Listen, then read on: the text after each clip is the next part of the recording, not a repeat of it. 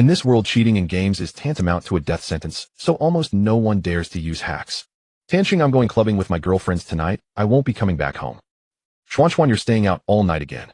Come on, it's been ages since I saw my girlfriends. I'm not talking to you anymore, hanging up. The busy tones sounded in his ear. Tansheng hung up and glanced at the time. 1158. At this hour, his own girlfriend had just said she would not be coming home tonight. Forget it. He had to trust Xian. Those were her words.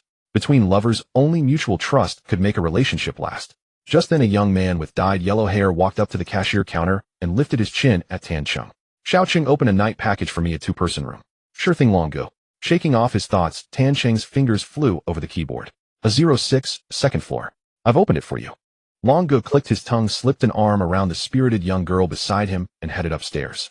The two of them did not pay. Yet Tansheng did not chase after them for the money. After all, this man was the younger brother of the owner of this idle fish internet cafe. As the pair just left, a girl in the same style uniform stepped through the door of the internet cafe. Chingo, I'm here to take over the shift. You're here, Nana. It's quiet tonight.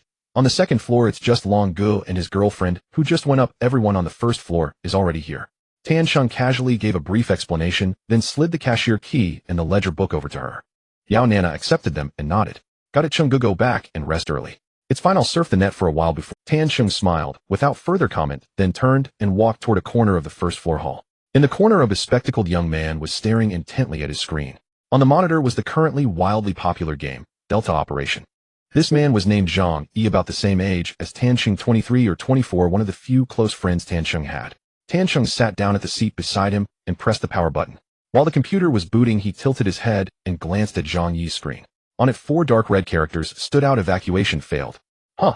Lao Zhang, I only took the time to power on, and you're dead already. Zhang Yi turned his head, his expression sour. You still have the nerve to tease me. I've been working on this 10 million run for over 4 hours already.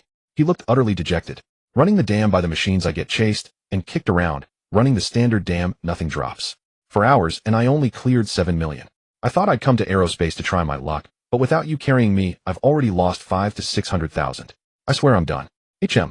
Tansheng was stunned. Me carry you? Me? Huh. Though he had already played Delta for over 2,000 hours, he still considered himself a noob. Combat rating for Titwo classified KD 08. Top secret KD 02. If someone asked why he had managed to keep playing this long, the answer was simple: his luck was absurdly good. It's not exactly you carrying me, Zhang. He clicked his tongue.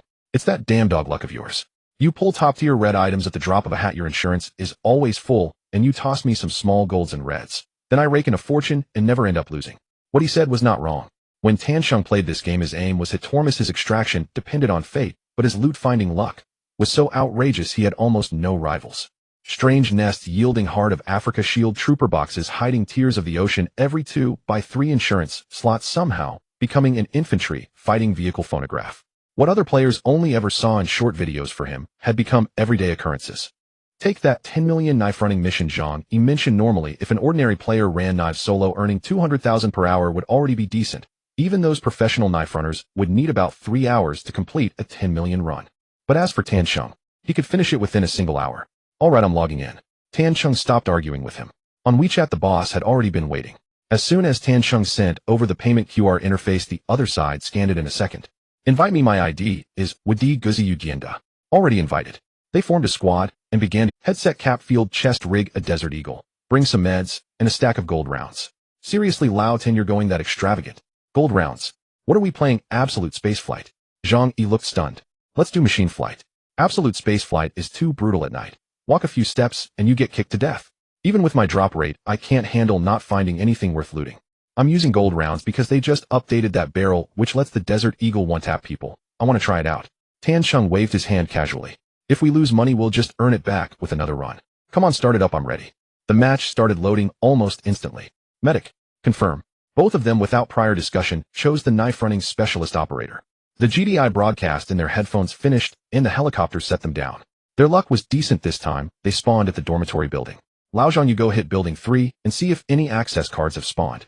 I'll check building 2 and see whether the west gate opens. Got it. Their division of labor was clear. Zhang Yi sprinted straight toward building 3, while Tansheng turned and slipped into building 2. The moment he stepped through the door, a pod was already waiting in front of him. GDI satellite communication antenna red. A 4-slot red item. A flight exclusive red worth over 300,000. Well, now an auspicious start. Tansheng raised his brows. With this single item, the game credits he had spent on war preparation were already paid back. Of course, it had to be Yu Lao Tenjiang, he sighed in his headset. Tansheng chuckled and said nothing more. He picked up the satellite dish, skipped, searching the first floor, and headed straight for the second. Pushing open the first room's door, he moved skillfully to the floor-to-ceiling window and looked outside. From this vantage point, he could see the West District gate perfectly. He waited for about 10 seconds. The rolling gate slowly lifted. The West gate's open, we can farm in peace. How's it on your side? Did a card drop? Zhang Yi shook his head. No card, but a golden blueprint dropped from the computer. Not bad. Okay, once you finish looting building 3, sweep the outside area. I'll clear building 1 as well. Got it. They officially started feasting. Once he finished searching building 2, aside from that satellite dish, there was nothing else of real value. Tansheng was in no rush. He turned and headed toward the aviation crate beneath building 1. Aviation crate. What good things will you yield? He opened the crate door as the loading interface popped up. 2 2x2 slots, 1 1x1 slot. 3 seconds later, the 2 2x2s loaded. Breaching hammer blue. Gas cylinder blue. 2. Seeing these 2 items, Tansheng felt somewhat let down. He had no choice but to pin his last hope on that single 1x1 slot. The loading circle began to spin. The loading ring rotated slightly longer than usual. Huh, why is it taking this long? Could it be a processor? Just as he was wondering, the icon finally surfaced. 3 of diamonds. Tansheng fell silent. Seriously, after all that loading, it was just a playing card. He curled his lips in disdain and was about to close the aviation crate's inventory window. The next second, he suddenly sensed something amiss. Wait. No, that wasn't right. His pupils shrank sharply. This playing card, why was it of golden quality? Ordinary playing cards were merely common white quality items. Yet this 3 of diamonds was gleaming gold. Without the slightest hesitation, Tansheng swiftly pressed the F key and picked up the card. In the next instant, a mechanical voice, tinged with an uncanny liveliness, echoed in his mind. Ding. Congratulations, you have obtained a Fate Poker card, the 3 of diamonds. The Fate Poker card is currently transforming, please wait. Ding. Transformation complete. Congratulations, you have obtained Gun God card. Your pistol proficiency has increased by 1,000,000 times. What on earth? Fate Poker cards. Gun God cards. Tansheng's expression was full of astonishment. Before he could react, a streak of golden light suddenly shot out from the computer screen, driving straight toward his glabella. The beam was as swift as lightning. In barely an instant, it plunged into his forehead. Immediately afterward, a cool sensation exploded at his brow and surged through his entire body along his blood vessels. It felt as if some switch in his brain had been flipped, triggering a mad flood of dopamine. Tansheng's whole body jolted violently. An unprecedented bone-deep wave of pleasure made him unconsciously let out a sound. Ah, so good. That ecstatic moan made the noisy internet cafe fall abruptly silent. The sensation was indescribably exquisite. Huh, why is it so quiet? Tansheng slowly opened his eyes and looked around. Only then did he notice that everyone nearby was staring at him with suspicious, bewildered expressions. He suddenly realized that the sound he had just made seemed a bit too loud and a bit too suggestive. Damn, this was mortifying. Lao Tan, what's wrong with you? This is an internet cafe, you're not. Zhang Yi looked at Tansheng with a peculiar expression. Ahem. Tansheng cleared his throat twice and casually explained, it's nothing, just stretching. What's there to make a fuss about? Zhang Yi wanted to say more, but seeing how Tansheng's face was red as a monkey's backside, he let it drop. The others, seeing that there was no explosive scene unfolding, soon lost interest and stopped paying attention. Once the brief episode passed, Tansheng's expression gradually returned to normal. He pressed tab to open his backpack and looked again at the 3 of diamonds. By now the card had reverted to an ordinary white quality appearance. Was it a hallucination? Had he simply not rested enough? Tansheng rubbed his temples, then continued to control his in-game character, heading up to the second floor of dormitory building No. 1. The voice earlier had said his pistol proficiency had risen by 1,000,000 times, and the weapon he had brought into this run happened to be a Desert Eagle pistol. It was the perfect chance to test whether this millionfold increase in proficiency was real. Opening the door to the second floor, he was greeted by a half soldier on patrol. He switched to the Desert Eagle, then rapidly clicked the left mouse button. Bang! Ugh! One-shot kill.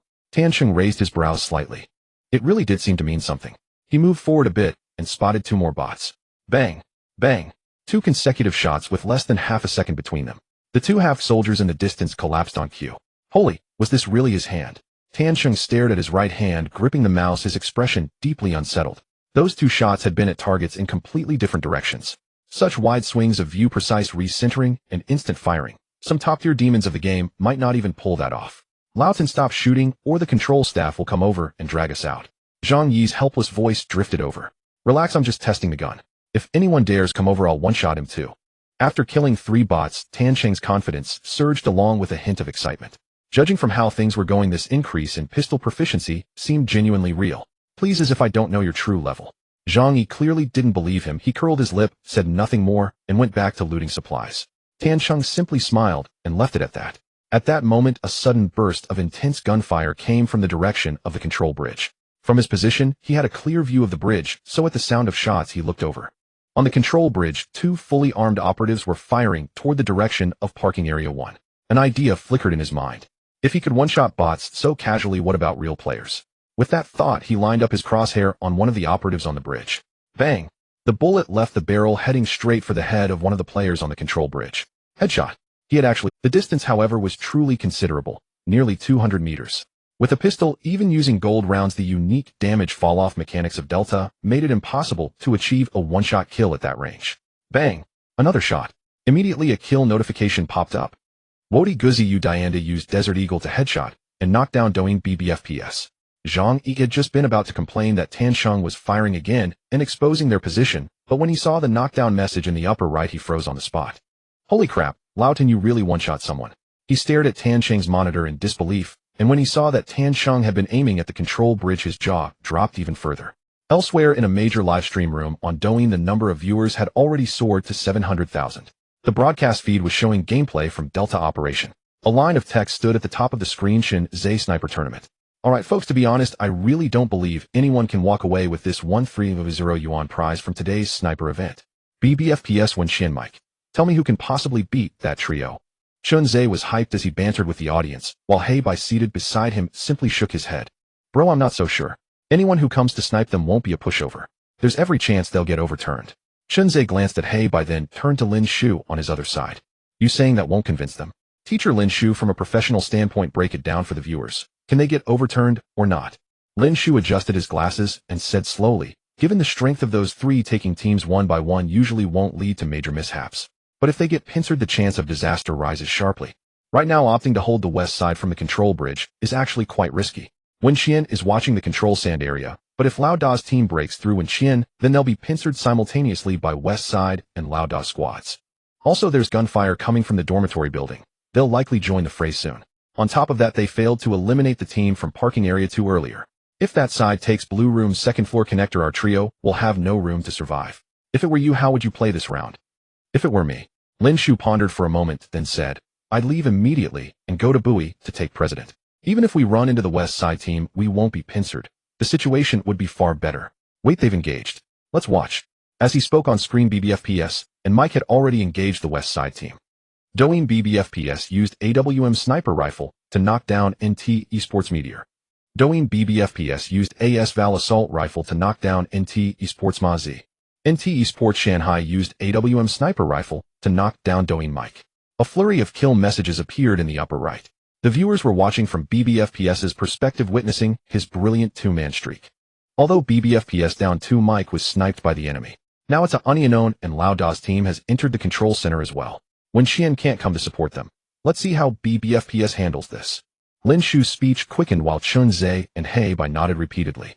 Just then a gunshot suddenly rang out from the dormitory side. BBFPS's level 6 helmet, already partially damaged, instantly lost all remaining durability, and his health plummeted to 30 points. It's over. Someone from the dorm side just tagged BBFPS. His reaction is fast. He's jetting away. Lin Shu's words cut off abruptly. Because while still in midair during his jet movement, before he landed, BBFPS was knocked down. When Lin Shu saw the kill feed in the upper right, his expression went blank. The player from the dorm side used a Desert Eagle. At those words, the live stream's comment feed exploded. Damn, Teacher to be was actually shot down by someone with a handgun. Brother Shu said it was from the dormitory building over there. It's at least 200 meters from the dormitory to the central control bridge, right? How could someone shoot a handgun from that far? How is that possible? Did you not see the kill notification in the upper right corner? It was indeed a handgun. Is the new barrel of the Desert Eagle this season really that strong? Teacher to be was wearing 6 sets of gear. If Teacher to be wasn't using the exclusive operator Red Wolf, he definitely wouldn't have gone down. Come on, the dragon of BBFPS is also very strong, okay? Did you not see him evade the gunfire with jets just as he was shot? The most outrageous part is that the dragon could be shot down while flying in the sky. Stop wasting time, quickly check this person's ID and see where this underground expert came from. I've already checked. This account hasn't had a KD over 1.5 in 8 seasons, it's just an ordinary player's level. I think it's either a rented account or someone cheating. Cheating. Cheating is a serious crime. I think it's more likely a rented account. No one would risk the death penalty to play a game right. The barrage of comments flooded the screen, and Chunze was momentarily confused by the discussion. He turned to Lin Shu and asked, "Teacher Lin Shu, is this person a cheating player? In this day and age, it shouldn't be possible for someone to dare to cheat, right?" Lin Shu shook his head. "It's hard to say. The Desert Eagle can equip a scope. At this distance, hitting the head with 2 consecutive shots from a Desert Eagle is already very difficult. Moreover, one shot was during BBFPS's jet evasion. This is really too unbelievable." In a net cafe, Chunze's live stream had a significant impact, and many customers who came to surf the internet were watching this live broadcast. When they saw BBFPS shot down by someone with a handgun, they all exclaimed in surprise.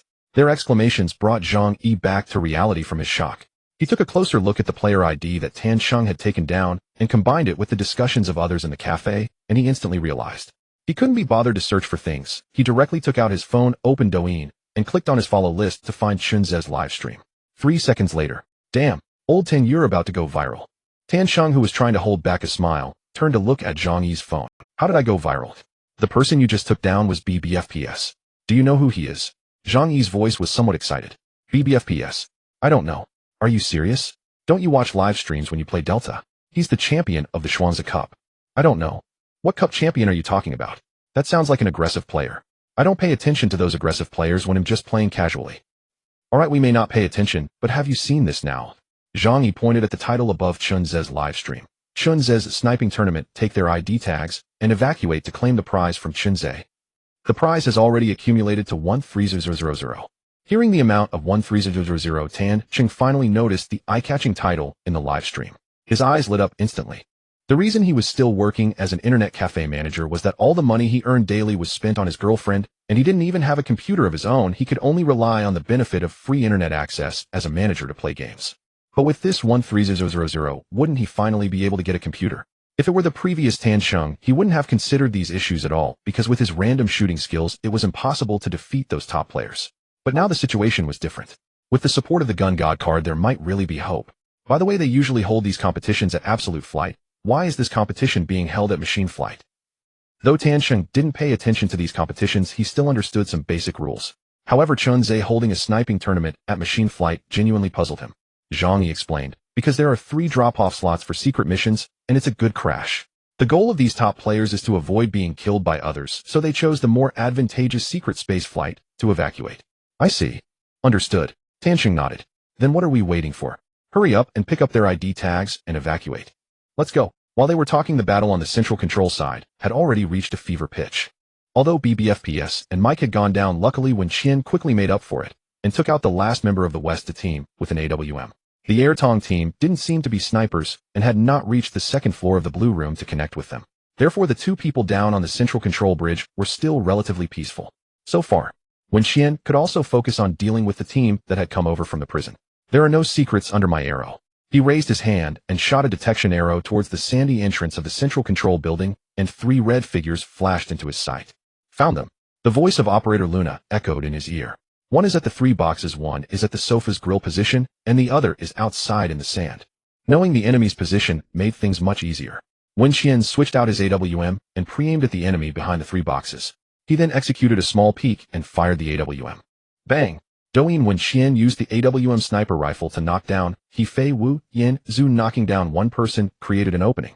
The opposing team would definitely try to find a way to rescue him. He could take advantage of this opportunity to find an unknown chance with the second person. Top players like them always think this way. Splitting a 3-man team into 3 unknowns makes it much easier to deal with. That's also why top streamers can have a high evacuation rate, even in solo queue. Sure enough, after holding out for about half a minute, one of the opponents finally couldn't hold back and wanted to rescue his teammate. Wen Qian captured this with his keen hearing. He took out a grenade, pulled the pin, and aimed at the 3 boxes. 1, 2, 3. He threw the grenade, tracing a beautiful arc. As it landed above the 3 boxes, it resulted in an instant explosion. The player trying to rescue his teammate had his armor instantly wiped out, and his health dropped to 23 HP. A full grenade blew his fully armored level 4 to pieces, almost killing him outright. Wen Qian didn't give the man a chance, and directly pulled out an electric arrow, shooting at the ceiling above the boxes. The coverage of the electric arrow is 5 meters, which can completely cover all enemies behind the 3 boxes. Unsurprisingly, the second enemy also fell down. Douyin Wenxian used the electric arrow to knock down Chengdu's first deeply affectionate player. With only one person left, Wenxian was too lazy to hesitate and directly jumped out, taking down the last person with 3 shots from the M7. Douyin Wenxian used the M7 assault rifle to defeat Zhengzhou's Lu Dehua team wipe. In Chunze's live stream, the words "awesome" and "cool" quickly flooded the screen.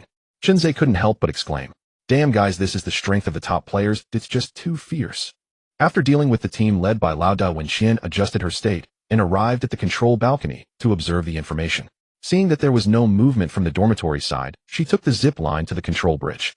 At this moment, the health bars of BBFPS and Mike had been completely depleted, and both of them had lost their lives.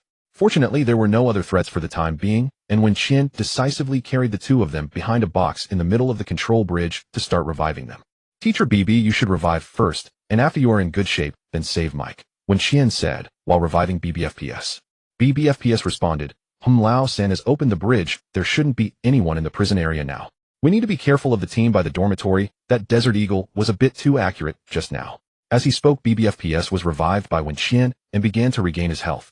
Wenxian aimed a probing arrow toward the dormitory building. "No secrets under my arrow." Found them. 2 red figures appeared in the sandy area outside the dormitory. They've made it to the sandy area by the dormitory. "I'm heading back to the control room to set up my gun. You 2 be careful." BBFPS nodded, his health fully restored, and he was currently reviving Mike. However, just as Wenxian was returning to the control building via the zip line, 2 gunshots rang out from the sandy area near the dormitory. Bang! Bang! Wadigo Ziyu Jian to use the Desert Eagle to headshot and knock down Douyin Wenxian. "Damn, this is a bit exaggerated." Wenxian's exclamation came through the headset, while BBFPS still needed 5 seconds to revive Mike. "Where are they?" "Where the container is at the sandy gap. It's fine, you revive Mike first. They can't come over, it's 2 medics." Wenxian reported the exact location to BBFPS. BBFPS nodded, and 3 seconds later Mike was also revived. Damn, the earlier instant kill on Teacher to be was lucky, but this time Wenxian was moving so fast on the zip line and still got headshot twice. This Eugenda definitely has issues. This person must be using cheats.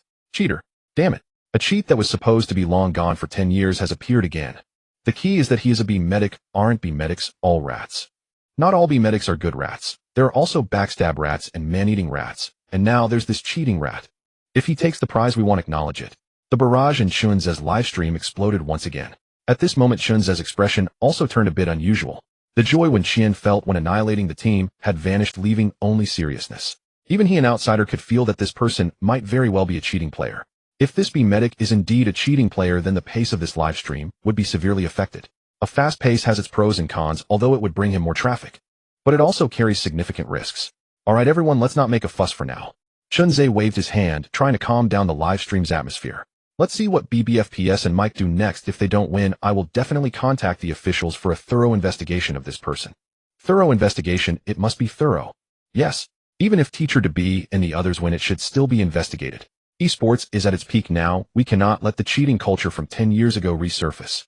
Resisting cheats is everyone's responsibility. Cheaters and their families deserve no peace. The barrage was mostly filled with curses against cheats, but there were also some other comments. Oh, I think they might not be cheating. How could anyone dare to cheat in this day and age? Let's watch the live stream. I agree with the previous comment. Ever since the country started cracking down on cheats 10 years ago, I haven't seen anyone dare to cheat anymore. This person might be like XDD, a naturally gifted FPS player waiting for the second XDD to appear. On the other side, Zhang Yi witnessed Tan Xing knock Mike down from the zip line with 2 shots, and his mouth dropped open in an O shape. Damn. Lao Tan. Chenggu, you're too fierce. Instinctively he changed how he addressed Tan Xing. Tan Xing chuckled and said nothing. He aimed his gun at Wenxian's corpse, which had fallen from the zip line, and fired a shot. Bang. Wenxian was, after eliminating the person, he turned to Zhang Yi and said, Lao Zhang, he'll cover you. There should still be someone on the bridge. Smoke it up and take that person down. Okay. Zhang Yi had already placed his unconditional trust in Tan Xing and followed his instructions completely. Curtains are down. As the B medic's line fell, a long smoke spread from the container toward Mike's corpse. However, the length of this smoke was slightly off and did not cover Wenxian's body. Coincidentally, BBFPS and Mike, who were regaining their health, saw this through the bulletproof glass of the control bridge. He wants to take over my body. The smoke isn't well covered. You two can shoot. Wenxian's voice reached the ears of the two, and they nodded simultaneously. BBFPS, who had already repaired his helmet, took out his AS valve and aimed it at the cutoff point of the long smoke. As long as that medic dared to come out of the smoke, the 9x39 gold bullet would surely send him back to the Special Operations Department. Just as he was thinking this, BBFPS caught a glimpse of a figure sneaking towards the small door in the southwest corner of the control room.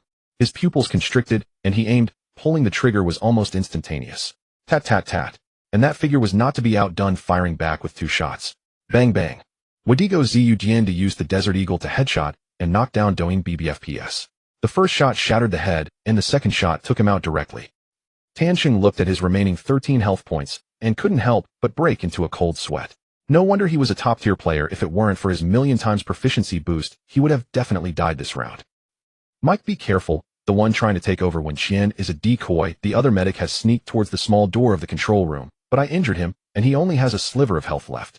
You should be able to blow him up with the hand cannon. Mike's health was fully restored at this point, and upon hearing BBFPS's information, he quickly took out his hand cannon and aimed at the direction of the small door of the control room. However, as soon as he peeked out, 2 bullets pierced through his helmet. Bang bang. Wadigo Zugien to use the Desert Eagle to headshot and kill Doing Mike. Team annihilated. The screen went black. Evacuation failed. Mike stared at the 4 crimson words on the screen, frozen in place. A somewhat frustrated and incredulous thought slowly surfaced in his mind. Is this person cheating? In Chunze's livestream room, the 3 hosts, Chunze, Heibai, and Lin Shu, were at a loss for words. In the voice chat, BBFPS Mike and Wen Qian also remained silent.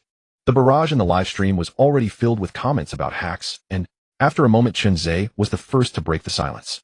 Hold on, everyone, let's not jump to conclusions. Maybe this person is truly a genius youth. The official Delta team is watching my stream, and they've already sent someone to investigate. We just need to wait for if this person is indeed hacking with the influence of our stream's audience, I estimate that within 24 hours, they'll be in trouble. If not, well, give out the prize money. I could also get to know a local deity, right? So everyone just wait a bit. Back to the game.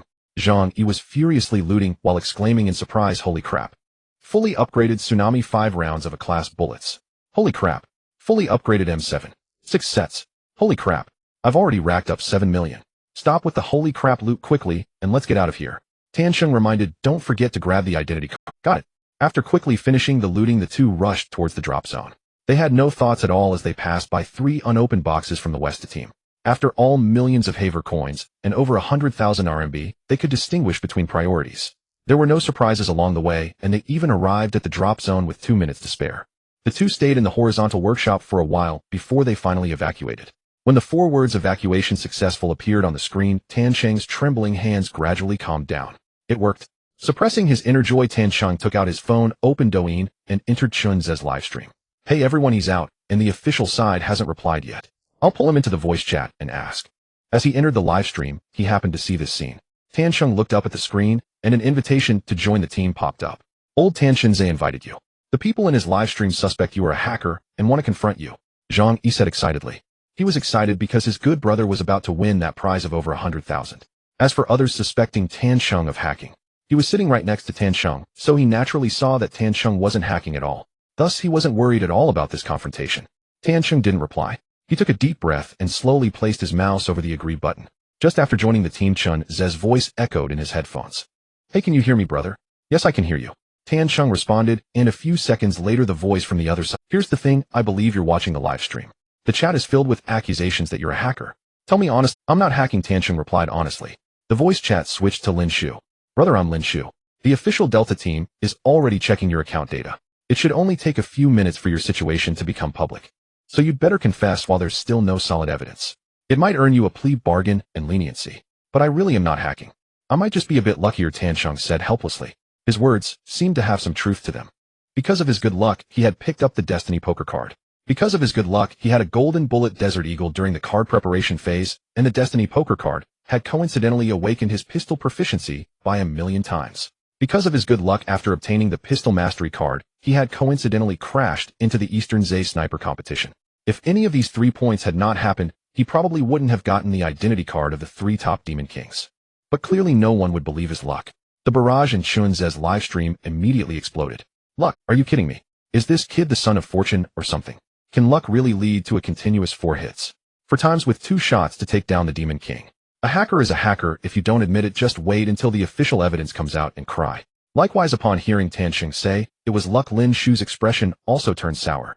However, since this was Chunze's livestream, he couldn't make too many provocative comments. He turned to Chunze, signaling him to take over the conversation.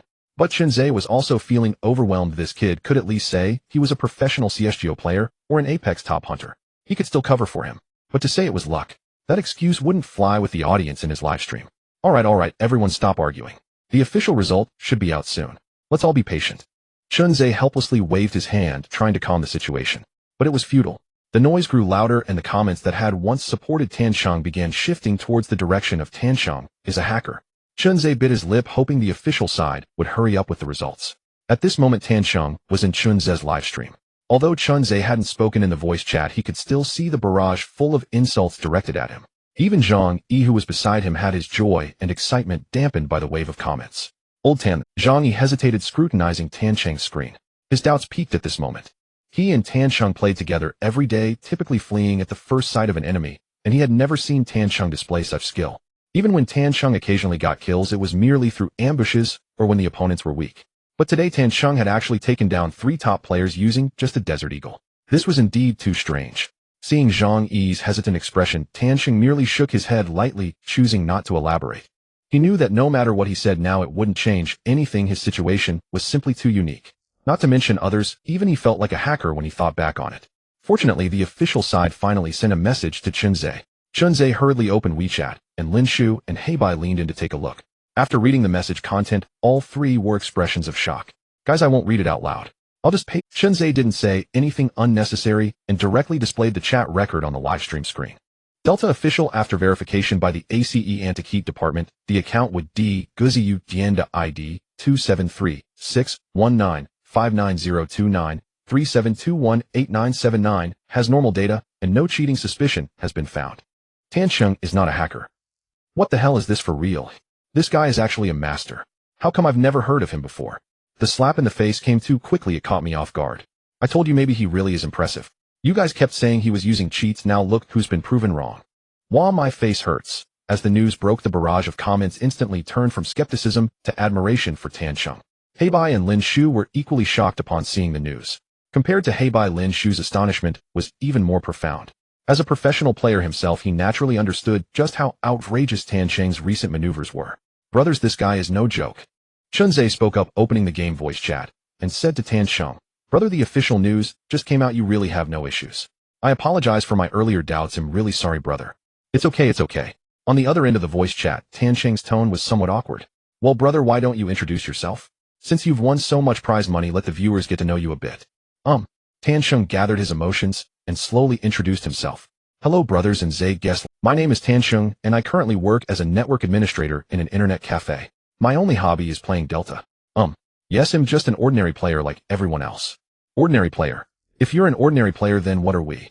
After hearing Tansheng's statement, the audience in the live stream flooded the screen with comments of Versailles. However, Tansheng didn't see this. He continued, I'm honored to have won this sniper competition in front of so many brothers. Here I want to thank Zegu. Because of his organization of this competition, I was given this opportunity. I was indeed quite lucky to have defeated BBFPS and the others, and I also want to thank the officials for helping to clear my name. That's all I want to say. Zegu, I'm done with my introduction. Due to nervousness, Tansheng's speech wasn't very fluent, but he articulated clearly overall, and the audience in the live stream, as well as Chunze on the other end, had a rough understanding of him. Brothers, it's clear to see that Tansheng is a bit nervous, and speaking quite honestly, Chunze said with a laugh. Tansheng, you say you're a network administrator now. Yes, that's right. With your skills, why are you still a network admin? Have you considered starting a live stream? Hearing this, Tansheng was taken aback. Starting a live stream. He had thought about it, but he didn't have a computer and had never dealt with internet streaming, so he was afraid the outcome wouldn't be very good. Thinking this, he replied honestly, I'm not really good at streaming. That's easy to fix. If we get a chance to meet, I'll show you how to stream a few times, and you'll get the hang of it. Chunze was eager. Join Chunze Media, and you'll be the top general of 1103. With your talent, you could easily have thousands of viewers online when you stream. Upon hearing this, Heibai, who was responsible for the live stream's entertainment value, immediately chimed in, wait, Zegu, what about me? What are you, a cow or a horse? Chunze said with a look of disdain. Heibai. The little interlude caused the live stream comments to explode with ha ha ha. Chunze was quite pleased with this effect. He chuckled and continued to speak to Tansheng. So Tansheng, are you considering starting a live stream? Can I think about it, Zegu? On the other end of the voice chat, Tansheng's tone became somewhat serious. Upon hearing this response, Chunze was slightly taken aback, clearly not expecting Tansheng to say he would think about it. However, as a qualified streamer, he quickly regained his composure. Okay, then just send me your WeChat ID. You can post it in the game chat, and he'll add you. Just send it directly if you get blocked. Alright, Tansheng replied, then posted his WeChat ID in the game chat. Okay, I've added you, please approve it. Alright, Zegu will be leaving the team now, so it won't affect your live stream. Alright, I'll transfer the prize money to you shortly. After exchanging a few pleasantries, Tansheng left the team and ended the voice chat. He let out a long sigh of relief, and then turned to look at Zhang Yi beside him. Just as he was about to say something, he noticed Zhang Yi was looking at him with a strange expression. What's wrong, old Zhang? Zhang Yi didn't speak directly. He first made a series of exaggerated facial expressions towards Tansheng before slowly uttering 6 words. Brother, you are really amazing. What do you mean? Tansheng was somewhat puzzled. What do you mean? This is a personal invitation from Chunzhe to you to start streaming. Do you know that he is a big internet celebrity with tens of millions of fans? And you still say you need to think about it. Zhang Yi seemed to have held it in for a long time and finally exploded, his tone filled with disappointment. And also, I'm not saying it, old Tan. Don't you see me as a brother? How could that be? You're my best buddy. Then why have you been hiding your true abilities from me? With your strength, why are we still running missions? Wouldn't escorting be more profitable than running missions? No, old Zhang, let me explain. No need for explanations, Zhang. He waved his hand, stopping Tansheng's explanation. I know I'm pretty weak. Even running missions requires you to lead me. I also know that you're hiding your strength because you're afraid that escorting with me will end up failing the mission. Fine, then from today on we are no longer brothers. Old Zhang. That's too much, right? Tansheng was somewhat shocked, but before he could react, Zhang Yi's next word, from today on you, Tansheng, will be my foster father. Tansheng, foster father, please take your son along. I'm really tired of running missions. Being chased and beaten every day is so frustrating. Zhang Yi clasped his hands together, his tone filled with sadness, as if he had suffered a great injustice. We can try, but I'm not sure if I can handle escorting since I've never done it before. You'll definitely be able to. You easily handled the team made up of BBFPS Mike and Wen Xian. Who else can compete with you? That's true. But can you please stop calling me foster father? It feels weird. Just as they were discussing how to proceed with escorting, Tansheng's phone suddenly rang with a notification sound. WeChat payment received 13000 yuan. The notification sound wasn't too loud, but it instantly silenced the once noisy environment of the internet cafe. I knew that Tansheng's voice sounded familiar. He really is that network admin. It was unclear who broke the silence, but the next moment a crowd of people stood up and began to swarm towards Tansheng and Zhang Yi. Hey, was it you who took the prize in the Chunzhe sniper competition? Of course, the 13000 has already arrived. Are you deaf? It was definitely me. What the hell, is it really you? Who are you talking about? I misspoke. What are you so eager about? More and more people gathered around the noise, almost lifting the ceiling of the internet cafe. Tansheng and Zhang Yi exchanged glances, reading the same word in each other's eyes. Withdraw. Old Tin, we can't keep taking orders under these circumstances. Should we slip away first? I think so too. Tansheng stood up, forcing a polite smile through the crowd. It was indeed me just now. But it's too late. Ooh, I have to go home. Please make way, everyone. Hey, are you about to become the #1 warrior of 1103? How about signing before you leave? Yeah, give us a signature. Can we add each other on WeChat? The voices rose and fell, but the crowd did not budge. Instead, the circle tightened around him. Tansheng sighed helplessly. Just then he caught a glimpse of someone staggering down the stairs. A guy with yellow hair, bare-chested, half-tying the string of his pants as he walked. It was Long Gu. Seeing his disheveled appearance and the gloomy expression on his face, Tansheng knew that Long Gu must have been disturbed during some good business by the noisy crowd. What the hell, what are you shouting about? Long Gu's voice wasn't loud, yet it fell on the noisy crowd like a bucket of cold water. He walked over step by step, the light glinting off his well-defined muscles honed from years of fighting, exuding a sense of pressure. I could hear you idiots barking from upstairs. If you can go online, then behave. If not, get the hell out, and don't waste my time playing games. Everyone turned their heads in unison, their faces changing as they recognized who it was. They all knew this person, not because he was the boss brother, but because of his other identity. A notorious thug from Qing County, Zhao Long. It's almost laughable that such a local tyrant still exists in this day and age, but in this small county of 18 lines it was indeed true. What are you looking at? Do you want to taste my fist? Hurry up and roll out. Zhao Long stepped forward again. No one dared to speak. The crowd dispersed like tofu sliced by a knife, retreating to their machines without daring to look back. Zhao Long snorted coldly, disdainfully glancing at the backs of the crowd, then turned and swaggered back upstairs. Tansheng finally breathed a sigh of relief. He exchanged a glance with Zhang Yi, and they quickly left the Xinyu Internet Cafe. The next day, Tansheng was awakened by his phone vibrating. He groggily opened his eyes and instinctively reached out beside him. The bed was cold, as if no one had come back. He frowned, picked up his phone, and glanced at the time, 1130 a.m. At this hour, why hasn't Xian returned? Muttering to himself, Tansheng called Xiningshuan. Beep, beep, beep. The number you have dialed is currently unavailable. Please try again later. No one picked up. Tansheng shook his head, planning to send a WeChat message to ask. However, when WeChat opened, over 99 unread messages flooded in like a burst dam, covering his screen. There were messages from his parents, the boss Zhang Yi, and some long-lost friends. Messages from his parents, a series of greetings and reminders. Messages from the boss, basically, brother, is this you Tansheng? Hidden talent, huh? Can you take me for a couple of games? Messages from Zhang Yi, a dozen of them. Has the adoptive father woken up? What are we doing today, adoptive father? Have you seen Douyin, adoptive father? Plus a bunch of long-lost friends suddenly checking in. Tansheng felt a headache coming on. Did he become famous overnight? He first replied to his parents, then selectively responded to a few close bosses, and finally texted Zhang. He just woke up, stop calling me. As for those suddenly reappearing friends, he didn't even bother to glance at them.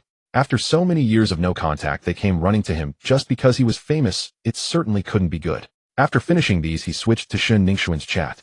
I'm being honest, Xuan, why haven't you returned yet? After sending the message, a crimson exclamation mark appeared on the left side of the chat. Tansheng's heart sank. An ominous premonition surged from deep within him, growing stronger. Just then he heard the sound of a door opening outside the bedroom. Tansheng hurriedly put on his clothes, got out of bed, and opened the bedroom door. Looking up, it was indeed Shen Ningxuan. Xuan, why are you back so late? What have you been doing? He stepped forward, but his feet suddenly froze in place, and his words came to an abrupt halt. Because he saw a strange man standing behind Shen Ningxuan. Tansheng, let's break up. Shen Ningxuan's voice bore no emotion, as if she were speaking to a stranger. Tansheng stood there, his mind racing through many images in an instant, yet feeling utterly blank. He wanted to ask why, but upon seeing the scene before him, he suddenly felt that there was nothing left to ask. 3 years. He recalled every late night, every overtime shift, every penny he saved over these 3 years. He remembered how he couldn't even afford to buy a computer just to save a little more for her. He recalled how when she said she wanted a new phone, he transferred the money without a second thought, while he himself used an old phone with a cracked screen. Those images flashed by frame, finally turning to ash. He suddenly felt a bit like laughing. All right. Tansheng heard his own voice, far calmer than he had imagined. Shen Ningxuan didn't spare him another glance, as if the boyfriend she had dated for 3 years was merely a stranger blocking her path. She walked straight into the bedroom with the man behind her beginning to pack her things. Tansheng did not follow. He walked to the sofa in the living room and sat down. 10 minutes later, Shen Ningxuan came out of the bedroom with 2 backpacks while the man behind her dragged a suitcase. The 2 of them said nothing and walked directly to the door. As they left, whether by accident or due to the wind, the door was slammed shut with a heavy thud. Tansheng turned his head to look at the door. On the ground, a key with a little bear keychain lay quietly. He recognized that bear. It was the one Shen Ningxuan had picked out during their first month together when they passed by the night market. Tansheng stared at the little bear for a long time. Then he picked up his phone, opened WeChat, and found the contact name. Delete friend. Confirm. The screen jumped back to the chat list, and that familiar avatar vanished. He leaned back on the sofa, letting out a long sigh. He had indeed invested a lot over 3 years. Money was gone, time was gone, and sincerity was gone. However, his gun had been sufficiently sharpened. Thinking about it this way, it didn't seem like too much of a loss. With that thought, the pent-up frustration in Tansheng's heart eased a bit. He opened Douyin and aimlessly started scrolling. It was shocking how quickly things changed. After scrolling through dozens of videos related to the Delta, he realized that more than 2/3 were talking about him.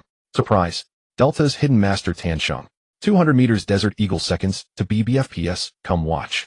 The strongest dark horse in Chun Ze's sniper competition history. Tansheng slaying 3 demon kings with his pistol, his strength unfathomable. A new chapter in the God-making project. Tansheng winning the Chun Ze sniper competition prize, earning the title of God Tan. Upon seeing these titles, Tansheng suddenly realized something. He was likely more famous than he had imagined. Tansheng scrolled through video after video bragging about himself, and soon the gloom of his breakup dissipated completely. How Dao Shu Shu Shao Yi adoptive father, what time are we going online this afternoon?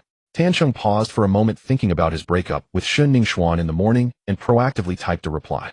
I was very frank, 1 o'clock, I'll grab a meal, and then head over. By the way, I broke up with Shen Ningxuan. After sending the message, there was a silence in the chat box for a good 10 seconds.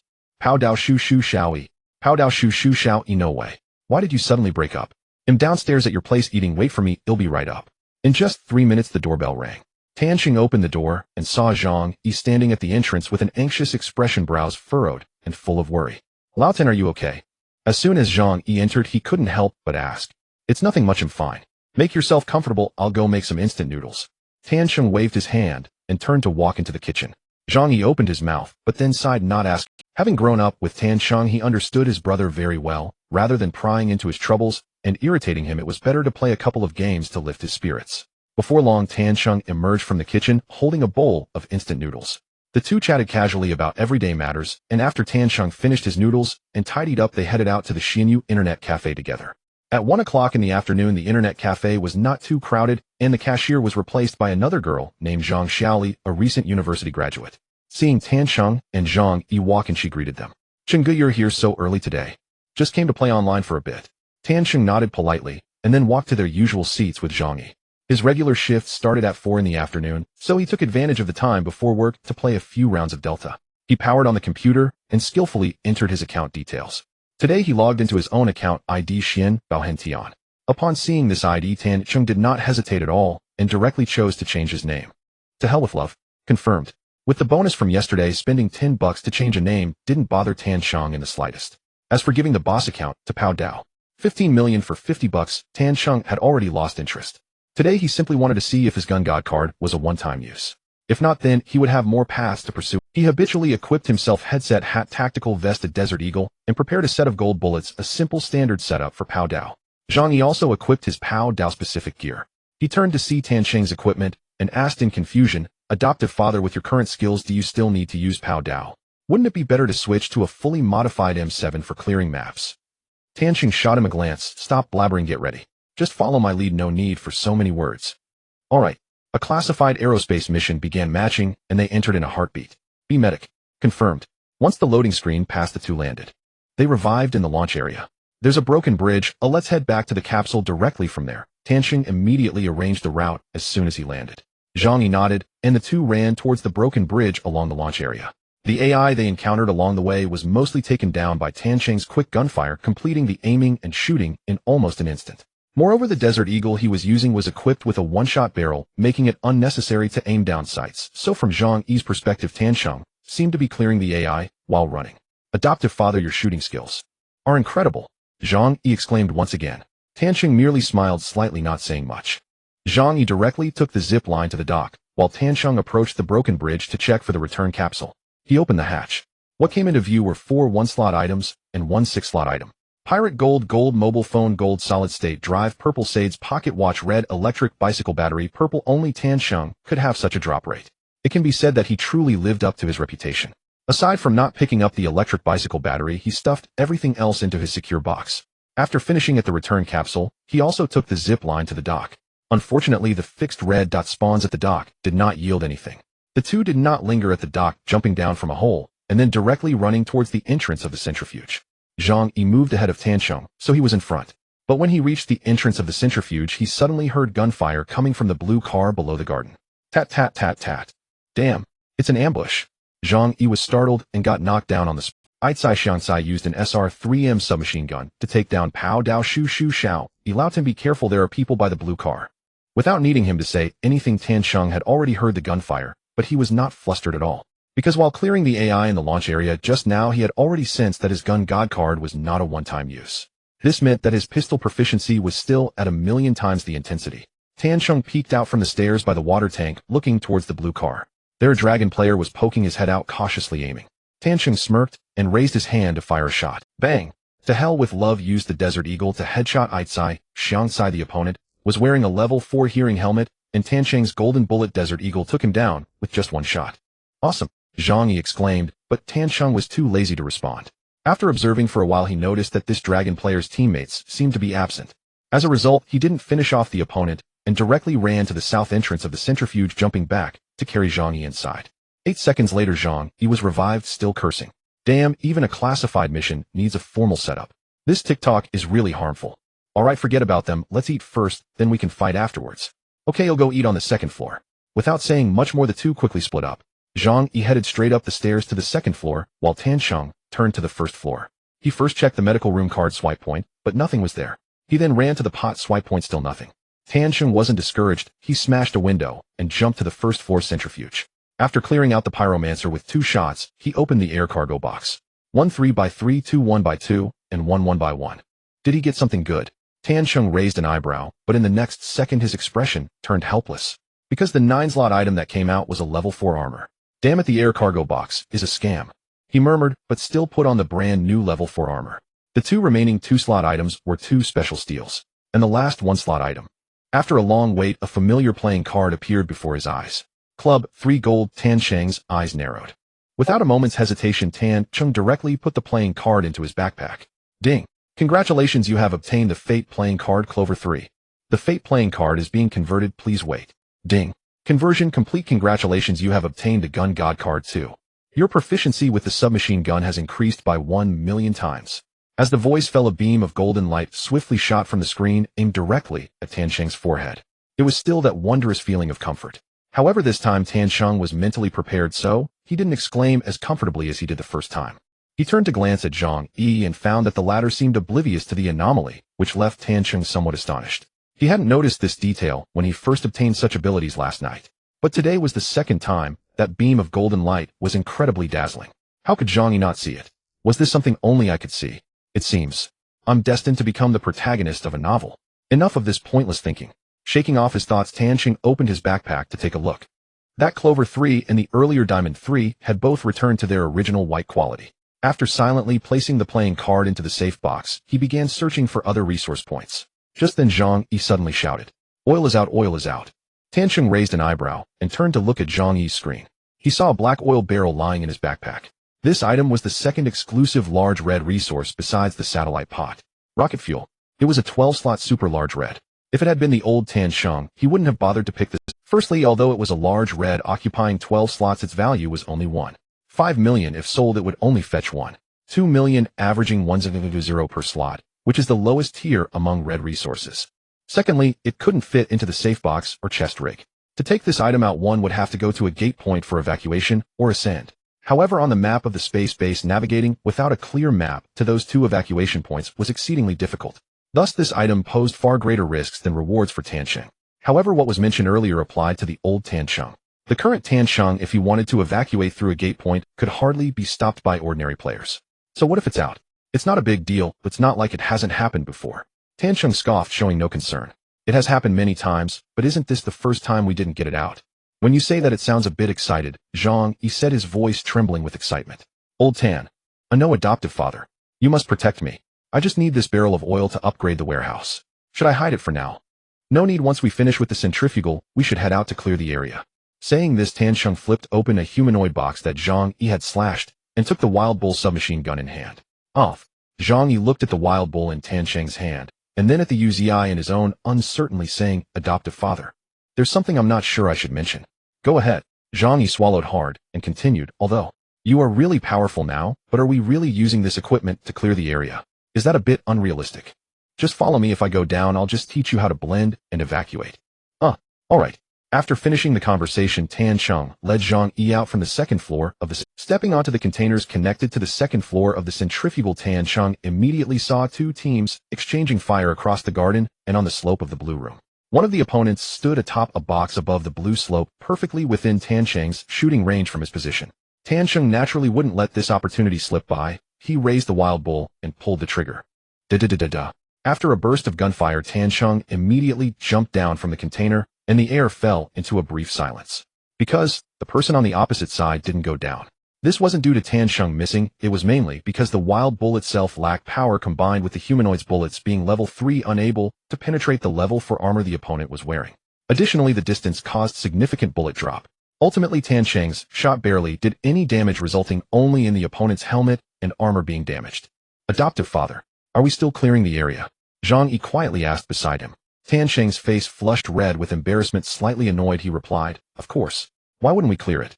Just now the distance was too far, and plus the bullets were inadequate, otherwise that person would definitely have gone down. You're right.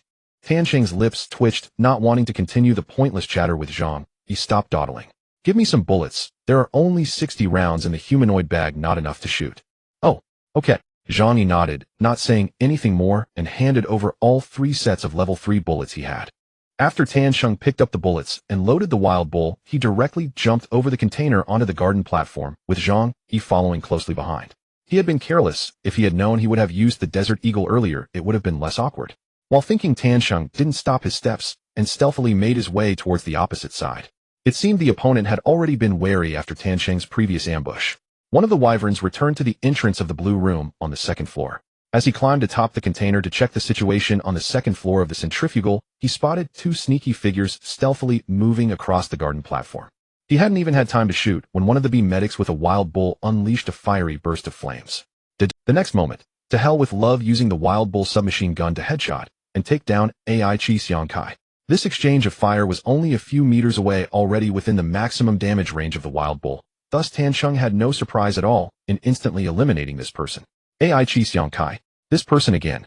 Tan Sheng raised an eyebrow but thought little of it. Since they had already exposed their position, there was no need to continue moving stealthily. Old Zhang, throw the short smoke to cover the container. I'll throw the long smoke. Oh, let's charge in. Tan Sheng commanded, and Zhang Yi instantly understood. Having played together for so long, this level of cooperation wouldn't lead to any mishaps. Beehive smoke thrown. Pull the curtains. In an instant, smoke billowed everywhere. Tan Sheng and Zhang Yi moved swiftly through the smoke and charged towards the connection of the blue and black second floor. AI Chi Xiang Kai's two teammates were still in a standoff with another team below the blue slope. After Tan Sheng and Zhang Yi rushed over, they found no one was targeting them. Decisively, Tan Sheng directly eliminated AI Chi Xiang Kai and began looting. Head armor gun, chest rig. 4 sets fully modified SR3M. 1 second mutation. By coincidence, AI Chi Xiang Kai had the compact submachine gun. Next, it was his slaughtering time. In an unknown apartment building, a young man dressed in a short-sleeved shirt with a diamond cigarette in his mouth angrily slammed his hands on the computer desk in front of him. Damn. Come back quickly, don't let the blue slope get tilted, I'm about to be possessed. Huh. Xiaoyang, why are you down again? Just hold it together. A voice from the headset echoed. We're heading back, there's only one left under the slope. As he spoke, the young man Xiaoyang was spectating his teammates, one playing as Red Wolf and the other as Luna. He watched as Red Wolf fired a shot at the blue slope while Luna threw a grenade. Boom. The screen displayed the words team annihilated. We're coming to save you, how many are rushing you?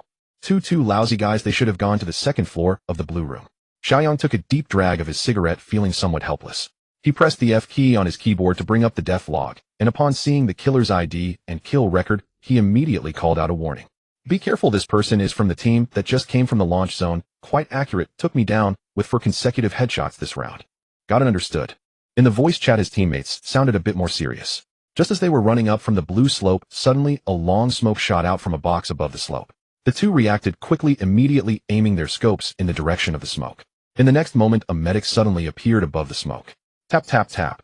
Da-da-da. Red Wolf had a decent positioning, quickly aimed, and hit the medic twice. However, the time from when the character jumped to when it landed was too short. The medic appeared above the smoke for less than half a second before disappearing into it out of sight. However, having hit those 2 shots, he immediately concluded that the medic couldn't be at full health and reported the info. Hit him twice, he's low, give him a lightning arrow. Just as he was saying this, he suddenly caught a glimpse of Luna's health bar in the lower left corner, which had turned red. Huh. How did you go down? Damn, this guy is fierce, he hit me with 2 headshots from above. Luna's voice came through the headset, causing Red Wolf's heart to sink. He couldn't afford to conserve bullets anymore and started shooting wildly through the smoke. Yet after firing just 3 or 4 shots, the medic jumped out of the smoke again. Red Wolf intended to replicate the previous tactic of positioning and shooting. But this time, before he could even turn his view towards the medic, he was instantly eliminated. Damn Love used the SR3M submachine gun to headshot and killed 21-year-old pure male college student, team annihilated. The voice chat fell into a brief silence. After a moment, a voice floated through. Bro, your gun hurts so much. Back in the game, Zhang Yi was eagerly chasing after Tan Sheng, shouting, Foster father, wait for me, I'll cover you with smoke. But just as he sent out the smoke, he saw multiple kill notifications pop up in the upper right corner. Damn Love used the SR3M submachine gun to headshot and kill the greedy dragon. Damn Love used the SR3M submachine gun to headshot and kill 21-year-old pure male college student, team annihilated. Damn. Impressive, Foster father. Zhang Yi was somewhat incoherent. Tan Sheng chuckled lightly. Loot the bodies, save the smoke for when we loot next time. This smoke is a bit excessive. Zhang Yi smiled awkwardly and quickly ran to the loot box to start looting.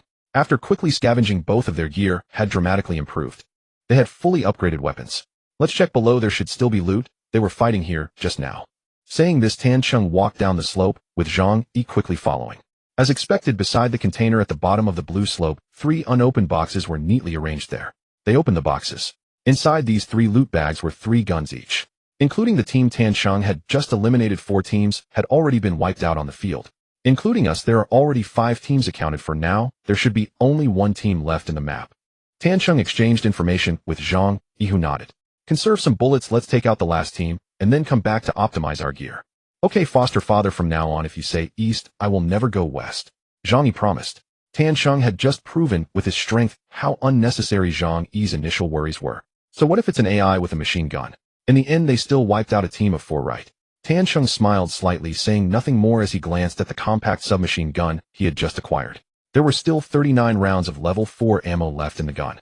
Unless something unexpected happened, it should be enough to take down the last team. Even if it wasn't, he still had a Desert Eagle with plenty of bullets. As he pondered, he and Zhang Yi returned to the top of the blue slope to observe the information. However, after searching around for a while, Tan Chung couldn't find any sign of enemies, nor did he hear any gunfire.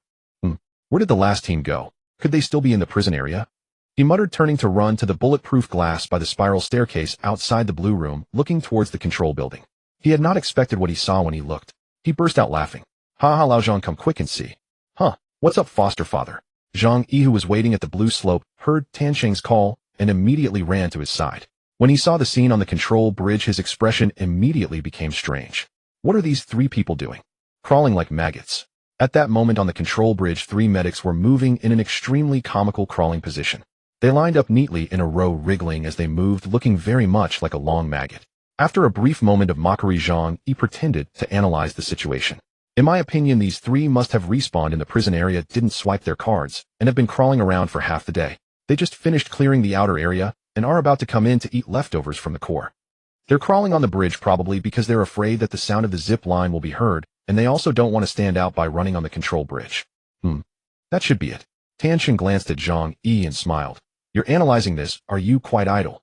Well, I'm just a slacker, shouldn't I find some fun for my foster father? Zhang Yi quickly changed his expression, and after seeing the appearance of the last team, he could already picture the scene of rocket fuel being taken outside. Tan Cheng shook his head, saying nothing more. He descended from the outer spiral staircase and climbed onto the container. From there, he could shoot at the 3 on the control bridge. He chose not to use his submachine gun since the effective range would be significantly limited at this distance. Therefore, he took out his Desert Eagle. Although the Desert Eagle is a handgun with a short range, it boasts immense power.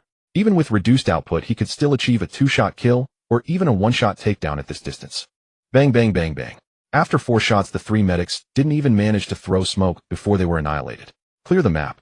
There was no need to spend the remaining time on training, looting, optimizing, or searching. Tan Cheng timed the last blue room gate with an absolute 5-minute window. By then, both of them had nearly finished collecting their shares. The evacuation countdown ended, but without incident the 2 withdrew successfully. Tan Cheng's take 3, 41 million. Zhang Yi's take 3, 3 million. They lacked large backpacks and left many items behind. Otherwise, each would likely have evacuated with around 4 million.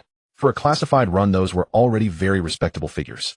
Staring at the rocket fuel in his inventory, Zhang Yi was so excited he nearly wanted to rush over and kiss Tan Cheng, but when he saw the other's look of mild disgust, he restrained himself. Foster father, that's incredible. If we'd been playing like this earlier, wouldn't each of us have 1B1 billion in assets? Tan Cheng smiled faintly and joked, wasn't I testing you before, foster son? Now you've passed. Foster father, you're amazing. They tidied their inventories, equipped the same loadouts, and began the second run. This run too ended with Tan Cheng clearing the map, and their luck was wildly abundant. In the CEO's office, Tan Cheng picked up an underground vault card for Bakeshire and even pulled a half-body statue from the CEO's grand safe. Zhang Yi found an ECMO in the buoyancy chamber pit. Counting the looted gear and optimizations, Tan Cheng ultimately took 6. 44 million, Zhang Yi 5. 97 million. Unfortunately, Tan Cheng did not find a fate playing card in that run. Then came the 3rd, 4th, 5th. By 4 in the afternoon, they had played 6 runs in total, each cleared and evacuated. Zhang Yi was grinning ear to ear. With Tan Cheng becoming so formidable, he as a brother was truly basking in the reflected glory. Yet Tan Cheng felt slightly dejected. After the first run produced a fate playing card, none of the subsequent 5 yielded another. He began to suspect that the item might only drop twice a day, 1 at dawn, 1 in the afternoon. You keep playing for a while, old Zhang. I have duty now. Tan Cheng logged off and rose from his seat. Only then did Zhang Yi notice it was already 4 in the afternoon. All right, foster father. He'll wait here until your shift is over. At the front desk, Tan Cheng put on his NetAdmin uniform, handed over briefly to Zhang Xiaoli, who was preparing to leave, then stepped behind the counter. By the way, brother Ching Nana told me you won 1300 in prize money last night in Chun Ze's sniping contest. Is that true? Zhang Xiaoli asked as she packed her things. Yeah. Tan Cheng nodded absent-mindedly, clearly still mired in the disappointment of not having found a fate playing card. Wow, brother Cheng, I didn't realize your Delta level skill was that impressive. So why are you still working as a NetAdmin? With that skill, you could be doing something far greater than running an internet cafe. Tan Cheng was momentarily startled. Zhang Xiaoli had a point. Last night, he had been consumed by the joy of winning the prize, and today, he had been distracted by chasing fate cards. He had given it no serious thought. Now he had the sniping contest winnings from Chunze and the boon of the gun god card. His finances and strength had already met the threshold. There was no need to keep humiliating himself as a net admin. As if enlightened, Tan Cheng ripped off his net admin uniform and strode out from behind the cashier's counter. Under Zhang Xiaoli's bewildered stare, he hurried to Zhang Yi, who was watching a beauty live stream, and hauled him up from his seat. What the hell? Are you sick? Foster father, what's up?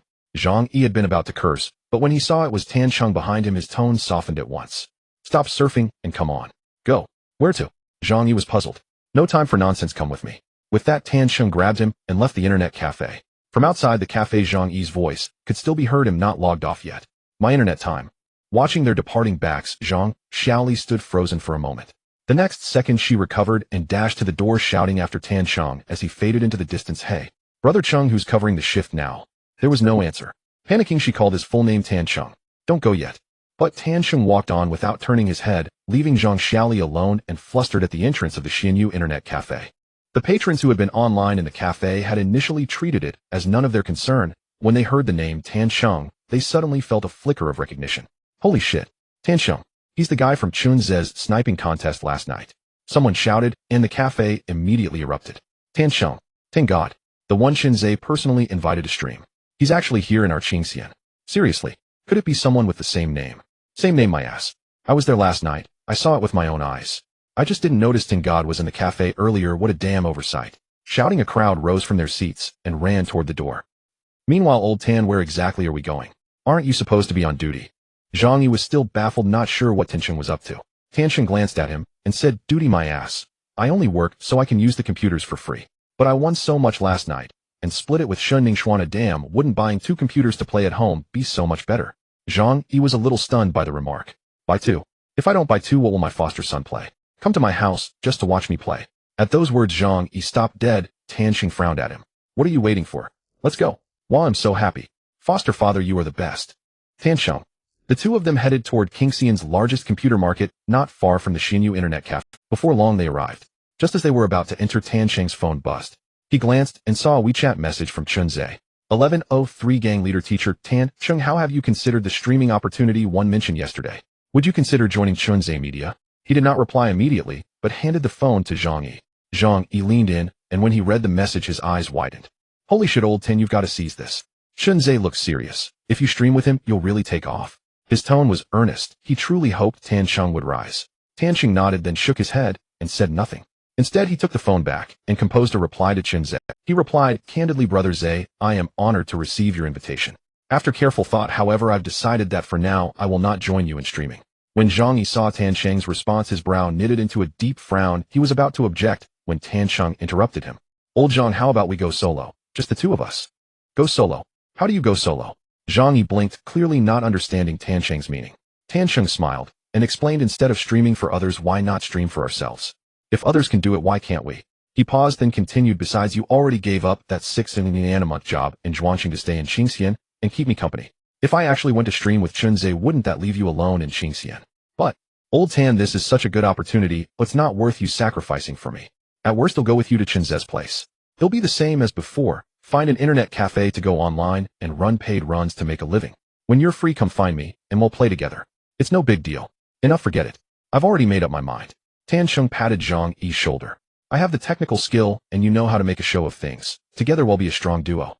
To put it bluntly, we can ride the current heat from Chunze's sniper tournament. If we go live now, it's a perfect open. That may be so, but I'm afraid it'll hold you back. Enough with the dithering. It's settled. Let's go buy the computer. Tan Cheng waved his hand and dragged Zhang Yi into the computer mall. It was 6 in the evening. 2 brand new top-tier rigs were already set up in Tan Cheng's room. The peripherals were likewise the highest-end mainstream esports gear on the market. All told, Tan Cheng spent nearly 60,000 yuan. His original 1 trillion yuan prize was now down to 70,000. Tan Cheng did not care in the least.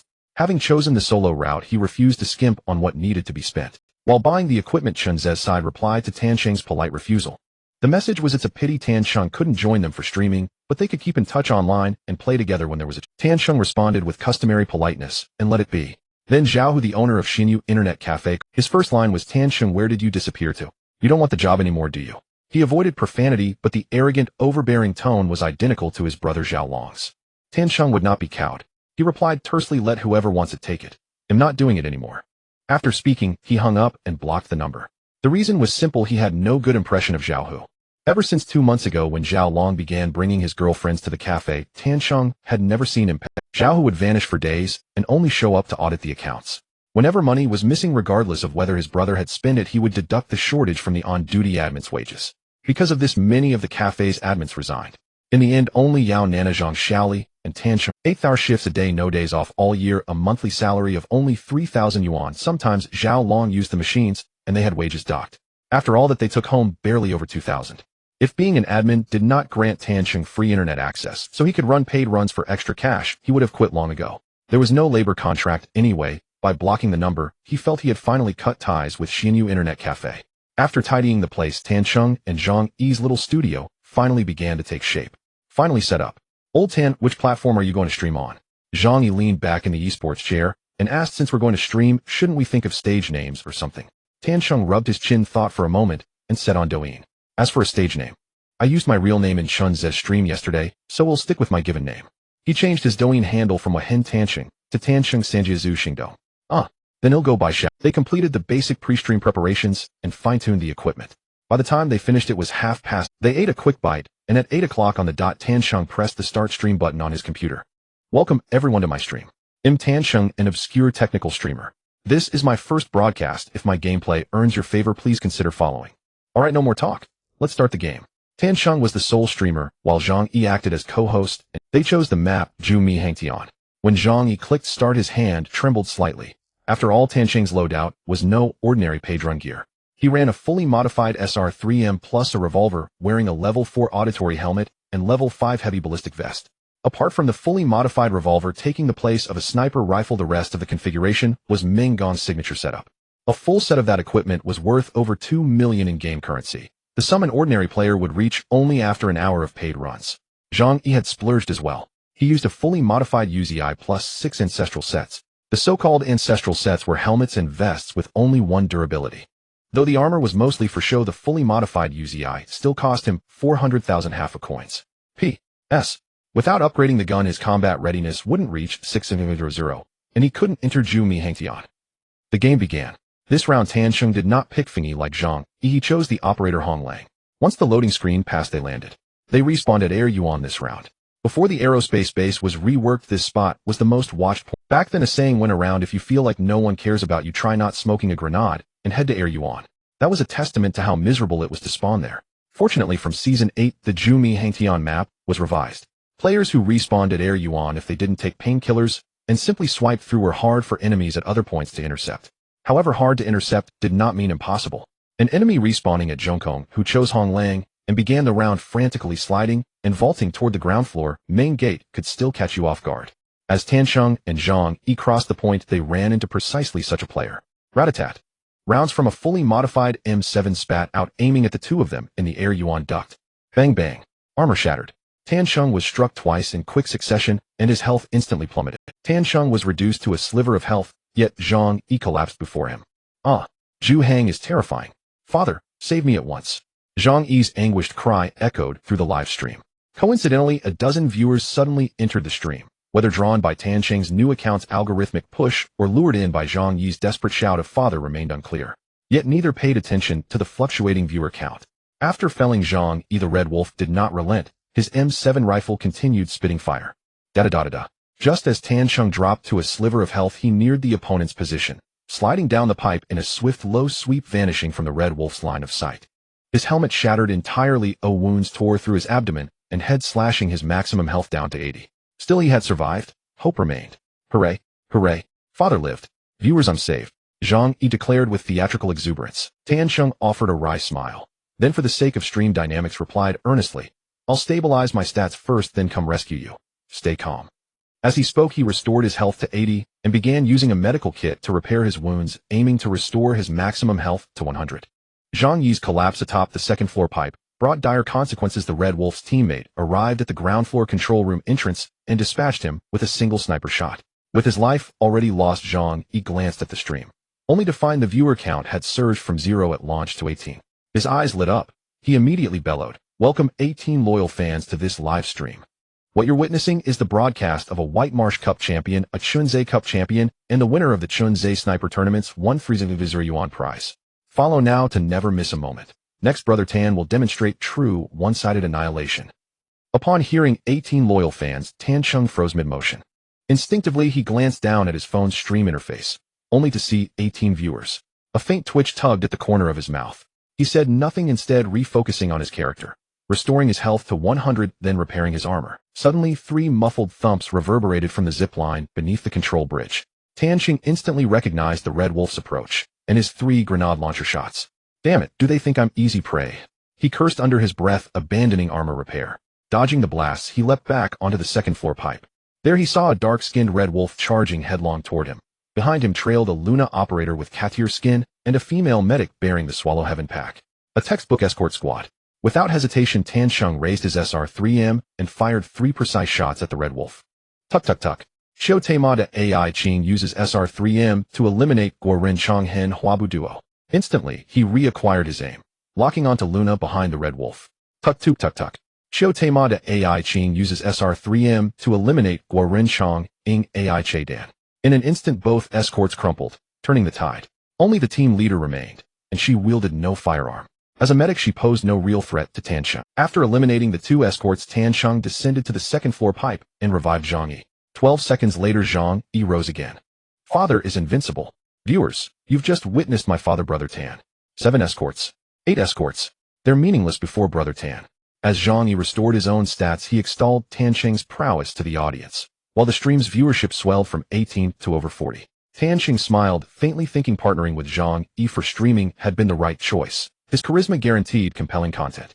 Just then he spotted the medic, the one carrying the Swallow Heaven pack, approaching calmly wielding a Polaris rifle. She neither sprinted nor crouched, merely strode forward unhesitating, as if walking straight to her. With both escorts down, her solo advance amounted to a suicide run. Her arrival surprised Tan Chung not a gift delivered to his doorstep. He accepted it gladly. 2 SR-3M shots dropped her instantly. Xiao Taimada AI Ching eliminates Tan Shida Xiao Han Han with a headshot. Team eliminated. Loot the bodies. Tan Chung commanded with a sweep of his hand. Zhang Yi sprang into action. 5 full out M7S, fully upgraded AS Vals the Swallow Heaven pack. Father, Juhang players are indeed rich. I've already looted over 4 million. Though not as bountiful as looting BBFPS during sniper tournaments, these 3 kills were a feast for Zhang Yi, who rarely ventured into Juhang matches. Hurry, loot fast, then rush Blue Slope. The prison zone operators will be out soon. Tan Chung barely looted, swapping only the Red Wolf's level V armor before sprinting toward Blue Slope. Got it.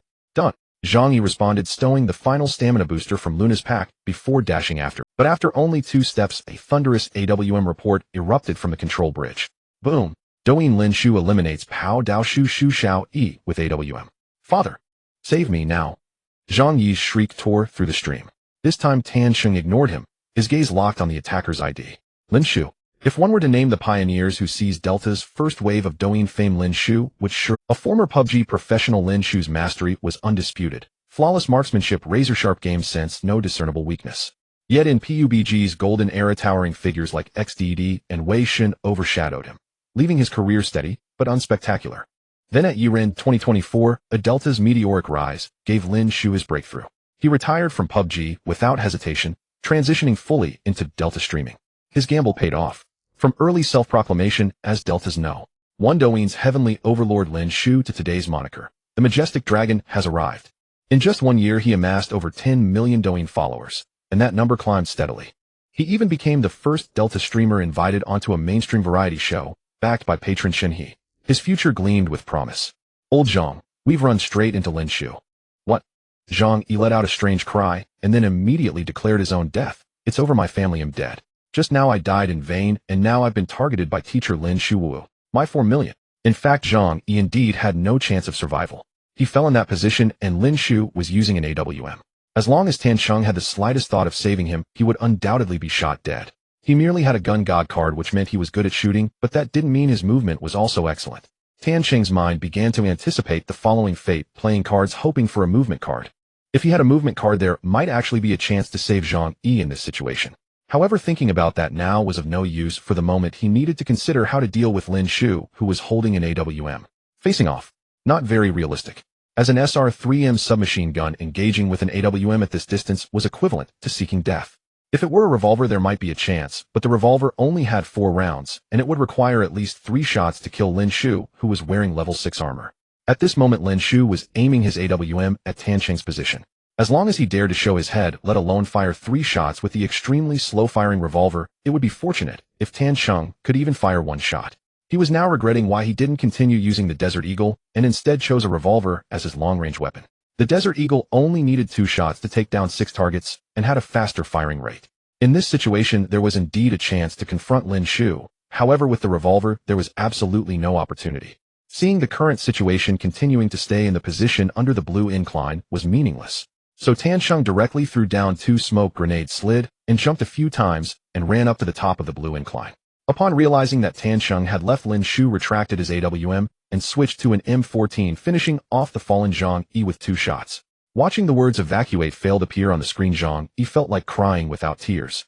However, he was not someone who couldn't understand the situation. He quickly adjusted his mindset and cheered Tan Cheng on. "Father, go for it. I believe in you." Defeating Lin Shu. "Brother, you're thinking too much."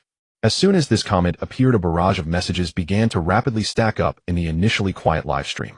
What did the guy with glasses next to the streamer say? BBFPS was defeated. Come on, how could the great teacher be taken down by such a small streamer?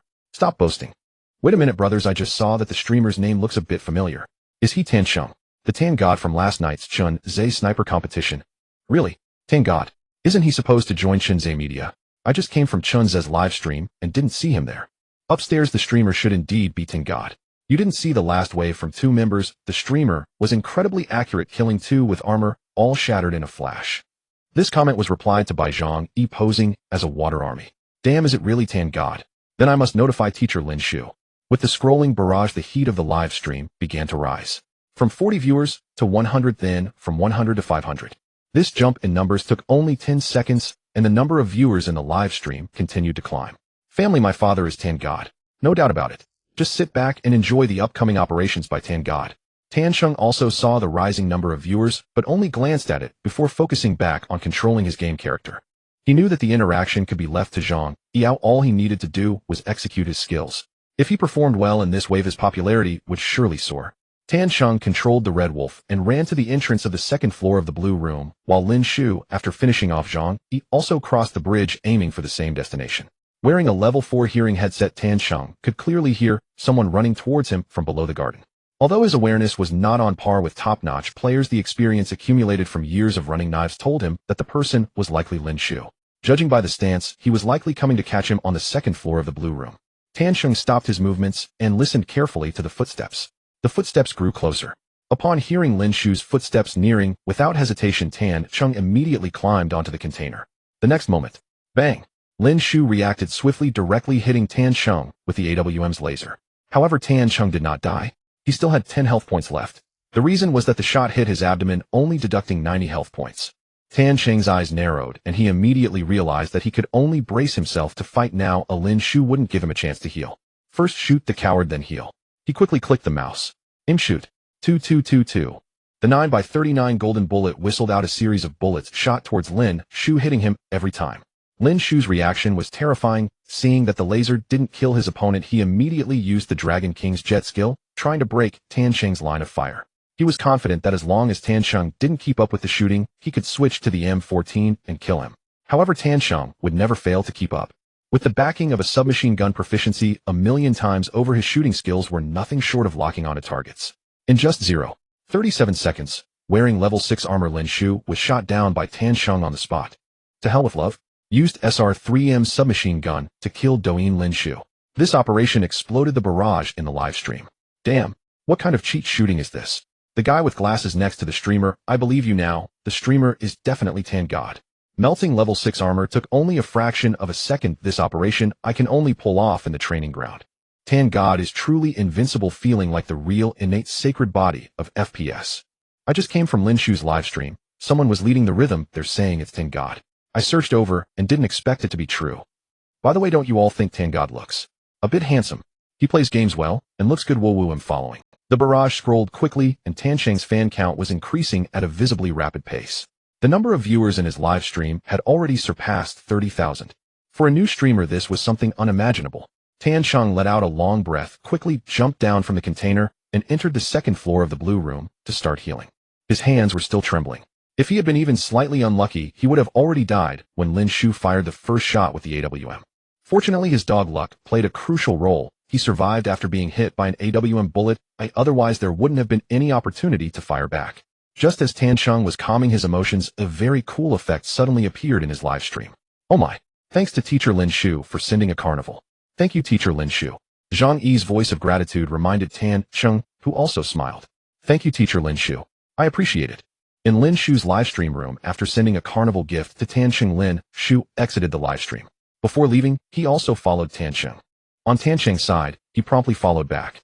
My dear viewers, Teacher Tan Sheng is indeed something. I almost reported him just now. If it weren't for your reminders, I wouldn't have realized it was him. The screen of Lin Shu's livestream was still displaying the death replay interface after a failed withdrawal.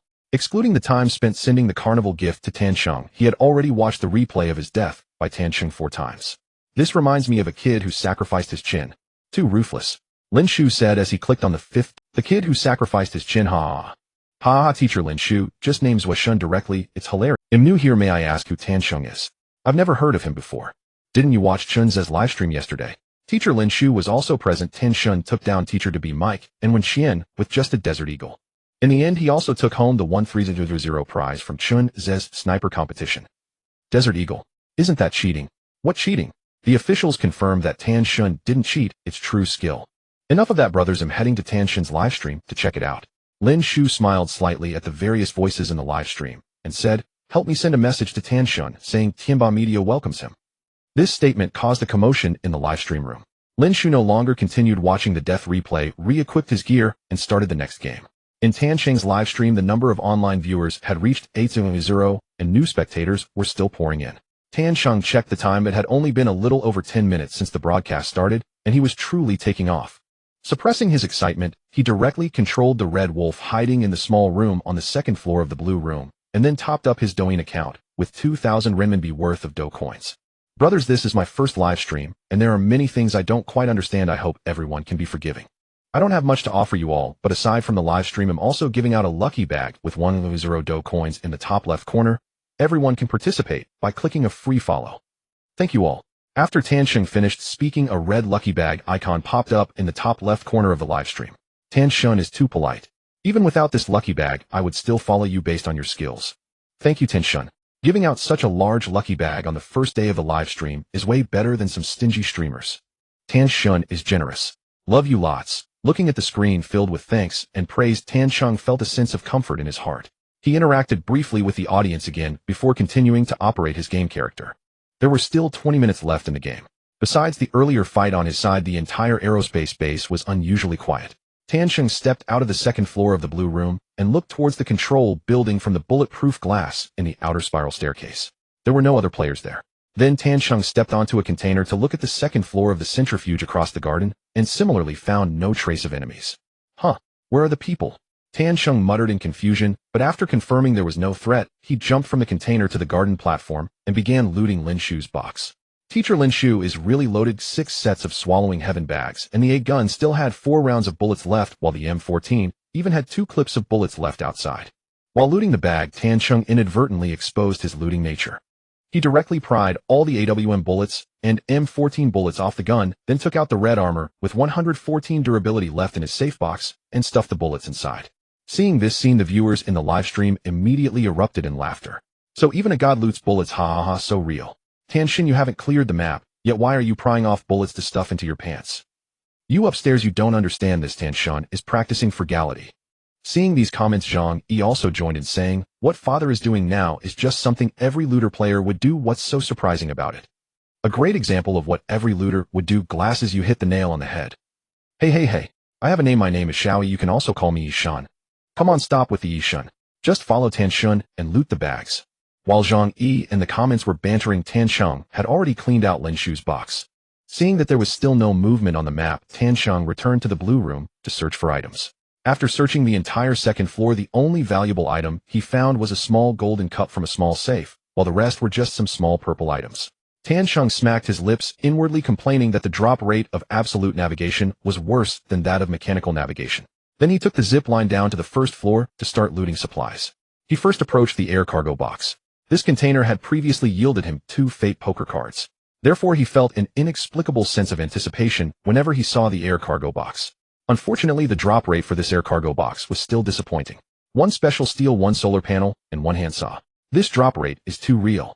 Delta official. Look at the game you made. Is this the drop rate that should be in a top secret game?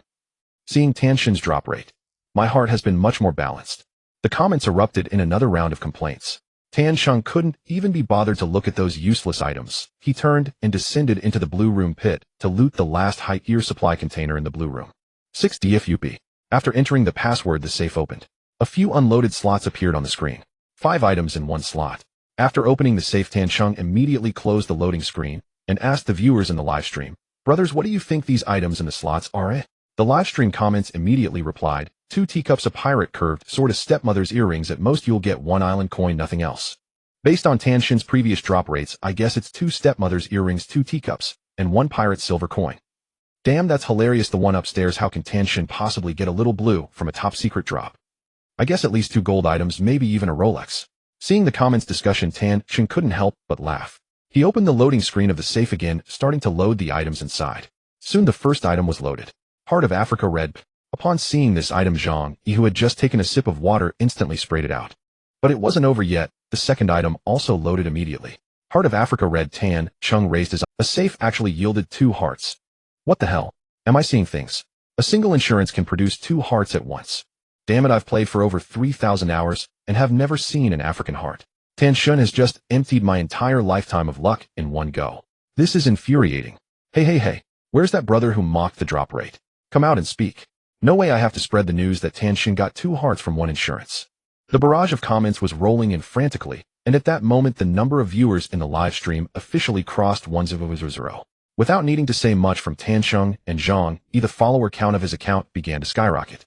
At the same time, the fan lights and small gifts began to flood in. Wow. Adoptive father, your drop rate is too ridiculous. Zhang Yi also wore a face of astonishment. He knew that Tanshin had always had outrageous luck, but he was witnessing this situation for the first time. Tanshin pretended to cough lightly and said, "Cough, cough, no need to make a big fuss, this is just the usual." As he spoke, he hurriedly cleared 2 slots in the safety box and stuffed the 2 African hearts inside. Seeing his demeanor, the viewers in the live stream all posted disdainful expressions. After checking his backpack, Tanshin's earnings had already reached an astonishing 29 million. Brother, should I retreat or continue fighting? Should I clear the area before leaving? Tanshin asked the viewers in the live stream. Of course, keep fighting. With 2 hearts in the safety box, what are you afraid of? If you don't fight, we'll unfollow you. We came to see your skills, not to watch you be a coward. Exactly. Seeing the barge's reaction, Tanshin waved his hand grandly. Alright, then let's fight. With his words, he controlled the Red Wolf to exit the blue room and enter the black room.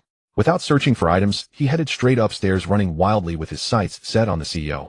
Upon reaching the CEO's office, Tanshin noticed that the 3 mythical gods stationed outside the office were still alive.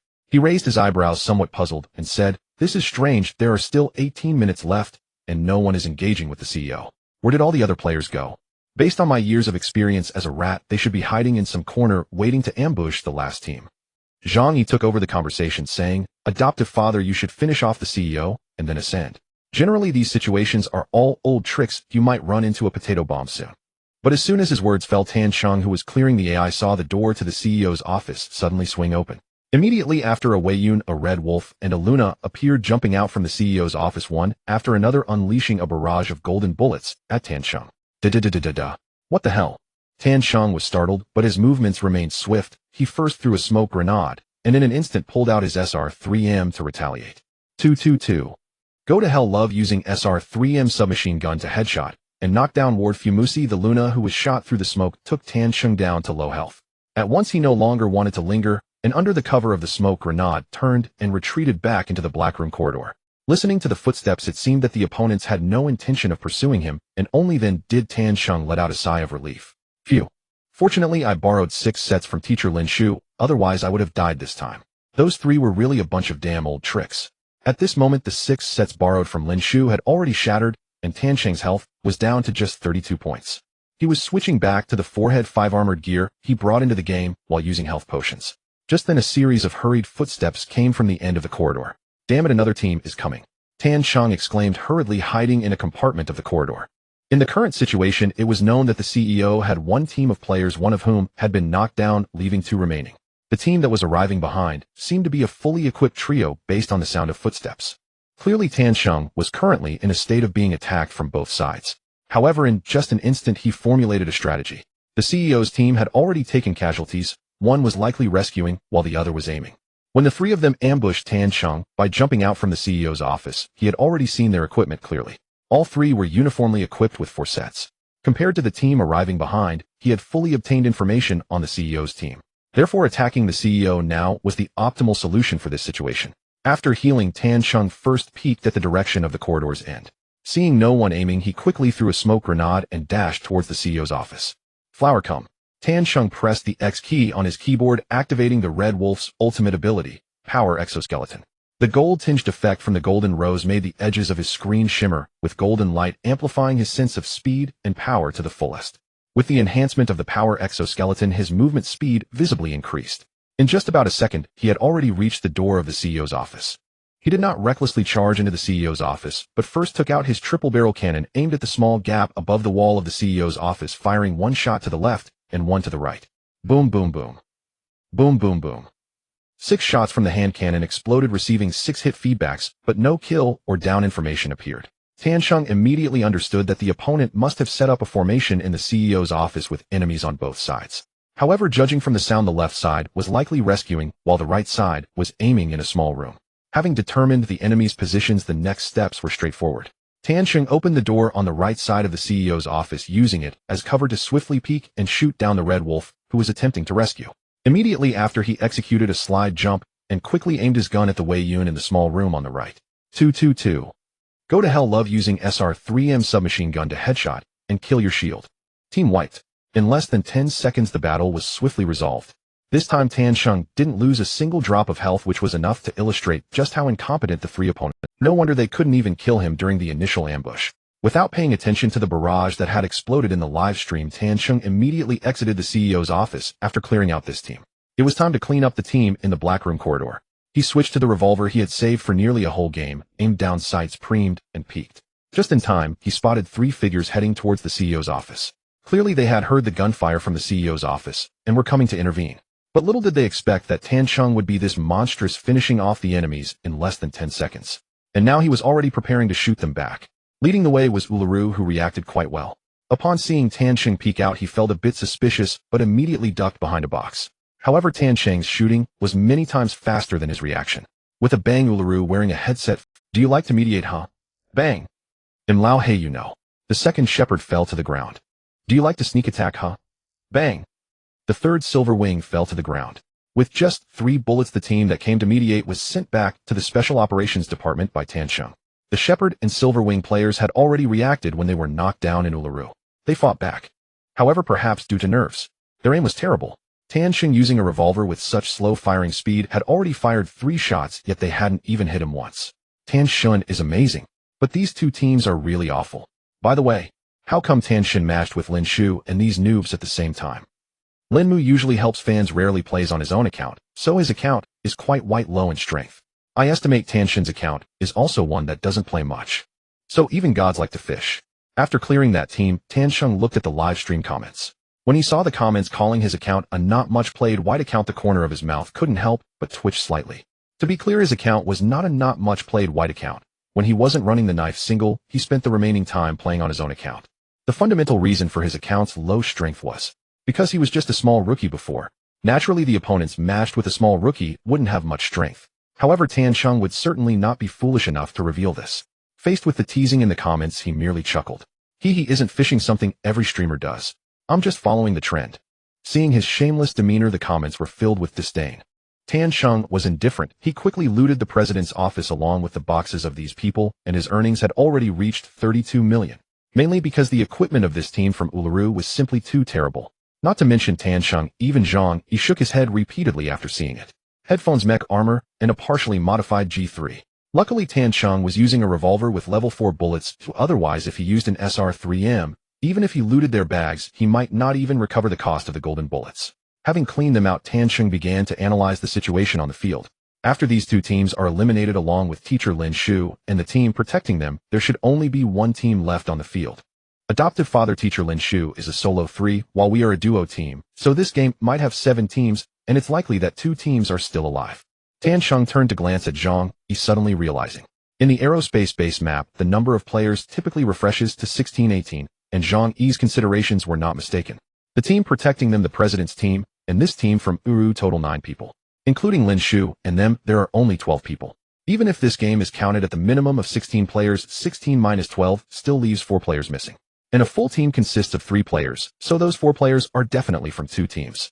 The current situation on the field suggests that either there's 1 full team and a solo 3 remaining, or there are 2 duo teams, or 1 duo team and 1 trio team. Of course, there's also the possibility that there are 2 full teams left, bringing the total to 18 players. However, it's relatively rare to have a solo 3 team in such situations. In most encounters with a solo 3, the Aerospace Base would only refresh to 16 or 17 players. But now didn't seem like the right time to think about this, because Tan Sheng suddenly realized that his current kill count had already reached 10. This means he was just 2 kills away from achieving the Genius Youth achievement. This achievement is something ordinary players can only dream of. Imagine in a match of 16 or 17 players excluding your own teammates obtaining 12 kills among only 13 or 14 remaining players. The difficulty is exceptionally high. Even professional players or prominent streamers would need to rely on solo 3 mode and be lucky to have the opportunity to achieve that kill count, because the enemies you face will also fight among themselves. Once 1 or 2 teams eliminate others, even if you kill all remaining players, you still won't have enough kills. This clearly indicates how difficult it is to earn the title of Genius Youth. At this moment, not only did Tan Sheng realize this, but the viewers in the live stream also became aware. At least 4 people are left on the field. Tan Sheng, you already have 10 kills. This could be the Genius Youth.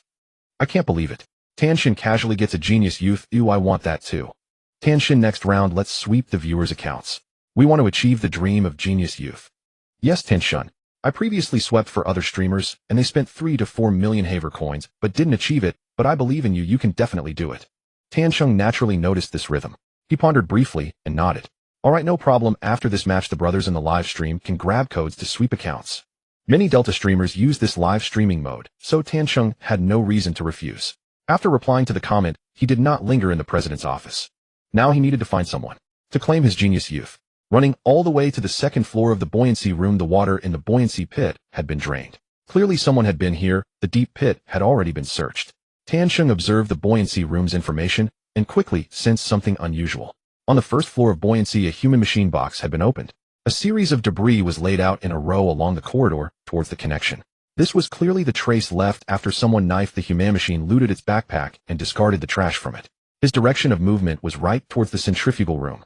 Tan Sheng opened the map to take a look. Although the signal was blocked, the map was all mosaic. However, the green markers for the gate points were still visible. At this moment, the blue room's gate had been pulled by someone long ago, leaving only the centrifugal gate unpulled. Seeing this scene, Tan Sheng squinted his eyes. So familiar. Isn't this typical behavior of a gate camping player? Before Tan Sheng obtained the Gun God card, he often played like this. He was more than familiar with this tactic. With that thought, he silently approached the small door connecting the 2nd floor of buoyancy. As expected, when Tan Sheng reached the 2nd floor, he heard a barely audible sound of footsteps coming from downstairs. Someone was moving stealthily. If he had been at the Xinyu Internet Cafe earlier, Tan Sheng might have missed this information. However, now he was equipped with the DCH training headset, which provided the highest hearing enhancement in the game, and his headphones were the professional sports-grade QC20. With the support of these two, even the sound of stealthy footsteps was clear enough for Tan Sheng to determine the opponent's position. Indeed, there's a team lying in wait. Someone is moving stealthily downstairs. Thanks to my newly purchased QC20 headset, I can easily pinpoint their location. Hold on, adoptive father, the manufacturer didn't pay us for advertising. Oh, I'm sorry, I've seen too many Douyin ads and got carried away. With a light-hearted joke, Tan Sheng began to... Although he heard one set of stealthy footsteps on the 1st floor, he only detected that one person. Normally, a team lying in wait would require at least 2 people. So Tan Sheng needed to find this person's teammate. The sound of stealthy footsteps from downstairs stopped at the 1-5 floor landing, likely because the person thought they were being mysterious. Tan Sheng scoffed, ignoring them, and scouted the entire 2nd floor. However, he did not find that person's teammate. Then he positioned himself in the hallway by the large safe, looking towards the pull-down point and the door to the medical room. Neither point had anyone. After gathering this information, Tan Sheng had a rough guess in his mind. Aside from the person lying in wait on the stairs, the only 2 locations left for their teammates to hide were. One was going down the stairs into the doorframe of the 1st floor centrifuge room, and the other was at the junction of the 1st floor between the centrifuge room and the buoyancy chamber. These two locations were quite devious and could usually catch enemies off guard. They were also the spots Tan Chung used most frequently when lying in wait. With a judgment made in his mind, Tan Chung immediately began to act, preparing to take out this team of ambushers. He first ran to the corner stairs, followed by a sliding tackle and a big jump, leaping suddenly from the second floor stairs to the 1-5-floor platform. Sure enough, there was a red wolf crouched in the corner with a vector, startled by Tan Cheng's sudden appearance. He hurriedly opened fire, spraying bullets at Tan Cheng's knees. Tan Chung was prepared. After jumping down, he immediately went prone. It looked like he was using his head to catch bullets, but in reality, RIP bullets couldn't inflict damage on armored body parts at all. Although these bullets dealt high damage when hitting unarmored areas, when armored, they felt no different than a tickle. In less than 0.1 seconds, Tan Cheng's helmet was hit 3 times. The firing rate of the vector was indeed terrifying. Yet, after 3 shots, his helmet's durability had only decreased by 15 points and his health remained a robust 100. Naturally, he was not a sitting duck. He retaliated with 2 shots, and the red wolf collapsed on the spot. FK that loved using the SR-3M submachine gun for a headshot kill on the helmeted enemy. Why was it a direct kill? Tan Chung raised an eyebrow. The kill did not display a team wipe, clearly indicating that this person was also a solo player. If that was the case, then there should still be a full team remaining on the field. 11 kills. Adoptive father. 11 kills. Just 1 more, and I'll secure the genius boy. Zhang Yi's excited voice rang out his enthusiasm, making it seem as if he himself had secured the genius boy. Tan Chung smiled slightly and addressed the viewers in the live stream. It shouldn't be a problem to secure the genius boy this round. There should still be a full team left. If all goes well, 14 kills and a clean sweep. Oh, my Tan God is so arrogant. I like it. If Tan God really pulls off 14 kills and a clean sweep, he'll take out a loan to buy you a carnival ticket. If he's just killing some noobs, there's no value in that. I don't understand what's so impressive about it. If you can do it, then go ahead. Anyone can talk big, right? Since the number of viewers in the live stream had grown significantly, there were not only fans praising Tan Chung, but also some haters flooding in. However, that didn't matter. Haters are still fans. Plus, the speed of the bullet screen was so fast that Tan Chung barely caught a glimpse of the haters' comments before they were drowned out. Most of the comments were still praises for Tan Chung. After casually picking a few accessories from the Red Wolf's loot, Tan Chung headed downstairs. Although he had found the ambusher in the centrifuge room, he did not let his guard down. Jumping, priming, and scouting. Once he confirmed that no one was around, Tan Chung glanced at the match timer. 8 minutes remaining. The Aerospace Base was still eerily quiet, and Tan Chung squinted. Like to play the ambusher. Then I'll pull the switch, or will you come out? He quickly ran to the pull-down point, sealed it with smoke, and pulled down the gate. The evacuation countdown began. After pulling this evacuation gate, Tan Chung had no more gates left. Thus, the team that had been hiding for so long would most likely come to contest this last wave of exits with Tan Chung. He was forcing them to come out. Of course, there was also the possibility that the team opted for Ascendance evacuation. The maximum evacuation time for an Ascendance task is 5 minutes and 30 seconds, which is more than enough time, with 8 minutes left. As soon as Tan Chung pulled down the centrifuge gate, the team that had been hiding for the entire match immediately accepted the Ascendance task. Viewers in the live stream began expressing their confusion upon seeing this scene. What is this team doing? They've been hiding for the whole match, and now with 8 minutes left, they suddenly accept the Ascendance. I don't get it. Those blocking the bridge should accept Ascendance at 12 minutes. What does it mean for them to accept it with 8 minutes left? Not only were the comments in the live stream perplexed, but Tan Chung was also somewhat taken aback when he saw them accept the Ascendance. However, he didn't dwell on it. He had already confirmed that the last team's position was on the bridge. Now he just needed to head to the dock and intercept that team's route to naturally secure the genius boy. Without further ado, Tan Chung activated the Red Wolf's ultimate ability and dashed towards the dock. When he arrived at the top level of the dock, his expression suddenly turned strange. He saw 3B medics on the opposite bridge bouncing around and looking at Tan Chung through the bulletproof glass. One of the B medics even used his machine gun to signal. Da-da-da-da-da. So it turns out they were 3 mice. I was puzzled for half a day, wondering why this team kept hiding. Now it all makes sense. Tan Chung chuckled helplessly and returned the signal. Upon seeing this, the 3 mice excitedly zipped down the zip line to Tan Chung. Once they reached him, they very cooperatively dropped all their weapons, vests, and backpacks on the ground. Clearly, they were veteran mouse players. However, Tan Chung had no intention of checking their supplies. He dropped a set of gold bullets on the spot, signaling clearly, I want to buy some lives. The opposite side cooperated well. One of the mice picked up the bullets and promptly aimed his rear at Tan Chung. Tan Chung opened fire. Tat-a-tat. With kills and revives combined, 12 kills. The genius boy is in hand. After acquiring the genius youth, Tan Chung did not continue to eliminate the remaining 2 mice, instead turning to the evacuation point to wait for extraction. After rescuing their teammate who had been taken down by Tan Chung, they directly ascended for evacuation. There were no further intersections between the two sides, and no other unexpected events occurred. Successful evacuation. When the evacuation profit of 32 million appeared on the screen, a large number of viewers flooded into Tan Cheng's livestream. However, due to Dian's platform displaying a maximum of only 100 participants, the audience was unaware of the actual number of viewers in Tan Cheng's livestream. But Tan Cheng and Zhang Yi could see through their livestream assistant that the number of viewers had reached an astonishing 2,000. Upon seeing this number, Tan Cheng, unable to savor the joy of having acquired the Genius Youth, immediately sent the remaining 100 Do coins in his Douyin account as lucky bags before logging off his game account. He promised the audience to snatch the code for the Genius Youth, and he had to keep his word. Come on, brothers who wants to fulfill their dream of the Genius Youth. Upon hearing this, the bullet screen was filled with me rolling in response. He smiled and nodded, saying, I'll count to 3, get ready to grab the code. 3, 2, 1, scan. He displayed the QR code, scanning it in an instant.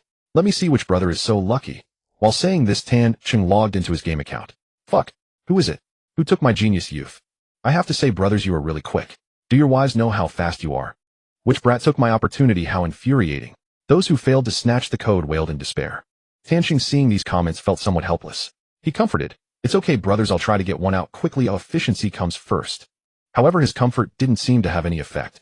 With so many people in the live stream, no matter how fast he played, he couldn't get more than a few codes in a single session.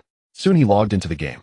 The ID was Ji by Hua Fu Sheng with account assets just over 100 million and cash exceeding 20 million. After taking a quick look at the items in the warehouse, he directly invited Zhang Yi into the team. The map selected was Top Secret Aerospace. The gear was still SR-3M with 4 scopes and 5 armor plates, but the pistol was switched to a Desert Eagle. After all, this wasn't his own account, so he didn't need to save that bit of gold bullet havoc coins. However, this gear setup raised questions among some of the high players in the livestream. Thank God, why not use the A-class? Isn't the A-class more stable? I see the account owner has 3 or 4 dozen rounds left for the A-class. Right, thank God, although we know you are very capable, this is still aerospace, where most battles are medium to long range. Don't you think using 2 short guns is a bit of a disadvantage? Of course, the doubts were only a minority, most people still chose to trust Tan Cheng. After the game started, he indeed did not disappoint them, accumulating a total of 15 kills throughout the game. In the Central Control Revival, Tan Cheng played as the Red Wolf, directly adopting the method of drawing opponents from the last game to draw 2 players. Using the Desert Eagle, he fired just 5 shots and secured 3 kills. He then turned back to the jail area to intervene, collecting all the heads from 2 teams in cells 3 and 2. After that, he headed to the Eastern Bridge, entering the black market, where he caught a team from the dormitory that was busy eating. Finally, he eliminated the team in the launch area in the centrifugal chamber, completing the map clearance. In this game, there were a total of 17 players, and excluding Tan Cheng and Zhang Yi, the remaining 15 were all killed by Tan Cheng alone. Upon seeing this result, the earlier doubts about Tan Cheng vanished, and the bullet screen in his livestream was left with just 4 big characters. Tan God is awesome. Once the first round ended, Tan Cheng wasted no time and immediately switched accounts. The ID of the second account was Jia Hao Chi Bu Bao. After logging in, Tan Cheng habitually opened this person's profile. However, upon seeing the data in the profile, he immediately realized that this account was quite extraordinary. Confidential KD 5. 3A Absolute Confidential KD 3. 6. Segment Delta Peak 179 stars, combat points 89. Such data is undoubtedly at the ceiling level among ordinary players. Next, he clicked on the titles and achievements section. Upon seeing that the Genius Youth had been unlocked, Tan Cheng couldn't help but feel somewhat astonished. Wait, brother, you already have the Genius Youth. Why are you still trying to scan the code, eh? Saying this, he prepared to log off and allow the audience to scan again. However, Zhang Yi beside him reached out to stop Tan Cheng, saying, Foster father, the brothers find it boring watching you bully the weak. They want you to try some high-end matches, just give it a shot. After the first half of his sentence, Tan Cheng thought it made sense, but upon hearing the latter part, he immediately showed a helpless expression. However, he did not immediately refuse Zhang Yi, but instead asked the audience, Brothers, what do you think? Should I play this account? Didn't you all say watching me catch fish was boring? This account's strength can't be that weak anymore, right? No way, this account already has the Genius Youth. Switch accounts. This account owner is a big shot, he doesn't need you to help him.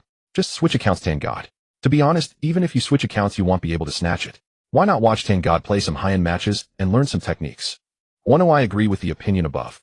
The bullet screen was completely divided. One part wanted Tan Cheng to switch accounts to continue fulfilling the dream of the Genius Youth, while the other part hoped he would just play this account in high-end matches, which would also be interesting to watch. Seeing the stalemate, Tan Cheng was somewhat indecisive. Suddenly Zhang Yi spoke up, saying, How about this, brothers, let's hold a vote. Those who want to see Tan God play this account, press 1, those who want to switch accounts, press 2.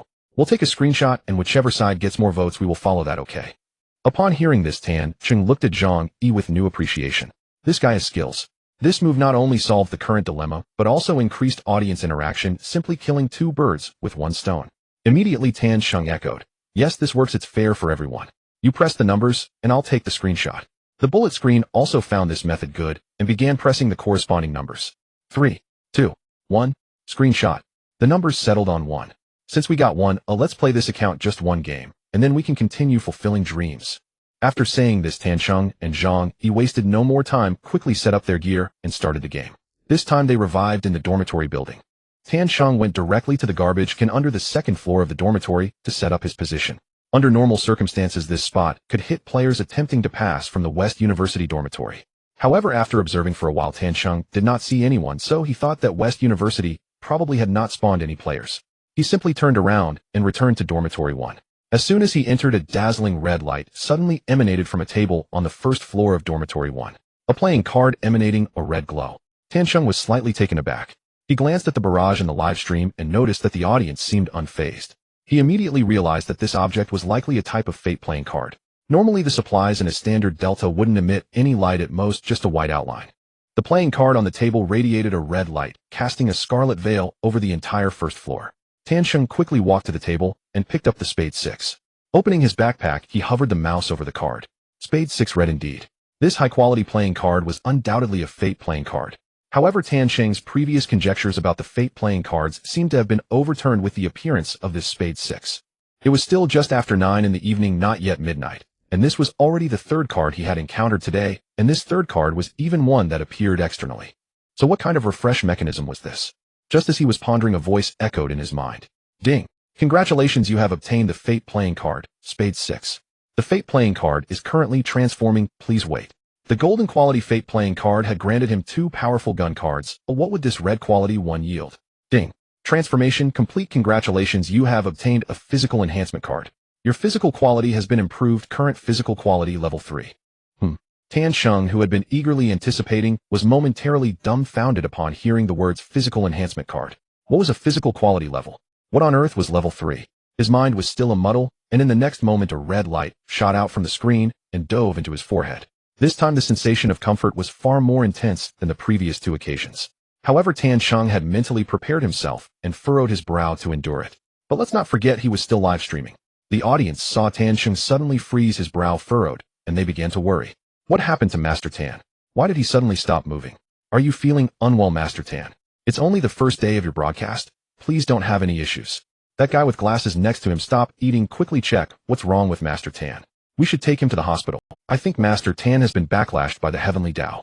The guy next door sacrificed his chin to obtain the FPS holy body. What is Master Tan preparing to sacrifice? Zhang Yi, seeing the barrage, quickly turned to look at Tan Cheng. At that moment the sensation of comfort faded and Tan Cheng's furrowed brow gradually relaxed.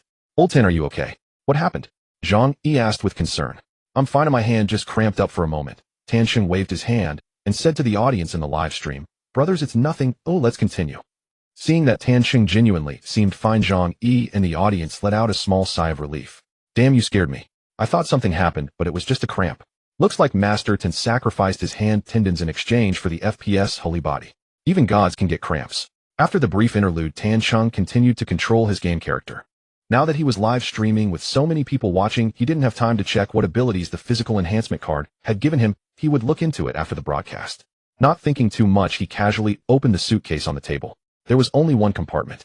After a brief loading, a Heart 7 materialized before his eyes. Heart 7 blue. Tan Cheng was slightly taken aback. Another one. However, this time it was a blue quality card. Based on the Delta's quality levels, they were white, green, blue, purple, gold, and red. The blue quality only ranked 3rd from the bottom. Nevertheless, he picked up the card and put it in his backpack. In the next moment, ding. Congratulations, you have obtained the Fate playing card, Heart 7. The Fate playing card is currently transforming, please wait. Ding. Transformation complete. Congratulations, you have obtained Cash Card 2. You have received 10000 Dragon Country coins. Wait, it can also give money. A faint blue light shot towards Tan Cheng's brow, and shortly after his phone received a text message. Bank card last 4 digits, 8,839, 0 yuan deposited. This time Tan Cheng did not show any unusual reactions. Like normal gameplay, he moved his game character while accepting the Radiance baptism of the Fate cards. From the audience's perspective, Tan Cheng's gaming behavior seemed a bit strange. First, he picked up a spade 6 from the table, and then he picked up a heart 7 from the suitcase. Both of these items were usually considered trash that ordinary players wouldn't even glance at. If he was going to pick up junk like this, why not grab the purple supplies that refreshed on the table? Master Tan, why aren't you picking up the gingerbread man, but instead grabbing those trash playing cards? Master Tan, are you trying to collect a complete deck of playing cards to play landlord with that guy next to you? So even gods pick up trash. Tan Cheng chuckled and casually explained, Hee playing cards are my lucky charm. Otherwise, do you think I could get 2 hearts from 1 insurance? Upon hearing this, the audience was puzzled. There's such a superstition. But isn't Miss Mouse picking apples? What significance does picking playing cards have? Belief is what you make of it. Ooh, I don't believe. I just didn't expect Master Tan to believe in superstitions. Next time when I play, I will pick up a few playing cards to see if I can enhance my drop rate. Tan Cheng didn't continue explaining on this topic. He couldn't just say it directly, a casual remark would suffice. What he wanted to know more was that in this game, he had already obtained 2 fate playing cards. Would there be a third one? With this thought in mind, he directly ran out of the first floor to check the airdrop box outside Building 1. As expected, the airdrop box indeed gave him a 3rd playing card. Club 10 green ding. Congratulations, you have obtained the fate playing card, Club 10. The fate playing card is currently transforming, please wait. Ding. Transformation complete. Congratulations, you have obtained cash card I. You have received a Huawei tablet. Not done yet, the 4th playing card also followed closely after the Club 10. Heart 3 gold ding. Congratulations, you have obtained the fate playing card, Heart 3. The fate playing card is currently transforming, please wait. Ding. Transformation complete. Congratulations, you have obtained Gun God card 3. Your proficiency with sniper rifles has increased by 1,000,000 times. An airdrop box produced 2 cards consecutively. Tan Cheng shouted in his heart, and the joy on his face. This account is indeed a top-tier black market account. Tan Cheng and Zhang Yi were searching the dormitory building when they heard gunshots coming from the control center, the prison area, and the core area. However, it has only been 3 minutes since the start, and so many places have erupted in gunfire. The answer is naturally obvious. These teams are most likely assault teams or escort teams. But Tan Cheng wasn't in a hurry to mediate. He was still pondering whether he could draw another Destiny playing card. Yet his calmness didn't mean the audience was calm. Tengad, hurry up and mediate. If you don't go now, the fight will be over. Yes, Tengad, we don't want to see you picking up cards. Hurry up and fight. Although this account already has a talented youth, you can't be absent. Rush to mediate. Alright, don't rush, brothers, I'll go right away. Tan Cheng casually replied, but his hands were already opening the weapon box on the 2nd floor. Unfortunately, there were no Destiny playing cards inside. It seems that the Destiny playing cards also appear according to the supply refresh logic of the Delta, only showing up in containers and locations where playing cards can refresh. Then let it be. Ooh, everything is left to fate. Tan Cheng turned to Zhang Yi and said, let's go, allow Zhang to mediate. The brothers are waiting anxiously. Alright, my adoptive father, I'm done here too. Zhang Yi nodded, his voice tinged with excitement. The 3rd dormitory building has refreshed a blue glass room. Don't poke it. The two walked out of the dormitory area, and at this moment the closest gunfire was coming from the control center. The two ran quickly, creeping from the sandy ground of the dormitory to the back door of the control center. Without needing to communicate too much, they both pressed the stealth key simultaneously. The gunfire has stopped, but should be over. From the sound, the control center balcony is rescuing someone. Let's take this chance to go up the red stairs. Based on the sound, Tan Cheng made a quick judgment. Zhang Yi nodded, and the two swiftly switched to a running state, directly charging upstairs. Upon hearing the fierce footsteps of the two, the enemies above immediately stopped their rescue attempts. One left. Before they even saw the enemy, Tan Cheng and Zhang Yi spoke in unison. This was actually normal. If it were a 3-man team, typically one would cover while the other rescued a teammate. It was unlikely they would choose to let go of their teammate upon hearing their footsteps. Upon realizing there was only one enemy left, Tan Cheng didn't hesitate to charge forward with a swift voila. Tan Cheng jumped out from the stairwell, just in time to see the opposing player, a Wei Long player, aiming at their position with a Heart of Africa. However, as Tan Cheng jumped out, his movements were extremely swift, and the enemy may not have been able to keep up, thus they did not fire. Lao Zhang, be careful, there's a sniper opposite. Upon seeing the reflection of the sniper scope, Tan Cheng immediately warned Zhang Yi. But it was still too late. Bang! Huangdi Esports, you used AWM sniper rifle to knock down the running knife mouse. Xiao, Yi adoptive father. Quick rescue. Tan Cheng. The opponent's ID clearly indicated they were an escort, and their playstyle was quite Western. Just after knocking Zhang Yi down, this person jumped out from cover with the AWM, attempting to perform a stylish laser jump shot to take Tan Cheng out as well. Such operations would likely succeed against average players. However, Tan Cheng was no ordinary player. As the enemy jumped out, Tan Cheng's gun had already locked onto their head. Tut tut tut. Jia Hao Chibu Bao used SR-3M submachine gun to headshot and kill Huangdi Esports EU team wipe. 3 shots taken effortlessly.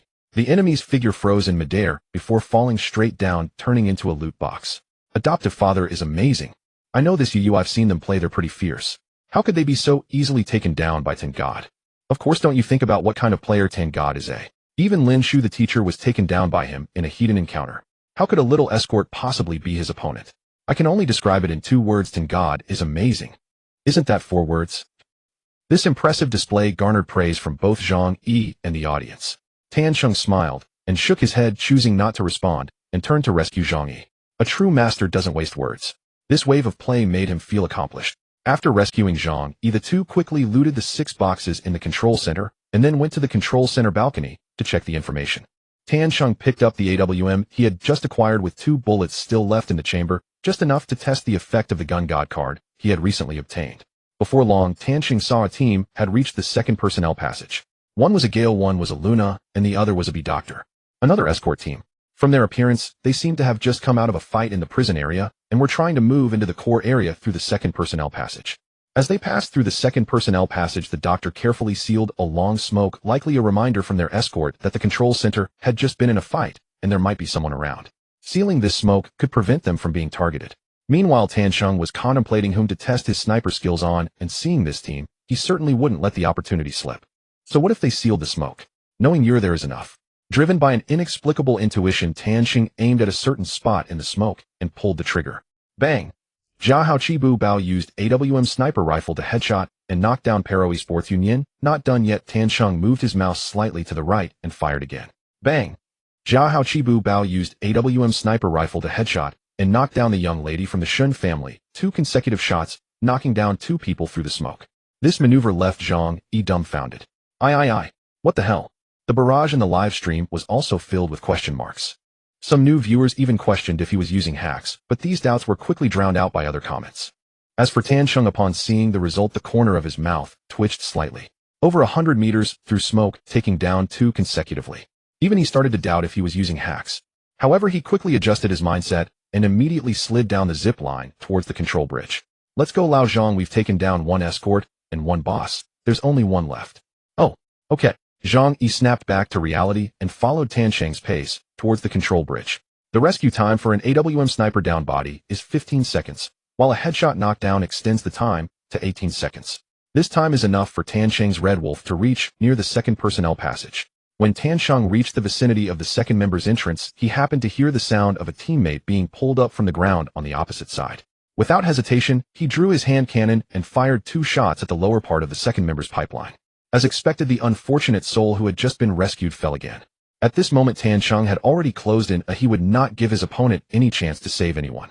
He first sealed a smoke grenade at a critical position, then executed a slide tackle directly into the 2nd member's area, ultimately circling behind a container to catch Luna, who was hiding there and bleeding, swiftly eliminating the team. Looting and gathering information.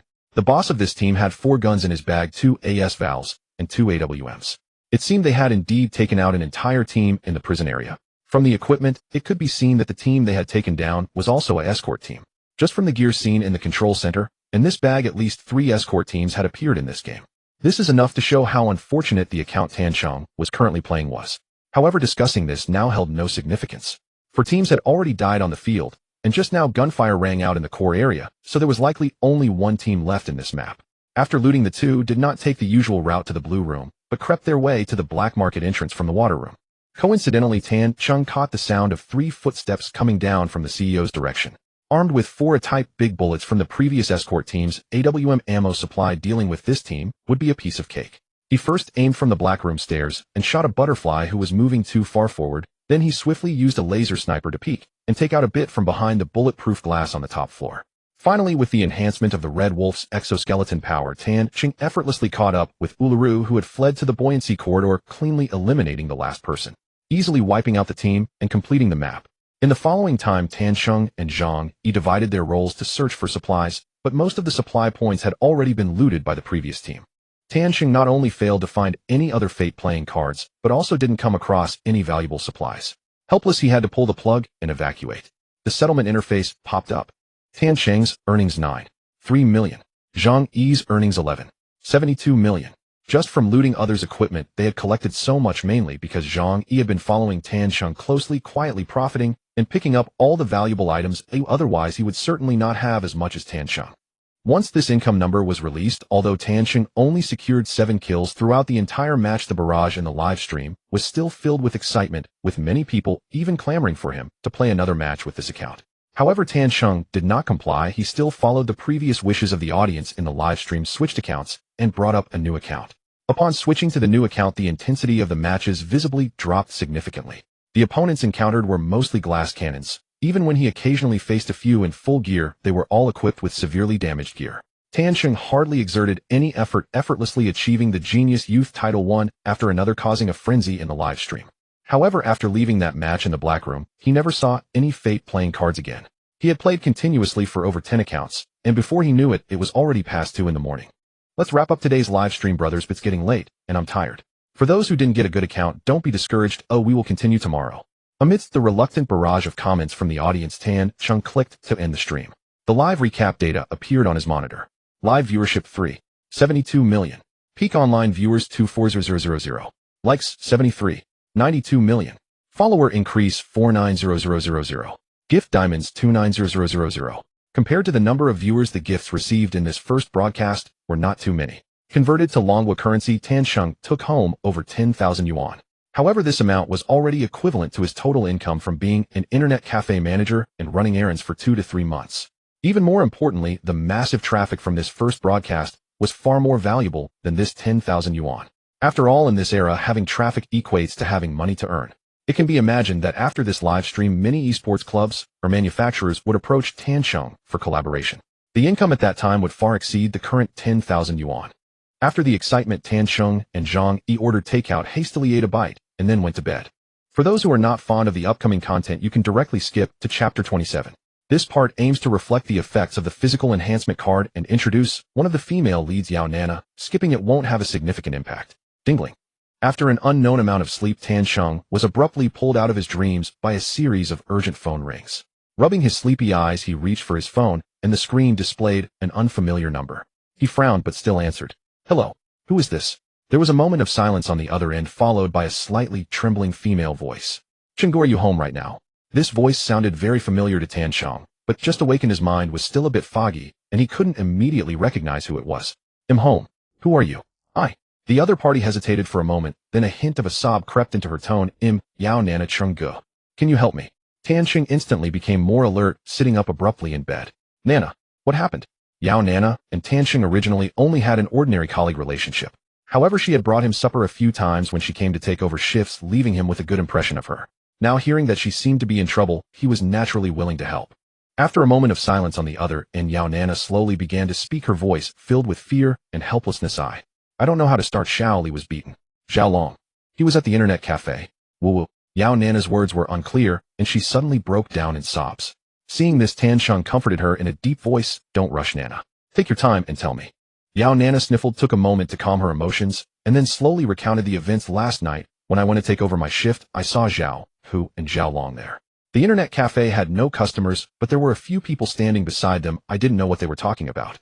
At first, I thought there was some problem with the internet cafe, and these people were repairmen Zhao Hu had brought. But who would have guessed? As soon as I stepped in, they surrounded me, and before I could react, Zhao Long rushed up and grabbed my hair, dragging me upstairs. He dragged me all the way to the 3rd floor before letting go.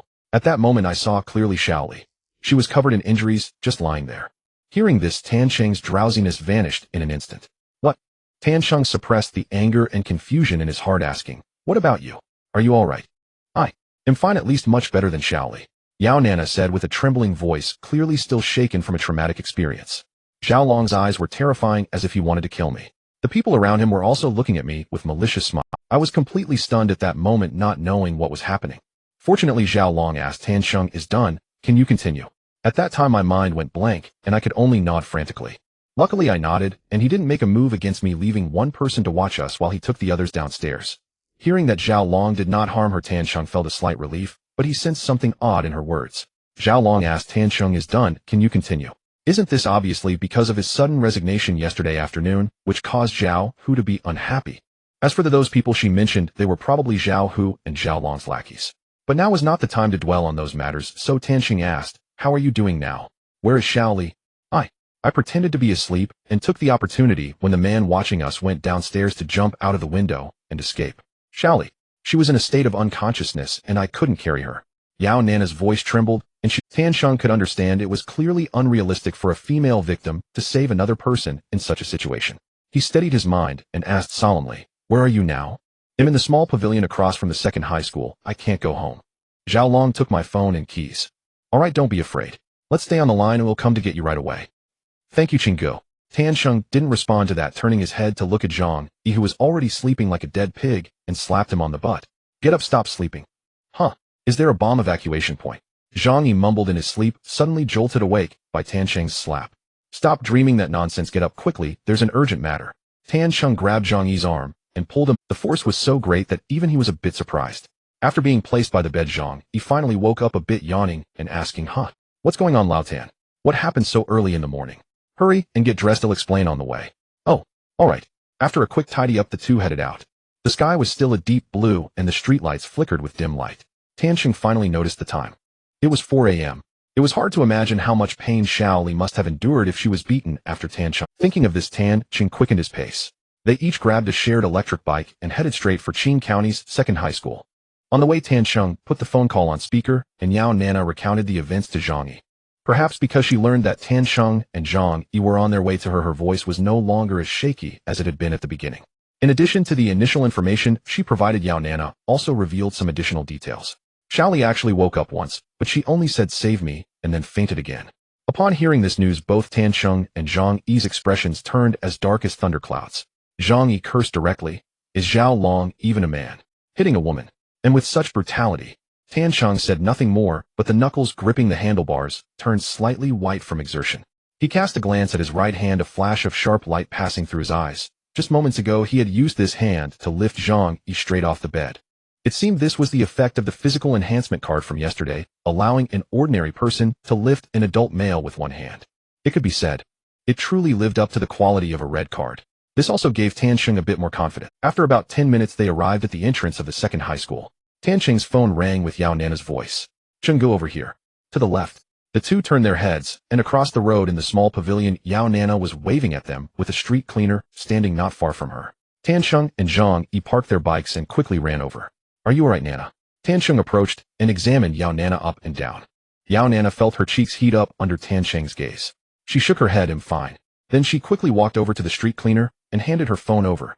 "Thank you, Annie, my friend is here." "It's alright, little girl, you all go ahead, Annie's got to clean the street now." The street cleaner waved her hand and turned to leave. Seeing this, Tan Sheng hurriedly stepped forward to stop her and took out a 100 yuan bill from his pocket, handing it over. "Thank you, Annie, take this money as phone fare." The street cleaner looked slightly surprised, but shook her head and did not take the bill. "Take it, Annie, no need to be polite."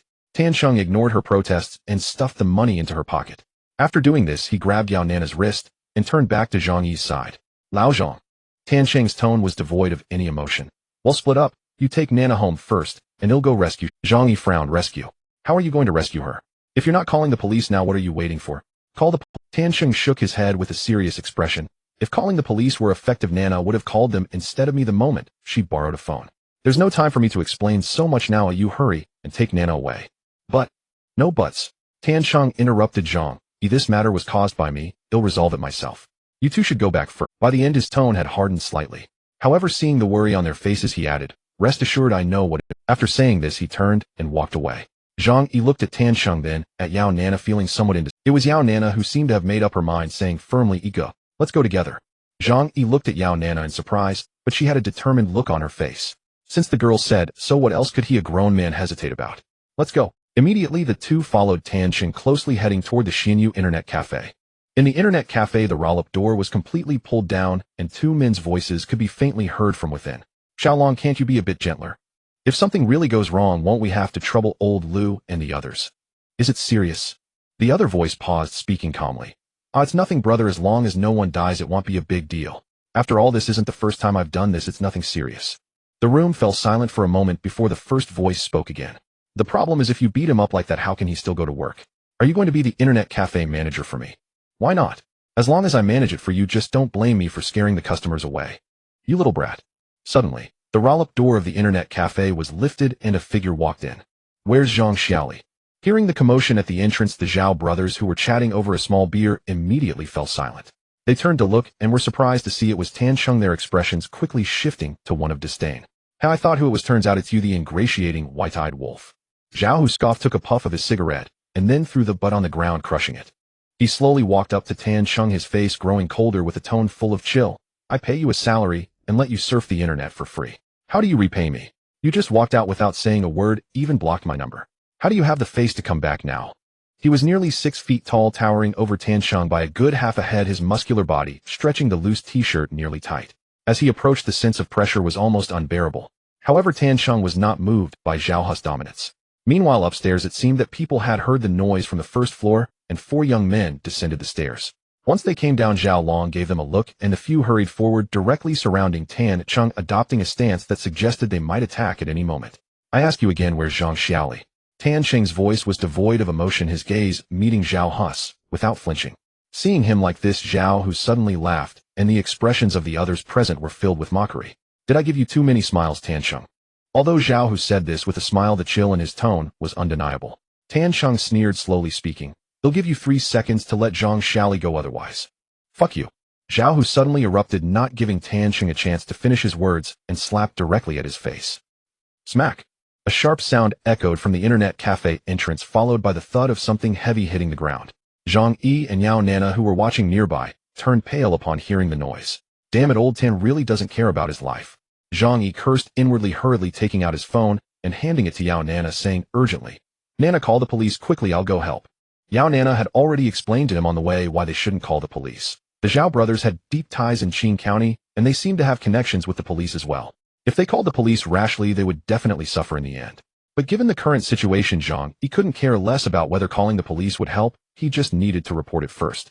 Even if they couldn't deal with the Zhao brothers, at the very least, they shouldn't be able to commit violence in front of the police, right? And he himself needed to support his brother for a little longer, at least until the police arrived. However, just as he stood up, he was firmly grasped by Yao Nana. "Iga, don't go." Yao Nana looked at him helplessly, her voice tinged with tears. "It's all my fault, I shouldn't have contacted Chengge. Whoa. But I really can't do anything else." As she spoke, tears had already soaked her face. Zhang Yi looked at Yao Nana's pitiful appearance, then turned to look at the entrance of the internet cafe. Steeling his heart, he made a decision to save his brother. He broke free from Yao Nana's grip and strode towards the entrance of the internet cafe. However, after just 2 steps, he suddenly stopped. He heard a scream from inside the internet cafe. Damn it. This voice was not Tan Cheng's, but rather.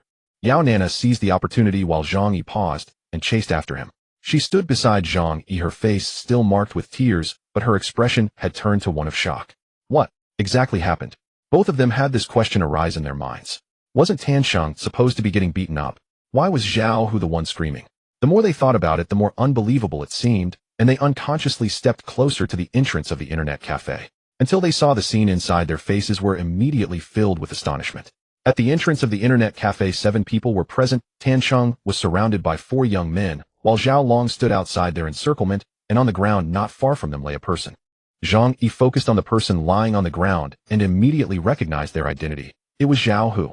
At that moment, Zhao Hu was lying on the ground, wailing, his left hand tightly covering his mouth, blood seeping through his fingers. Not far from him, a few blood-stained teeth were scattered on the ground, the dim warm light of the internet cafe casting a horrifying aura on them. What exactly happened? It wasn't just Zhang Yi and Yao Nana. Everyone present was unclear about what had, and the only one who knew the truth of the matter was probably Tan Cheng himself. Just a few seconds ago, Zhao Hu had slapped Tan Cheng without saying a word. Under normal circumstances, he wouldn't have been able to react in time. But for some reason, as he focused on it, he found Zhao Hu's slap moving in slow motion, almost like a scene from a slow-motion film. He merely leaned slightly, easily dodging the blow. After evading, he opened his palm and countered with a slap that struck Zhao Hu's face hard.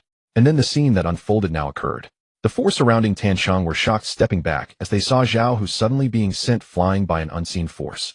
Zhao Long outside the encirclement was completely frozen in his motion of drinking beer. The can in his hand was spilling beer all over the place. Silence. A deathly stillness, followed by terror. The other 6 people present aside from Tan Cheng no longer wore their previous arrogance. "I'll ask one last time, where's Zhang Xiaoli?" Tan Cheng's emotionless voice rang out again. Everyone suddenly shuddered, and no one dared to respond. "Are you all deaf? I'm speaking to you." Tan Cheng roared in fury. Only then did Zhao, who sprawled on the floor, grit his teeth against the searing pain and mumble hoarsely, "Upstairs." Tan Cheng cast a cold, dismissive glance at them, and strode wordlessly toward the staircase. Zhao Hu lay paralyzed on the ground as Zhao Long, utterly cowed by Tan Cheng's overwhelming aura, dared not utter a single word. Seeing their two elder brothers remain silent, none of the underlings dared step forward to impede him. Only after Tan Cheng had disappeared did they rush to Zhao Hu's side and lift him up. "Brother Hu, are you all right? What do we do now?" one of the underlings asked anxiously. Zhao Hu glanced fearfully toward the stairwell. Then almost instantly a flash of burning resentment ignited deep within his eyes. "Let's go. Take me to the hospital first." Arriving on the third floor, Tan Cheng immediately spotted Zhang Xiaoli lying unconscious on the floor. Her cheeks were swollen and deeply flushed. Her once delicate makeup had long since smeared beyond recognition. Swelling ringed her eyes. Whether from tears or blows, it was impossible to tell. Her wrists and ankles were tightly bound with coarse hemp rope. Dusty footprints marred her clothing, and several seams had torn open, exposing broad swaths of skin beneath. Across that pale, vulnerable flesh ran intersecting gashes of blood, and on her calves 2 large livid bruises bloomed like dark stains. Tan Cheng's mind was clear, unclouded by hesitation. Slowly he slipped off his shirt and gently draped it over Zhang Xiaoli, leaving only his undershirt exposed. The crisp autumn morning air streamed through the window, chilling his bare arms, but it could not quench the inferno blazing within his chest. Perhaps startled by his movement, Zhang Xiaoli stirred weakly, her eyelids fluttering open. The moment she recognized Tan Cheng's face, tears spilled uncontrollably down her cheeks. "Brother Cheng, save me." Tan Cheng carried Zhang Xiaoli down from the third floor, and just as he reached the lobby, he encountered Zhang Yi and Yao Nanana. Though mildly surprised by their presence, he said nothing. His gaze swept across the abandoned Xinyu Internet Cafe, and a glacial chill flickered deep in his eyes. Zhao Hu and Zhao Long would not escape his reckoning. But Zhang Xiaoli's condition was critical. Saving her came with no taxis in sight at this hour. Tan Cheng carried Zhang Xiaoli on his back all the way to the nearest hospital. By the time they arrived, dawn's first pale light had begun to stain the sky. Most physicians had yet to arrive for their shifts, so Tan Cheng carried her straight into the emergency department. The on-duty doctors rushed forward the moment they saw them, and began immediate treatment. Mercifully, Zhang Xiaoli sustained only external injuries, no serious internal damage. With rest, she would soon recover and be discharged. Her current unconsciousness stemmed solely from profound shock. Upon hearing this news, the three of them finally exhaled in quiet relief. Tan Cheng and Zhang Yi remained at the hospital to keep vigil beside her bed until her family arrived, while Yao Nanana, one of the victims, returned home to rest. Earlier at the Xinyu Internet Cafe, she had retrieved both her mobile phone and house key. Not until 3 o'clock in the afternoon did a middle-aged couple in work uniforms hurry into the hospital. They were Zhang Xiaoli's parents, rushed back from the neighboring city. The moment Zhang's mother entered the ward and saw her daughter lying motionless in bed, tears flooded her eyes. "Oh, my poor child. Heaven is blind. Why must my daughter suffer such torment?" She collapsed beside the bed, sobbing uncontrollably. Zhang Xiaoli had already awakened and burst into tears the instant she saw her mother clinging to her tightly as she poured out her anguish. Tan Cheng and Zhang Yi exchanged a silent glance and quietly withdrew from the room. Soon afterward, Zhang Xiaoli's father stepped out as well. The man let out a heavy sigh, then turned slowly toward Tan Cheng. His voice trembled with raw emotion. "Young man, thank you. If anything had happened to Xiaoli, your aunt, and I wouldn't know how to go on living." At that, the middle-aged man's knees buckled. He nearly sank to the floor in gratitude. Tan Cheng's heart clenched. He lunged forward and caught the man's arms. "Uncle, please, don't do that. Stand up." Once he'd steadied him, he continued softly. "Truth be told, this whole affair began because of me. I angered Zhao Hu. Everything that followed stemmed from that. I owe you an apology." The man shook his head. "Xiaoli already told me everything. Zhao Hu deliberately withheld her wages. You resigned. That wasn't your fault at all." He paused, his voice thick with suppressed fury. "In the end, those Zhao brothers are nothing but beasts. Filthy, despicable animals." His words rang out so sharply that passers-by in the corridor turned to stare. Yet he paid them no mind. His eyes burned with uncontainable hatred. "Damn it. I will never let them go unpunished." Tan Cheng placed a firm hand on the man's shoulder, his tone calm, yet unshakable. "Uncle, just stay with Xiaoli and help her heal. Leave the rest to me." The man looked up into Tan Cheng's face. "Young man, I know you carry guilt, but this isn't your burden to bear. I'm no fool. I understand what's right. Those Zhao brothers, in Qing County, even the police can't touch them. So please, drop it." He paused again, his voice hardening into grim resolve. "At my age, there's little I can do, but I still have this life to give." "Uncle, don't say such things." Tan Cheng cut him off urgently. "Trust me, just stay with Xiaoli. I have a plan to bring them down." The man froze, about to speak again, but Tan Cheng raised a gentle hand, silencing him. "Just wait for my word." With that, Tan Cheng and Zhang Yi bid farewell and left the hospital. Returning home, they slept again, waking only at 7 p.m. After a quick wash and a simple meal, they sat before the camera at exactly 8 o'clock, live broadcast commit. Tianxing waited until viewership climbed steadily, then cleared his throat and spoke voice low and grave. Brothers, there's something important I need to tell you today. He drew a slow breath and laid bare live on stream the vile crimes committed by Zhao Long and Zhao Hu. He also subtly alluded to the possibility of powerful protectors shielding them. Most viewers were far from naive. Even veiled hints were enough. Once they grasped the full sequence of events, outrage flared. Tianxing, we get it. Don't worry, we're uploading videos to expose them right now. Public opinion is a razor-sharp sword. Now is precisely when it must be drawn. Honestly, I'm stunned. Tianxing used to be an internet cafe manager, but this case is monstrous. It must go. Who knew the plot of Rampant could bleed into reality? Rest easy, Tianxing. We've got your back. As torrents of chat scrolled across the screen, Tianxing's gratitude surged, almost spilling beyond the frame. 1,000 words boiled down to one thank you, brothers. He knew. The tide of public fury had begun to rise. The Zhao brothers were finished. After explaining his request to the audience, Tianxing was ready to return to the live streaming content. Tonight, Tianxing played a total of 10 accounts, all of which earned the title of Talented Youth.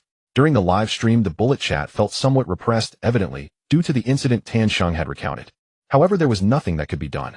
At 2 in the morning, the stream ended. Today's streaming data was slightly worse than yesterday's. After all, it lacked the dramatic effect of colliding with Lin Shu, and many casual fans still preferred to guard their favorite streams. Nonetheless, Tianxing achieved an impressive figure of 1 million views and a peak of 70,000 online viewers, which is quite remarkable for a new streamer. As for the fate poker cards in the game, only one was drawn today, a blue quality Diamond 4 cash card, 2 granting Tianxing 10,000 cash. After the stream, Tianxing was eating a late-night snack while browsing the opinion videos released by his fans.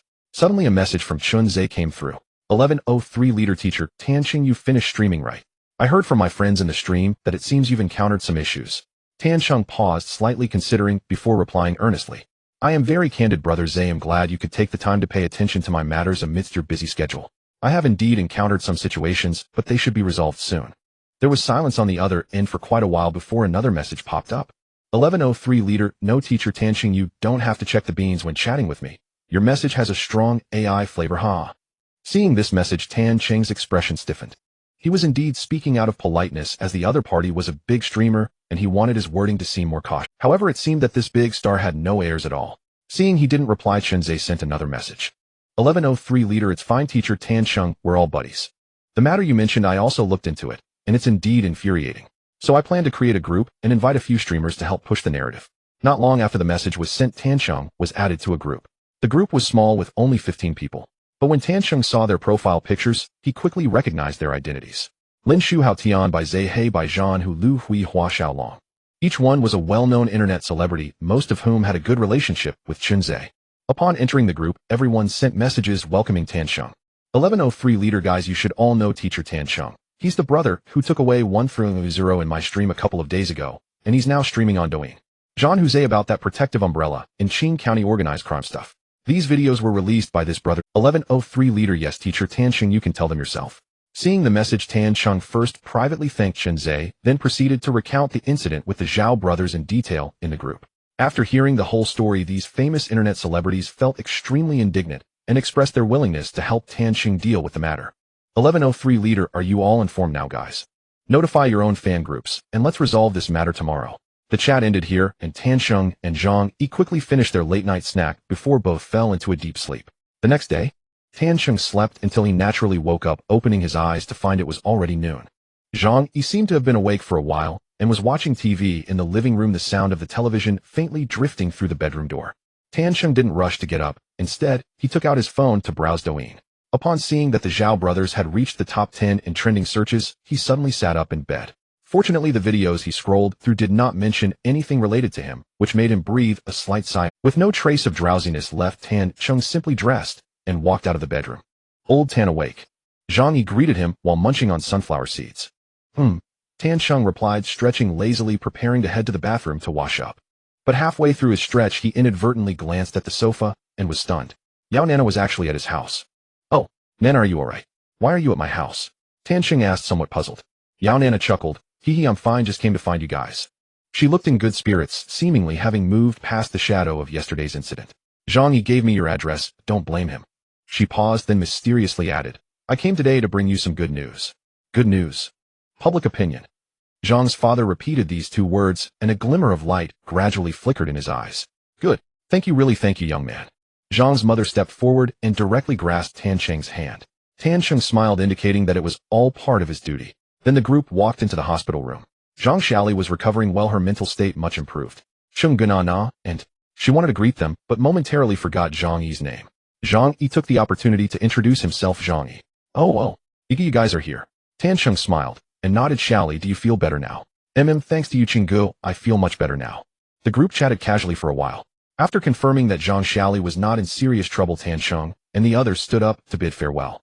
As they reached the hospital entrance, Tan Cheng spotted a police car parked not far from them. A man and a woman, both police officers, got out and happened to notice the three about to leave.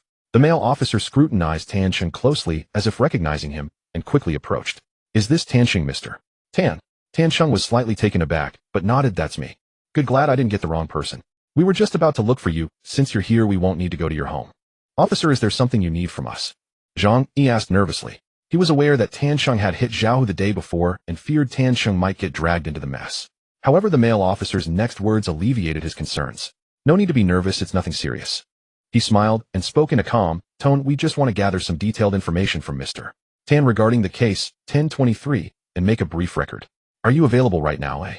Tan Cheng did not respond immediately, instead glancing at Yao Na and Zhang Yi. Seeing that both had expressions of it's up to you, he nodded in agreement. Sure, feel free to ask whatever you want, I will be great, then I will start. Where were you on the afternoon of October 23rd? After taking the statement, they left the hospital. It was already close to 5 in the afternoon. At Yao Na's strong insistence, Tan Cheng and Zhang Yi followed her to a restaurant. Her reasoning was quite simple. She wanted to express her gratitude for Tan Cheng's life-saving help. They chose a barbecue restaurant. At this time, most diners had not yet finished work, and there were not many tables occupied in the restaurant. They casually found a seat and sat down. Yao Na scanned the QR code on the table to order food with her phone and handed it to Tan Cheng. Go order whatever you want, I'll pay today. Tan Cheng took the phone, not pretending to be polite, and casually ordered a few signature dishes with Zhang Yi before returning the phone. While waiting for the food, the three chatted about everyday matters. Yao Na knew that Tan Cheng and Zhang Yi were good friends, and was aware that Zhang Yi often waited for Tan Cheng to finish work at the internet cafe to play games together. However, she was more curious about what Tan Cheng planned to do next after quitting his job at the internet cafe. Chenggu, what do you plan to do in the future? She asked. I saw that you received an invitation from Chunze the other day. Are you going to follow him for live streaming? Although she did not play games, she occasionally watched Chunze's live streams and had come across some clips about Tan Cheng. Tan Cheng shook his head. Not for now. These days I've been trying to do live streaming with Lao Zhang. Doing live streaming by yourselves? That sounds good. Yao Na muttered to herself. However, the fleeting look of disappointment in her eyes was still captured by Tan Cheng. What's wrong, Na? It's nothing.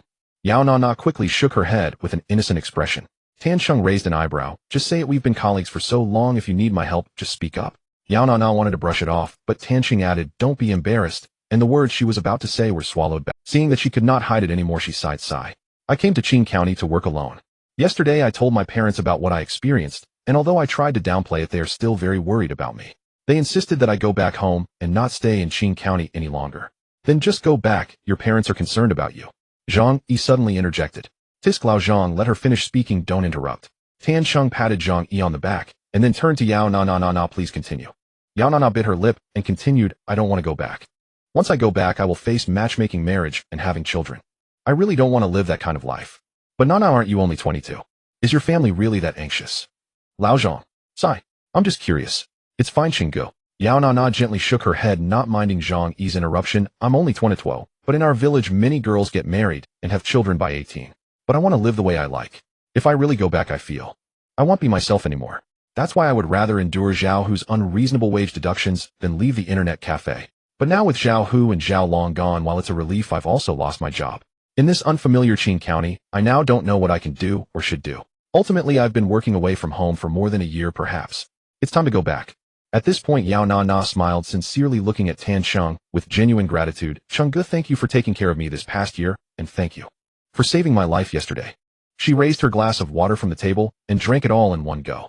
After hearing this, Zhang Yi's playful demeanor had already faded, and he fell silent. Tan Cheng gently rubbed his chin with his finger as if pondering something. For a moment, the table fell into a brief silence. Seeing that the atmosphere had become somewhat heavy, Yao Na cleared her throat and quickly lightened the mood. Actually, it's nothing serious. Chenggu, don't take it to heart. Today's meal is partly to thank you, and partly it's also a simple farewell. Tan Cheng suddenly spoke, interrupting Yao Na. Do you want to be your own boss? He asked word by word. Yao Na was taken aback. Don't mention Yao Nana. Even Zhang Yi beside her was somewhat puzzled. However, he had enough sense to remain silent and play the role of a listener. Cheng-gu, you want me to be the boss? Yao Nana said a bit incredulous. Can I really do it? Tan Cheng smiled slightly. You can do it. We've worked together at the Xianyu Internet Cafe for over a year. I know what kind of person you are. Your greatest strengths are your attention to detail and strong sense of responsibility. Moreover, judging from recent events, you are also a person of very firm will. Being a boss will definitely be no problem. At this point, Tan Cheng glanced at Zhang Yi and continued. In these past few days, I've been live streaming with Lao Zhang, and the results have been decent. I do have some savings now. If you're willing, I can invest in opening an internet cafe, and you can be the one in charge. They'll just take a share of the profits each month without interfering with your management. Yao Nana was clearly at a loss, stunned by Tan Cheng's words and momentarily unable to process everything. But I'm afraid I won't do well. Tan Cheng chuckled and shook his head. I can't speak for other industries, but you've been a network administrator for a year. You have some understanding of the ins and outs of this field. Furthermore, while there are quite a few internet cafes in Qing County, and some that are high-end, most of the shops have been around for a while, and their decor and equipment are somewhat outdated. If we open an internet cafe now and get the environment, decor, and setup right, we can definitely capture a market share. With that, Tan Cheng stopped elaborating. He had laid out the pros and cons and the direction for development. The rest was up to Yao Nana's choice. Cheng-gu, I really don't know what to say, and thanks. But if you're truly willing to invest, I will definitely stay. After a moment of consideration, Yao Nana gave her affirmative answer. Tan Cheng nodded with satisfaction and gently clinked his cup with hers. Then let's wish for a pleasant cooperation. Pleasant cooperation. At this moment, the dishes were also being served one after another, and the three of them stopped talking and started grilling. During the meal, the few of them chatted and laughed, all filled with anticipation for future developments. However, after Yao Nana once again placed a piece of grilled beef for Tan Cheng, Zhang Yi suddenly noticed that her gaze towards Tan Cheng seemed a bit different. Within her eyes, there seemed to be a hint of restless emotions waiting to bloom. But when looking at Tan Cheng's expression, it seemed he was just thinking. Finish eating quickly. Oh, we need to get back to live streaming soon. Tan Cheng completely failed to notice Yao Nana's unusual gaze. After a satisfying meal, the time was just past 7 o'clock with an hour left until the 8 o'clock live stream. Yao Nana temporarily said goodbye to the two, agreeing to meet Tan Cheng again tomorrow to discuss the internet cafe's location in detail. Tan Cheng and Zhang Yi did not linger outside and headed directly to their home on two shared electric bikes. On the way, Zhang Yi finally asked about the internet cafe. Loudon, why did you suddenly think about opening an internet cafe? He was somewhat perplexed.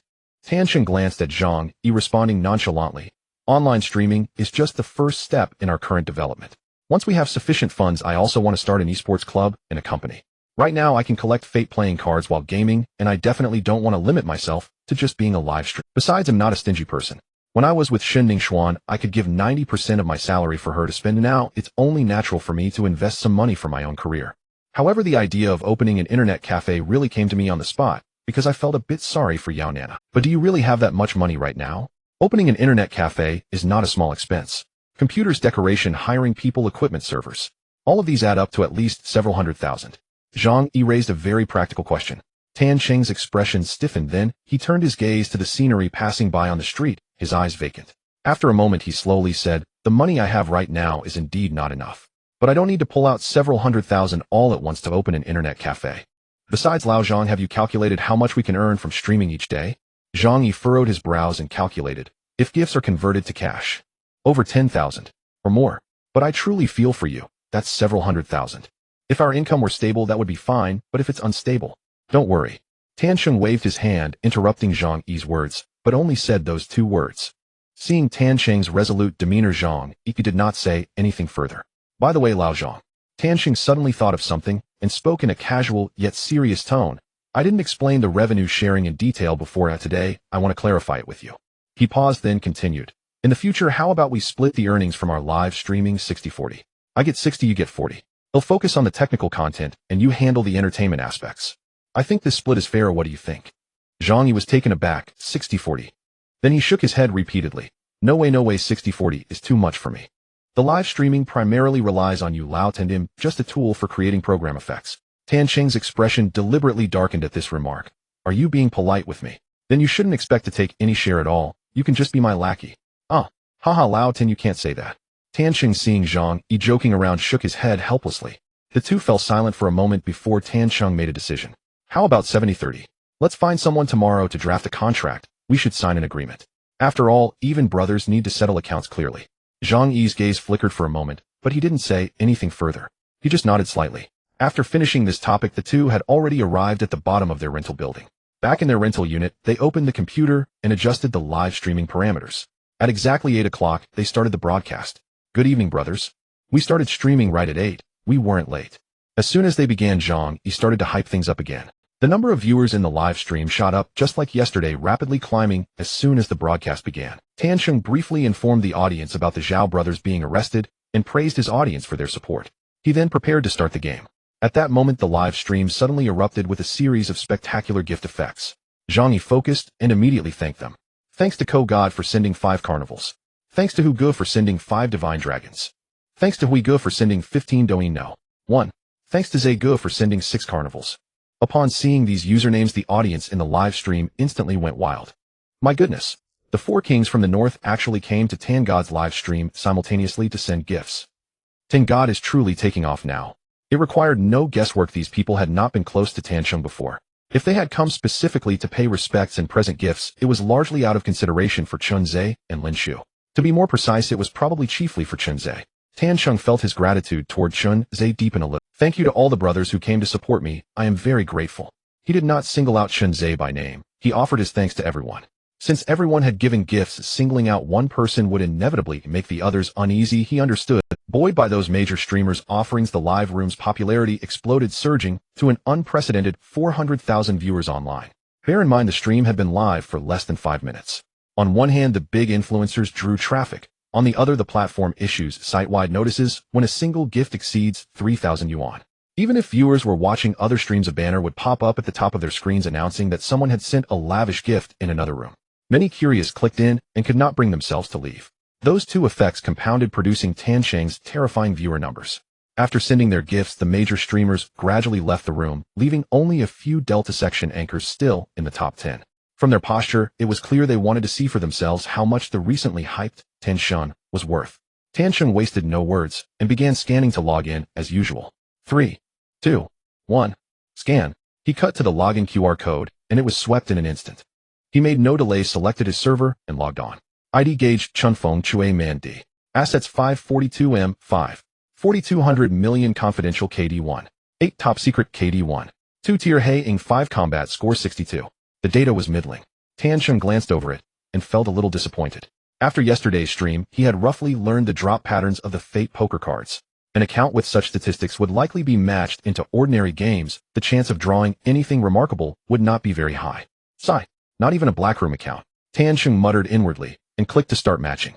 The map was as always. He selected Juemi Hangtian. As for equipment, since obtaining the Qiangshan card 3 sniper rifle amplification, he had completely removed the pistol from his loadout. He brought in 4 Malawian Quachas submachine gun and an M700 sniper rifle. His armor was unchanged, a level 4 hearing helmet paired with level 5 armor of 125 durability. They revived in the large prison. Tiansheng immediately told Zhang, clear the prison area first, then head to central control, clean the outer field, and only then move into the core. That was the pattern they had used in their streams these past 2 days, and it was the mainstream approach for most aggressive players trying to clear the map.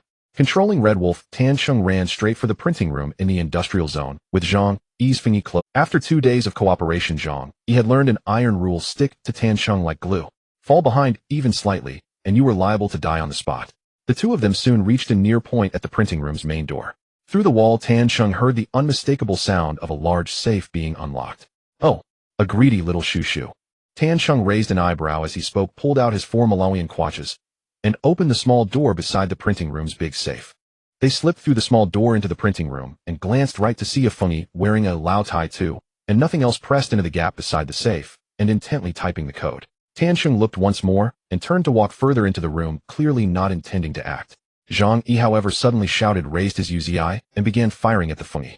Damn, my sworn father and I both touched your face, and you still loot. Give me your life. System Pao Dao Shushu Xiaoi used an Uzi submachine gun to knock down Pao Dao Shushu Danwang. Coincidentally, the safe opened at the very moment the Fengyi fell.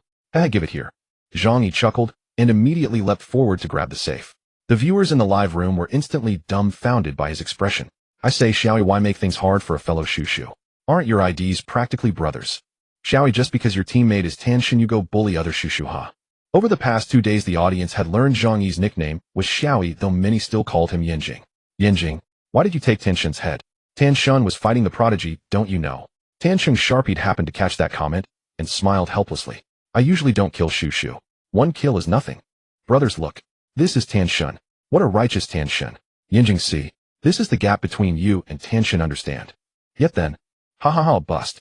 Brother, your drop luck smells so good. Zhang Yi laughed as he inspected the half-figure he had just pulled from the safe, hopping and dancing in front of the prone Fengyi and showing off frantically. His lewd little display seemed to have thoroughly angered the Fengyi across the way. The Fengyi was stuck in the gap beside the safe, twisting their head wildly. No one knew what expression the player behind the screen now wore. PFF. I really can't hold it, Xiaoyi, you're terrible. Haha 78 streamer, and 80 Shushu live broadcast. Tan Sheng, don't pick up bad habits from Xiaoyi. Tan Sheng glimpsed the barrage of comments and rolled his eyes, but said nothing as he ran toward the assembly room on the south side of the printing room. The downed player's status read, knocked down, which meant he must have a teammate. Sure enough, just as Tan Sheng reached the junction between the printing room and the assembly room, from the small door in the southwest corner of the assembly room came the crisp report unique to an R93 fitted with a suppressor. Bang! The bullet did not hit Tan Sheng, but Zhang Yi, still holding the bust, let out a pig-like wail. Ow, damn it. Sworn father, hurry and save me. The bust isn't even in the safe yet. Tan Sheng could not be bothered with him. He slid under the connecting staircase and quickly glanced at the battle information in the top right corner. System Su Ling Dianjing God used an R93 sniper rifle to headshot and knock down Pao Dao Shushu Xiaoyi. Tan Sheng's mouth twitched slightly. He suppressed the faint smile that threatened to surface. The live viewers, however, had no such restraint and burst into laughter. Ha ha, it seems that earlier Shushu had a protective patron. The reversal came too fast, I'm dying. Zhubo, why aren't you laughing? Do you dislike laughing? I mean the Xiaoyi next to you. My suggestion to Xiaoyi, change your name to call father, so that when you fall you literally call father, ha. Faced with the audience's taunts and laughter, Zhang Yi's expression grew awkward, but he still retorted stubbornly, I don't listen to what you say. My sworn father saved my life. I wonder what kind of luck that kid Xiao Yi has to be on the same team as God Tan. Exactly. To put it bluntly, even a dog could clear a map with God Tan. Xiao Yi is just a gluttonous pig. When he's not fighting, he's the first to grab food. Facing the ridicule from the barrage, Zhang Yi remained unfazed, saying, Hey brothers, I know you're all envious and jealous of me. But I am a brother who has fought alongside God Tan. Isn't it fair for me to grab some food? So you just followed behind God Tan and dragged him down. I could do that too. Tan Sheng glanced at Zhang Yi, who was interacting with the audience, and shook his head helplessly. Brothers, let's not get caught up in this. Watch my moves next. After saying this, the viewers in the live stream became considerably quieter. Tan Sheng switched to the M700, climbed the stairs, and pre-aimed at the position where the enemy had just fired. However, after knocking Zhang Yi down, the enemy had already changed locations, and Tan Sheng's 37 scope revealed no trace of them. Putting away the scope, Tan Sheng was about to change positions when he inadvertently caught a glimpse of a shiny dot at the second. Tan Sheng's gaze suddenly sharpened. He immediately realized that the dot was none other than sunlight refracted by a high-powered scope without a sunshade. Someone was aiming at him with a sniper rifle. Instinctively, Tan Sheng jumped in place. Then bang! The bullet from the sniper rifle whizzed in and struck Tan Sheng's body directly. The durability of his level 5 heavy armor instantly dropped by half, and his health plummeted to 46, with a chest injury debuff appearing in the status bar. He was lucky to have jumped, otherwise he would have been killed with a headshot by that player. Thinking about how he had almost been caught off guard, Tan Sheng felt a wave of fear. He didn't stay put, and immediately threw a smoke grenade and retreated to the printing room. Damn father, what godly reflexes are these? Zhang Yi exclaimed, and the viewers in the live stream also spammed 666 to express their admiration for Tan Sheng's reaction. But Tan Sheng paid no attention to the praise. He ran to the second floor of the printing room, finally relaxing slightly and starting to restore his status. As he healed, he pondered over what had just transpired. When did my reaction speed become so fast? Reflecting on the experiences of the past few days, it seemed he hadn't encountered a dangerous situation like just now. The only one that came close was when facing Zhao Hu's slap. Could it be the effect of the physical enhancement card? The thought made Tan Sheng gasp slightly. Although that voice hadn't been very clear at the time, he could now roughly guess it. Physical enhancement may not only strengthen physical strength, but also enhance reaction speed, agility, and other overall aspects. When he went to save Zhang Xiaoli, he should have realized this. However, he had been too focused on saving people and later on capturing the Zhao brothers, forgetting this point. Now that he calmed down, he had figured it out completely. One could only say that this red quality fate poker is truly. Having fully healed and repaired his armor, Zhang Yi's health bar was cleared, entering the spectator perspective. Tan Sheng did not rush to save him, as recklessly attempting to save him without clear enemy information would likely result in both of their deaths. Opening the door connecting to the second floor, Tan Sheng looked towards the assembly room across, still seeing no trace of the enemy, which puzzled him. The boss is about to stink. Where are your escorts? He muttered casually, throwing a smoke grenade forward, then sliding in with 2 quick moves into the second floor of the assembly room. Jumping, clearing spots, pre-aiming. After checking the entire second floor of the assembly room, Tansheng saw 2 AI opponents. However, the enemies seemed to have vanished into thin air. There were no footsteps, and he couldn't see any boxes. Just as Tansheng was about to continue searching, gunfire finally rang out from the direction of the third filling area. So they went to attack the third filling area, but their boss is dead. Why aren't they turning back to attack God Tan, and are instead going after others? What kind of operation is this? I don't understand. Which club is this? Let's avoid them. It seems to be Su Ling Esports. I used to love watching their Delta short dramas, but I never expected their protectors to not even care about their boss. The barrage discussion did not affect Tansheng. Upon hearing the gunfire, he sprinted out of the assembly room through the small door. After running out a few steps, Tansheng saw a Luna and a Weilong on the rack in the filling area, wildly shooting at a certain bush. Tansheng raised his M700, directly aiming at the helmet of the Luna. Bang! The reforming spring breeze blows all over the land, using M700 sniper rifle to headshot and knock down Su Ling Esports, who, without any surprises, the Luna fell to the ground. Immediately after, Tansheng aimed at the Weilong. Bang! Shattered head. The Weilong did not die. Facing Tansheng's level 6 M700 bullet, the Weilong clearly had level 6 armor on, and Tansheng's shot gave him reaction time. The Weilong immediately dropped to the ground to avoid Tansheng's. However, although there were railings on the rack in the filling area as cover, the Weilong had indeed hidden most of his body after lying down, but there were still gaps in the railings. A bit of his scalp peeked through the gap in the railings. For an ordinary player, it would be difficult to hit that small gap unless aiming precisely with a high-powered scope. But Tansheng was not an ordinary player. He switched to the 4 Malawian quatches, changed the firing mode to single shot, and casually fired a shot. Bang! The reforming spring breeze blows all over the land, using 4 Malawian quatches submachine gun to headshot and kill Su Ling Esports God Team wipe. This operation instantly led the audience to spam question marks. What the hell? God Tan, do you have to be this outrageous?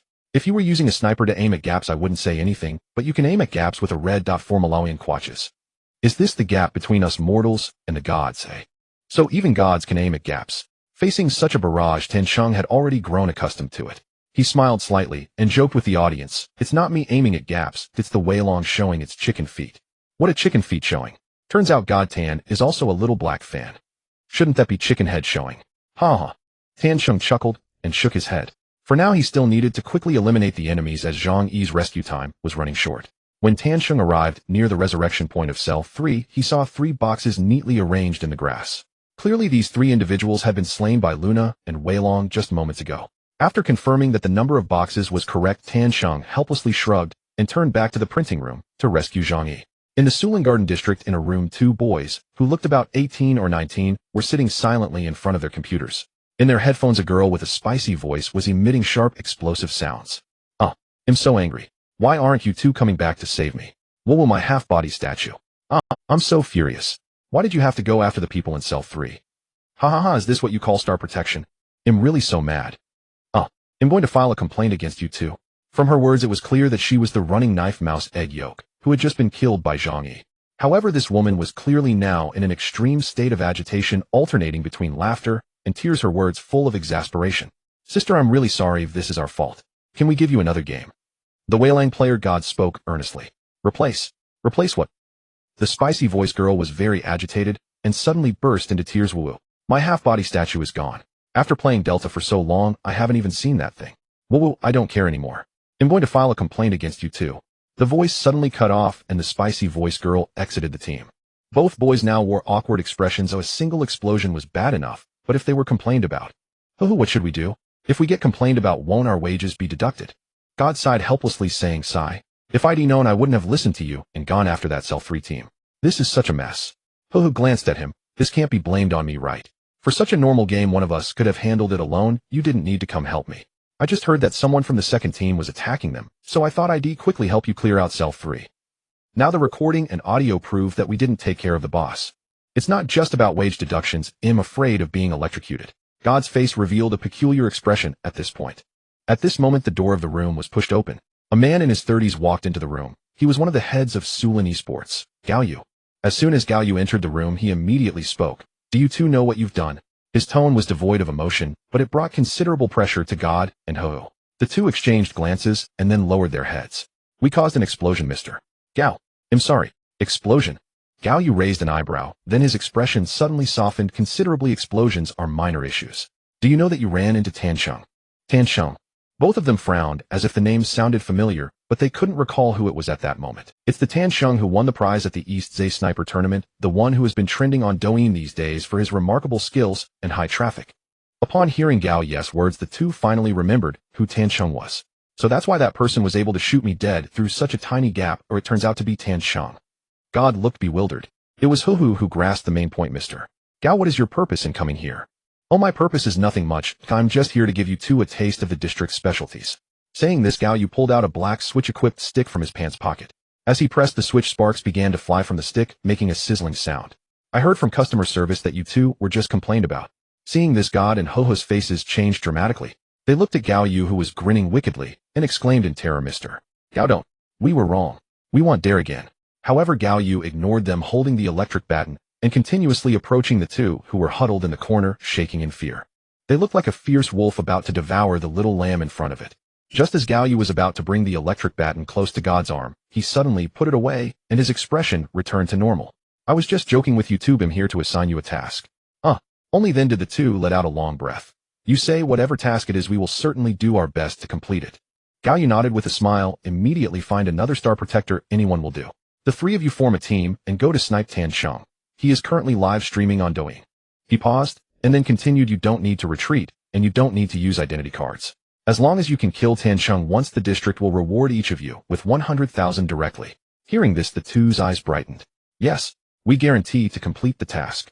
Meanwhile, many esports club players received similar notices. The reason was simple: Tan Sheng's traffic was currently too high. Recently, many major streamers had been showering gifts on Tan Sheng, causing his live stream traffic to soar to the top of the Douyin gaming section. Although this was partly due to some big streamers not having started their broadcasts yet, for a newly rising live stream, Tan Sheng's traffic was a juicy cake for those clubs. If their club's players could indeed kill Tan Sheng, it would serve as free publicity for the club. This was much more effective than usual when they went to those big streamers' live streams to shower gifts and fight for a spot in the top 10. However, Tan Sheng was still unaware that he had already been targeted. Moreover, even if he was truly targeted, Tan Sheng would only feel grateful towards the other party.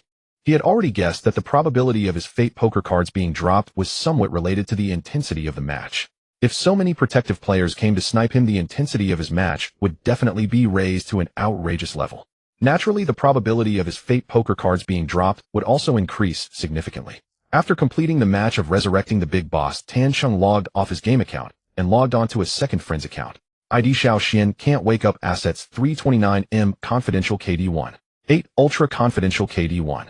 6 rank Delta Peak 7 stars. This account looks quite good. Seeing the data of this account, Tan Sheng couldn't help but feel a bit excited. This should be the best account since that day with the darkroom account. Then wouldn't his fate poker cards have a chance to drop again? Just as he was thinking, Tan Sheng equipped himself properly. Ultra confidential aerospace, starting the game. Tan Sheng respawned at the west zone gate upon entering the game. If no one had secured the gate, he would have had to head straight for the dormitory to force a confrontation. Naturally, Tan Sheng's purpose in streaming for his viewers was to secure eliminations and claim the prodigy title. Thus, neither he nor Zhang entertained the idea of swiping access cards. The moment they touched down, both sprinted toward the parking lot. Simultaneously, the thunderous detonation of a C4 charge echoed from the dormitory respawn point, clearly an attempt to contest the same location. Senior Zhang, take cover in the parking lot. I'll advance alone. And got it. And with that command, Tan Sheng executed a swift slide tackle and dashed up the stairs toward the second floor platform. At the parking lot junction, he lobbed a smoke grenade to obscure enemy sightlines and prevent being pinned down. Yet, even with the smoke deployed as he navigated the stairwell leading from the junction to the second floor platform, he was struck by a penetrating shot, fired by the opponent's Wei Long through the smoke. So aggressive, Tan Sheng furrowed his brow, but said nothing more. After all, an opponent who opened the match by planting C4 and holding angles clearly possessed formidable skill. Glancing at his health bar, he noted the hit came from an AS Val assault rifle. The single round had grazed his arm. His health remained at 87, still robust. He opted not to heal, instead pushing forward immediately onto the second floor platform upon clearing the stairs. The opposing Wei Long was now crouched beside a trash bin beneath the platform, having been too preoccupied suppressing Tan Sheng's entry to ascend in time. Tan Sheng ignored him for now. The positions of the enemy's two remaining teammates remained unknown, engaging the Wei Long atop the perimeter wall, exposing his flank to their fire. After eliminating 2 AI bots on the platform, Tan Sheng focused on auditory cues. Within moments, he pinpointed the second enemy's location, ascending the southern staircase of Building 3. The rhythmic sound of grenade priming strongly suggested a Luna. Tan Sheng swiftly repositioned behind a flower bed atop the platform, just in time. A flashbang detonated precisely where he'd stood moments before. Though shielded by the flower bed, the blast still chipped away at his stamina. With no choice, he retreated deeper behind the cover to restore his health.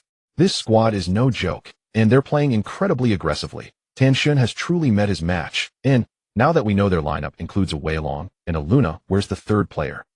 Judging by their coordination, this looks like a bodyguard duo. The third must be the VP, likely dining inside the dormitory. Tan Sheng reached the same conclusion. Given their composition and the third player's conspicuous absence, the most plausible scenario was that he was indeed the protected VIP, currently securing resources inside the dormitory. Senior Zhang circle up via the eastern staircase. They're almost certainly a protection squad, and both enforcers are already here with me. Approaching from the east should be safe. Understood. Zhang nodded and vaulted over the low parking lot wall, sprinting toward the eastern staircase, only to hear gunfire erupt at the stairwell's bend. Rat-a-tat-tat-tat. And oof, damn. There's a lurker here, Zhang cried out. Then a kill notification flashed in the top right corner. Tangzhou Esports Bylon eliminated running knife mouse, Xiao E, with an M14 designated marksman rifle. Tan Sheng's eyes narrowed instantly. He realized the third enemy wasn't a passive VIP at all, but had instead flanked from building 1 directly to the eastern side of the dormitory. Simultaneously, the enemy Luna and Wei Long began advancing. Footsteps confirmed their intent to ascend the western staircase onto the platform. Meanwhile, the footsteps of the player who'd just eliminated Zhang Yi were now echoing up the eastern staircase. They were executing a pincer maneuver, closing in from both sides. It's over. Tan Sheng is surrounded and caught between two fronts. Even Tan Sheng may not. I've watched 3 days straight and never seen Tan Sheng fail a retreat. How will he handle this? I believe in Tan Sheng. Go get him. Tan Sheng paid no attention to the stream chat. Faced with imminent encirclement, his mind raced, and within a heartbeat, a counter-strategy crystallized. He would blind the western staircase with smoke, then confront the eastern threat alone. Without hesitation, from behind the flower bed, he tossed a smoke grenade toward the western stairs, then switched to his SR-3M submachine gun and charged eastward. Emerging from cover, he spotted the Red Wolf player already aiming squarely at his position. Both fired simultaneously, the sharp crack of the M14 and the rapid stutter of the SR-3M erupting in unison. Tan Sheng absorbed 3 rounds. His level 5 armor shattered instantly, his health plunging to just 24. His opponent, however, crumpled to the ground. Xiao Xian Sleepless eliminated Tangzhou Esports Bylon with an SR-3M submachine gun headshot. Even as he dispatched that foe, the footsteps of the other 2 enemies reached the second-floor platform. But the smoke cloud obscured their vision, denying them an immediate follow-up shot. Seizing that narrow window, Tan Sheng slid behind his second flower bed. Yet the enemy refused to grant him respite. The Wei Long advanced under suppressive fire. The Luna primed grenades. Tan Sheng had already expended both smoke grenades. Their cooldown rendered repositioning impossible. The situation appeared hopeless. Yet even in such utter desperation, he refused to yield without a fight. He swapped to his Tier 6 M700 sniper rifle, laser-sighted the advancing Wei Long, and fired. And boom, and headshot. The Wei Long survived, but closed the distance to point-blank range. By then, switching weapons to counterattack was no longer feasible. Flame erupted from the Wei Long's AS Val, inevitable. Tan Sheng fell. Tangzhou Esports ZYY eliminated Xiao Xian Sleepless with an AS Val assault rifle. Team wiped out. Retreat failed. And staring at the 4 crimson words blazing across his screen, Tan Sheng sighed deep. Well, can't be helped, friends. All 3 were fully geared and played flawlessly. I gave it everything I had. And this marked his first failed retreat in 3 days, and his first direct elimination since acquiring the Fate card. To deny disappointment would be dishonest. It's fine, Tan Sheng. You didn't see their in-game ID. That's ZYY, the ace warrior of Tangzhou Esports. Performing this well is already exceptional. And Bylon is also Tangzhou's demon guardian. As for the third Lunas, whose identity remains unknown, their Thunderbolt emblem alone reveals they're undoubtedly a master. In the account owner, no need to hold back, Tan Sheng. If we'd rushed main A just now, would have won. Next round, go straight for 6 AWMs. That'll seal it. Keep going, Tan Sheng. You're already outstanding. Watching waves of comforting comments flood the screen, Tan Sheng felt deeply gratified. This match's defeat sharpened his awareness. He still had vast room for growth. Though bolstered by the Fate poker cards, no opponent could be underestimated. Having chosen streaming as his path, he resolved to rigorously hone his skill. Swiftly regaining composure, Tan Sheng re-equipped and launched into the next match. Meanwhile, at the Tangzhou campus, after ZYY eliminated Tan Sheng, Tang Shiyao, the general director of Tangzhou Esports, burst into delighted laughter. ZYY, you never fail to impress. You've brought tremendous honor to our campus. she exclaimed, beaming. You buy Lon and Bobo. Each receives a 1,000,000 yuan bonus. ZYY nodded. His expression carried quiet excitement, yet he remained silent. He knew full well that his elimination of Tansheng hinged largely on Tansheng not wielding an AWM. Otherwise, even clad in 60-year armor, Tansheng's single sniper shot would have felled him instantly. And if he fell, only Bobo would remain, leaving the outcome perilously uncertain. Let's withdraw. Tansheng's launching round 2. We'll gear up fast and likely collide again. Bailan's voice crackled over voice chat into ZYY's ear. ZYY acknowledged with a grunt, then exited the game and re-equipped. BBFPS live stream room. BBFPS had just received word numerous esports clubs were now targeting Tansheng. He found it intriguing. Brothers, I heard from a friend that clubs across the entire network are now hunting Tansheng. Should I join in and stir up some trouble? BBFPS asked his audience. The response was unanimous approval. Alright, then I'll bring Wenxian and Mike along too. The second match loaded. Zhang Yi suddenly spoke. Father, how shall we approach this round? Tansheng glanced at the respawn positions displayed on the loading screen, then replied, This round we respawn at Lao 3. Enter core via East Suspension Bridge. Understood. As they spoke, Tansheng caught a comment scrolling past. Tansheng, BBFPS Wenxian and Mike have teamed up to hunt you. Huh, hunting me. Tansheng paused, then turned to Zhang Yi. Old Zhang, check BBFPS stream. Are they really targeting us? Though puzzled, Zhang Yi complied immediately. Moments later, he opened BBFPS live stream, just in time to hear BBFPS declare his intent to reclaim face against Tansheng. BBFPS gameplay footage showed the same match loading interface. After carefully comparing mission markers on both maps, Zhang Yi spoke up. Father, BBFPS is indeed hunting us, and they've landed in the exact same match. Tansheng raised an eyebrow. So they truly came after me. Just then the same commentator reappeared. Tansheng, not only BBFPS, but seemingly every esports club online is now hunting you. The comment ignited chaos in the chat. My goodness, is Tansheng guilty of celestial treason? Has he provoked a full network siege? You clearly don't understand. Tansheng currently tops the platform's gaming livestream chart. They're here for traffic. I get it now. No wonder that team last round was so formidable. They came specifically to hunt Tansheng. Tansheng, enable stream delay. Otherwise they'll spectate your screen. That would be unfair to you. Tansheng studied the comments thoughtfully, then shook his head. No delay needed. If they wish to come, let them meet us heathen. As for spectating, let them try. A glint of cold steel flashed deep in his eyes. They seek traffic through ambush. Then let's see whether they possess the skill to claim it. Some viewers called him overconfident, the others hailed him as awe-inspiring, but Tansheng offered no further reply. By then their helicopter had touched down. The match officially began. Once again, Tansheng chose the 4-head 5 armor loadout. Yet he adjusted his firearms SR3M paired with AWM. Last round's failed AWM headshot on ZYY, and the subsequent failed extraction, stemmed largely from subpar weaponry. Thus Tansheng learned from experience and upgraded to AWM. Upon landing, he and Zhang Yi advanced directly onto Lao 3's bridge, clearing the East Suspension Bridge checkpoint. Zhang Yi handled the checkpoint. Tansheng, meanwhile, trained his AWM on the small door of Lao 2's assembly room, the standard flanking position from Lao 2 to Lao 3. Sure enough, as the suspension bridge lowered halfway, a 60-year armored Lunas cautiously poked his head out. Tansheng's reaction was terrifyingly swift. The instant the Lunas scalp appeared, Tansheng fired. Boom! The AWM roared with deep, resonant force. In the next instant, Xiaoxian Sleep's Not Awake eliminated Shui Shui Esports White Ram with AWM sniper rifle. Headshot, Shui Shui Esports. What kind of club is that? Never heard of it.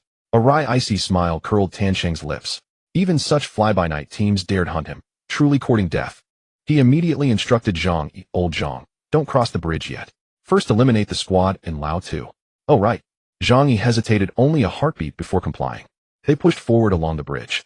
At the blue vehicle beneath the bridge, Tansheng drew his hand cannon and unleashed 3 rapid shots toward the small door where he'd down the Lunas. Dong dong dong. 3 solid impacts echoed. The Lunas was finished off. Simultaneously, footsteps reached Tansheng's ears.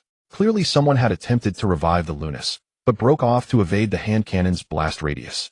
Old Zhang, lay a long smoke. We're pushing in. Tansheng didn't rush forward recklessly. He issued the order instead. Got it. Pulling curtains. A thick, elongated smoke cloud erupted. Tansheng charged through it toward the assembly room. Suddenly gunfire erupted from the hoist chamber. Undoubtedly the squad's 3rd member firing through the smoke to intercept Tansheng's advance. Tansheng's gaze hardened. Through smoke. Let me show you what true smoke penetration looks like. Guided solely by the gunshot's direction and instinct, he swung his laser-sighted AWM and fired a single precise shot. Boom! Xiao Xin sleeps not awake eliminated Shue Shue Esports Black Dragon with AWM sniper rifle. Headshot. Without pausing, Tan Cheng continued to rush towards the assembly room after knocking down that person. This swift and decisive counterattack ignited the emotions in the live broadcast room. Oh my. Tan Shun is really angry. Tan Shin may not say it, but he must be holding back a lot, right? With so many people trying to snipe him for views who wouldn't be annoyed. If they really had the skills it would be fine, but what is this Shue Shue Esports? Just the name sounds like a low-tier club. They have no level, and still come to join the fun purely asking for trouble. Who was saying Tan Shun was showing off? Open your eyes and look, is this showing off? This is pure hard power crushing. Tan Sheng ignored the comments and charged into the assembly room. Listening carefully, he deduced that the player responsible for saving others had retreated to the second floor. Meanwhile, the only remaining Wei Long on the second floor could only curse inwardly. Damn it, in this game I did nothing, and my two teammates are already down. How am I supposed to face Tan Sheng, who wields an AWM? But no matter what, he was still a protector and had the skills to back it up. Hearing Tan Sheng's footsteps approaching the first floor door, he quickly pulled out his AWM and peeked in the direction of the sound. However, as soon as his head peeked out, Tan Sheng's AWM bullet had already firmly lodged itself in his mouth. Xiao Xian was caught off guard and used the AWM sniper rifle to headshot Shue Shue Esports. Jin Neo team wiped. From knocking down the first Luna to killing the last Wei Long, including the time spent rushing, it all took less than 40 seconds. With the aid of the Gun God card, 3 Tan Cheng holding the AWM was terrifying enough to make one's scalp tingle. He casually rummaged through the boxes, and all 3 players had 6 full sets, all equipped with T0 level weapons and AWM. Seeing this gear, the audience suddenly felt that after Tan Cheng picked up the AWM, killing such a 6-set escort team was as effortless as slaughtering chicks. After removing all the AWM bullets from the opponents and placing them into the safe, Tan Cheng called out to Zhang Yi and rushed back toward the bridge. Just as they reached the bridge, a gunshot suddenly rang out from the direction of the hoisting room. Immediately, Zhang Yi's health bar plummeted in the left corner of the team info, leaving only a sliver of health. Shit. Father, save me. Someone is flanking from A. It must be from Lao Da's side. Zhang Yi yelled, and immediately threw smoke on the spot, while frantically pressing X to heal himself. That AWM shot hit his lower abdomen, fortunately not killing him in one blow. He dashed to hide behind the blue car on the bridge, finally letting out a long sigh of relief. That scared me to death. Luckily, I wasn't sniped. Otherwise I'd be dragging my father down again. He murmured, his health finally full after a round of healing. At this point, Tan Cheng had already jumped off the bridge. With only the blue car as cover on the bridge, the view against the enemies from the hoisting room was not favorable, so he decided to press forward and attack. Not letting them into the core area, huh? Then I'll take care of all of you in the prison area. As soon as this team appeared, Tan Cheng's mind started racing. They had cleared the teams at Prison 3 and Prison 2, so this team could almost certainly be identified as the one from Lauda. It seems that this match has filled the prison area with 3 teams, likely leaving the launch area empty, so there's no need to worry about people from the launch area coming over to intervene after opening the bridge. Having sorted out the situation in his mind, Tan Cheng returned to the assembly room. Listening closely to the footsteps, he quickly deduced that there were 2 enemies in the hoisting room and 1 in the printing room. He switched back to the AWM, aiming at the direction connecting to the printing room. As long as the player in the printing room dared to show his head, he was confident he could take him out in an instant. Unfortunately, this team was clearly much more cautious than the previous one. The player in the printing room refused to show his head, and the 2 in the hoisting room had also stopped, seemingly stuck in a position to set up. With the enemy not revealing any openings, Tan Cheng decided to create one himself. He had already switched to 6 sets and still had a spare set of armor in his backpack. So even if he was targeted, he was confident he could take out the enemy before getting killed. Without hesitation, Tan Cheng turned and went up to the second floor of the assembly room, planning to sneak toward the printing room from above and catch that lone player. The 2 players in the hoisting room ran toward the small door of the assembly room, their footsteps stopping at the door. The player in the printing room advanced to the connecting point.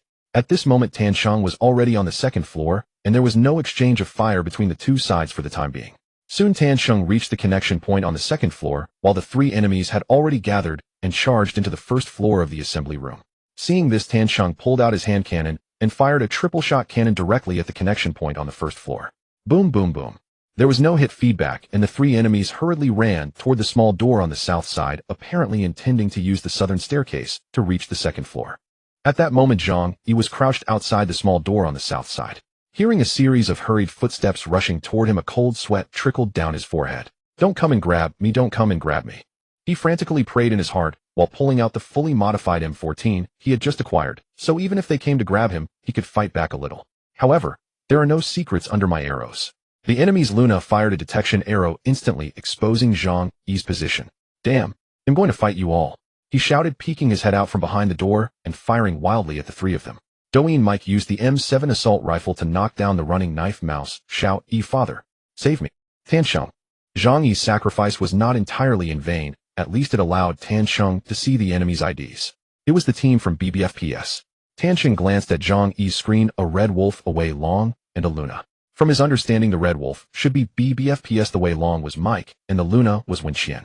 He was so clear about them because after the Chunzhe sniper competition, Tansheng specifically checked out the operators these individuals usually favored.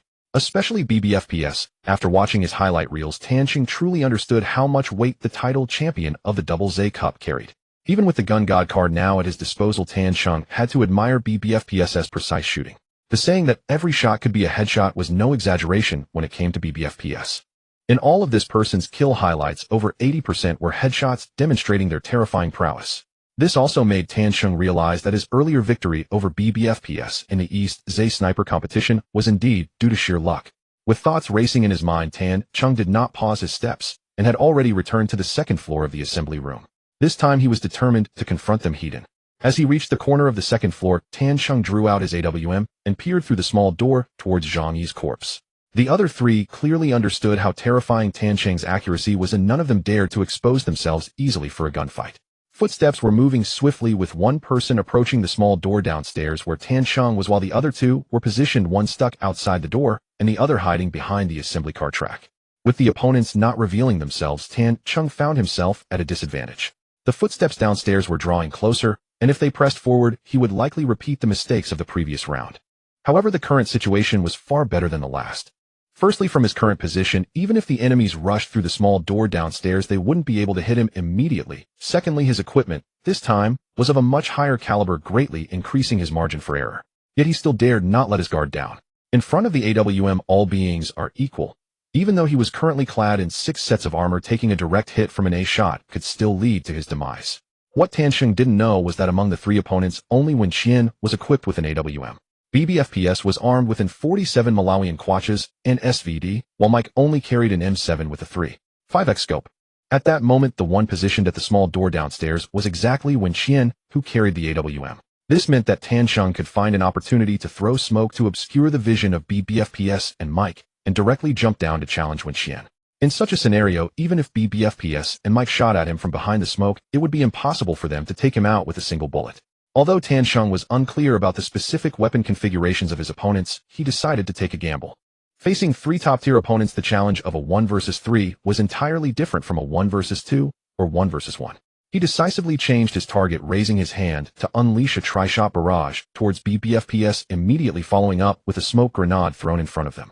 Then he vaulted over the railing and jumped down to the first floor, charging straight towards the small door. Wenxian, an old hand at the game, was a seasoned Luna player known for his exceptional use of items. Hearing that Tansheng was coming down to find him for a onion, he immediately pulled out an electro arrow and shot it at the entrance of the small door. The purpose was clear: to slow down Tansheng's attack tempo. After launching the electro arrow, he quickly took 2 steps back, while pulling out a grenade and preparing to greet Tansheng with a full explosive. Meanwhile, upon receiving the signal of Tansheng's advance, Mike, who was hiding behind the assembly car track, immediately peeked out and began to wildly spray bullets into the smoke. BBFPS, on the other hand, executed a slide to position himself behind the blue car outside the small door, ready to provide cover fire for Wenxian. The trio's coordination was seamless, leaving Tansheng with virtually no opportunity to find a breakthrough. Seeing this, Tansheng decisively shifted his target. Now only Mike was facing him directly, although they were separated by smoke, neither could see the other. However, this posed no problem for him. Let's not forget, just a minute ago he had successfully taken out an opponent through smoke. While luck and intuition played a part in that, Tansheng was known for his good fortune. He drew out his AWM, activated the laser, and squeezed the trigger. Bang! Using the AWM sniper rifle, Xiao Xian has knocked out Douyin Mike with a headshot. While it was also through smoke, Mike had fired over 10 bullets, only managing to hit Tansheng once. Meanwhile, Tansheng had fired a single shot and brought him down. All of this occurred in the blink of an eye. Wenxian's grenade had barely been primed for 2 seconds when he saw Mike go down. He swiftly retracted the grenade and decided to flank Tansheng from both sides with BBFPS. BBFPS maneuvered with the Red Wolf, quickly sliding to the small door near Zhang Yi's corpse. Wenxian guarded the small door at the bottom of the stairs in the assembly room, watching closely. At this moment, Tansheng had already shed the pressure of being flanked by 3 opponents. Facing 2 enemies, he had much more room to maneuver. Moreover, he was still in near-perfect condition, Mike's previous shot from the M7 had only grazed his armor, barely doing any damage to his health. Tanqing no longer hesitated, pressing X to activate the Red Wolf's ultimate skill. Come forth. He switched to the SR3M and charged straight towards BBFPS. As he started running, he didn't forget to throw a smoke grenade in place. The intention was clear: if when Xian came through that small door, the smoke would obstruct his vision, preventing him from sneaking up on Tanqing.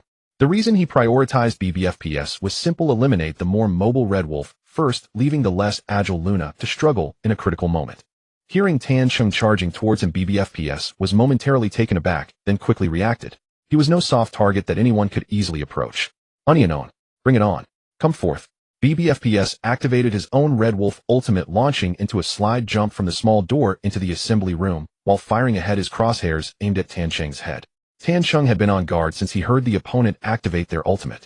As BBFPS jumped out with the explosive flash, he had already aimed his crosshairs at the opponent's head. Tat tat tat. Pew pew pew. In the first wave of gunfire, neither fell. BBFPS used his sliding jump's momentum to fly behind the assembly car track. This exchange of fire happened in the fleeting moment of BBFPS sliding past. In that brief instant, Tanqing's helmet shattered, leaving him with only 48 health points. BBFPS fared no better. His helmet was also destroyed and his health was reduced to a mere 3 points. In this exchange, BBFPS hit Tanqing twice in the head, while Tanqing landed 3 hits. Unfortunately, the SR3's range was too short. At this distance, it had already entered the second level of damage reduction, barely missing the mark. But in this situation, there was no room for retreat. Tanqing charged straight towards the track, determined to take down BBFPS. Even though he was at a slight disadvantage in position, with BBFPS having covered, the difference in health favored him. Hearing Tanqing pursue him, BBFPS had no choice but to throw down smoke and desperately sprint away. However, the cover behind the track was extremely limited, leaving only a narrow straight path. Even though BBFPS had thrown smoke and was frantically dodging side to side, he ultimately fell victim to Tanqing's bullets. Through the smoke, he sprayed bullets. The bullets hit BBFPS's limbs, bypassing his armor. Xiao Xian has knocked out Douyin BBFPS using the SR3M submachine gun. The chat room exploded with comments. Wow. That was spectacular. This counts as the 3rd time Tengad has taken down BBFPS, right? My poor teacher Big B came looking for trouble and ended up being taken down by Tengad again. Only when Xian is left, Tengad is about to get a triple kill. After defeating BBFPS, Tanqing's health rapidly recovered under the passive effect of the Red Wolf's ultimate, quickly returning to 98 HP. Aside from a shattered helmet, he was almost at full health and facing the final opponent. When Xian, he would not be overly. When Xian was preparing to follow up with a shot, but just as he moved, the kill notification for BBFPS popped up. His footsteps came to a sudden halt. He was well aware of the mechanics of the Red Wolf's ultimate, restoring 50 health upon knocking down an enemy. This meant that even if Tanqing was not at full health, he certainly could not be severely wounded. If he charged straight toward the track now, it would be an absolute disadvantage. Realizing this, when Xian unhesitatingly boarded the zip line to the 2nd floor while pulling out a grenade and removing the safety pin. Hearing the noise made by his opponent, Tanqing immediately slid out of the assembly room. He certainly would not stand idly by while when Xian used a grenade to blow him up. Seeing Tanqing slide out the door, when Xian immediately aimed the grenade at the small door. Boom. The grenade exploded at the door, and a hit feedback appeared on the screen. However, judging by the fleeting red shadow of Tanqing, this seemed to have only grazed his health slightly. When Xian did not hesitate, quickly firing another electric arrow at the small door, then vaulted over the railing to jump down to the 1st floor, pulling out his AWM as he leaped through the small door. From this position, although there were large patches of grass obscuring visibility outside, Tanqing was currently under the effect of Luna's electric arrow, revealing his location. At the moment when Xian jumped out with his AWM, it had already locked onto Tanqing's figure, and the bullet was fired at the same instant. However, Tanqing also switched to his AWM and almost simultaneously pulled the trigger. Bang! Bang! 2 gunshots rang out, ending the battle. Xiao Xian can't wake up used the AWM to score a headshot and kill Douyin when Xian team annihilated. When Xian fell, while Tanqing was left with just 1 HP and still alive. The outcome stemmed from the Delta's mechanism against double knockdowns. Whoever fires the fatal shot first can successfully take down the opponent, and even if the opponent's gunfire is sufficient to secure the kill, your health will be forced to remain at the last 1 HP. It was clear that both fired almost simultaneously, but Tanqing was just a moment faster. Damn, father is amazing, Zhang Yi exclaimed, and the barrage of comments exploded in that instant. Tengad is incredible. Fully equipped Tengad is truly terrifying. Tengad is too strong. This is the 2nd time. The Galaxy battleship formed by BBFPS when Xian and Mike has been shattered heated by Tengad for the 2nd time. Tengad is mighty. Other clubs coming to snipe, do you understand? Tan God is not someone you can mess with. Tan Sheng's heart was still racing in his chest. If not for his gun being just a tad quicker, he would have surely been the one to fall last. If he had truly been taken out by Wen Qian's shot, all his previous efforts would have been in vain. Fortunately, he was the victor. Tan Sheng let out a long sigh and began to heal. Those esports clubs secretly spectating with smurf accounts watched Tan Sheng actually take down 3 opponents, eliminating the entire BBFPS team, their faces stiffening slightly. Tan Sheng was too strong. Could the club's enforcers really defeat this person? This thought emerged in each of their minds simultaneously, and some had even begun to consider, should they find a way to bring Tan Sheng to their club? Of course, Tan Sheng was completely unaware of this at the moment. After filling his health, he rescued Zhang Yi. The two of them looted their supplies and finally faced no further obstacles as they stepped onto the bridge heading straight into the core area. In the time that followed, Tan Sheng continued to execute several breathtaking maneuvers. His opponents were all strong enforcers from clubs that had come to snipe. Yet before Tan Sheng wielding the AWM, they were easily handled as if they were mere vegetables.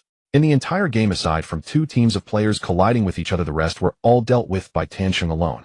With 17 minutes left in the game, Tan Sheng successfully secured 12 kills, clearing the map. Zhang Yi looked at the 5 AWMs neatly stacked in his loot box along with the M7 he had modified to a value of 1 million, and his heart was already blooming with joy. His current earnings had reached 13 million. And this was not the end. Everyone in this game was here to fight, and there was hardly anyone searching the entire core area. If he searched the entire core area, his earnings would only increase. Tan Sheng had already taken the first step. Not for anything else, but wasn't the high-intensity battle of the escort team supposed to boost the drop rate of Fate playing cards? Sure enough, as he ran to the second floor of the buoyancy room, he spotted a playing card, emitting a golden glow, quietly lying on the table. He moved forward to pick it up. Ding! Congratulations, you have obtained a Fate playing card, Spade 3. The Fate playing card is being converted, please wait. Ding! Conversion complete. Congratulations, you have obtained the Gun God card 4. Your proficiency with assault rifles has increased by 1 million times. Thus, Tan Sheng had increased the proficiency of almost all mainstream firearms in the Delta by 1 million times. Now the only ones left to unlock were shotguns, designated marksman rifles, light machine guns, and special weapons. However, he had already collected all 4 suits of the number 3, so how should he unlock the proficiency of the remaining types of weapons? Although aside from the M14 designated marksman rifle, the other 3 were considered niche weapons, Tan Sheng's obsessive-compulsive disorder made it impossible for him to resist wanting to max out the proficiency of all weapons.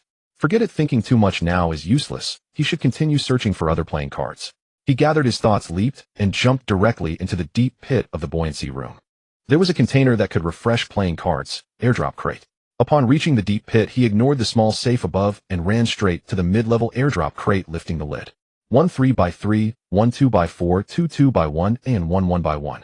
As expected, the 33 slot revealed an armor with 80 durability of level 4. The 2x4 was also unsurprising, being a blue quality solar panel. However, the 2 2x1 slots brought some surprises, a box drip coffee and a premium coffee beans.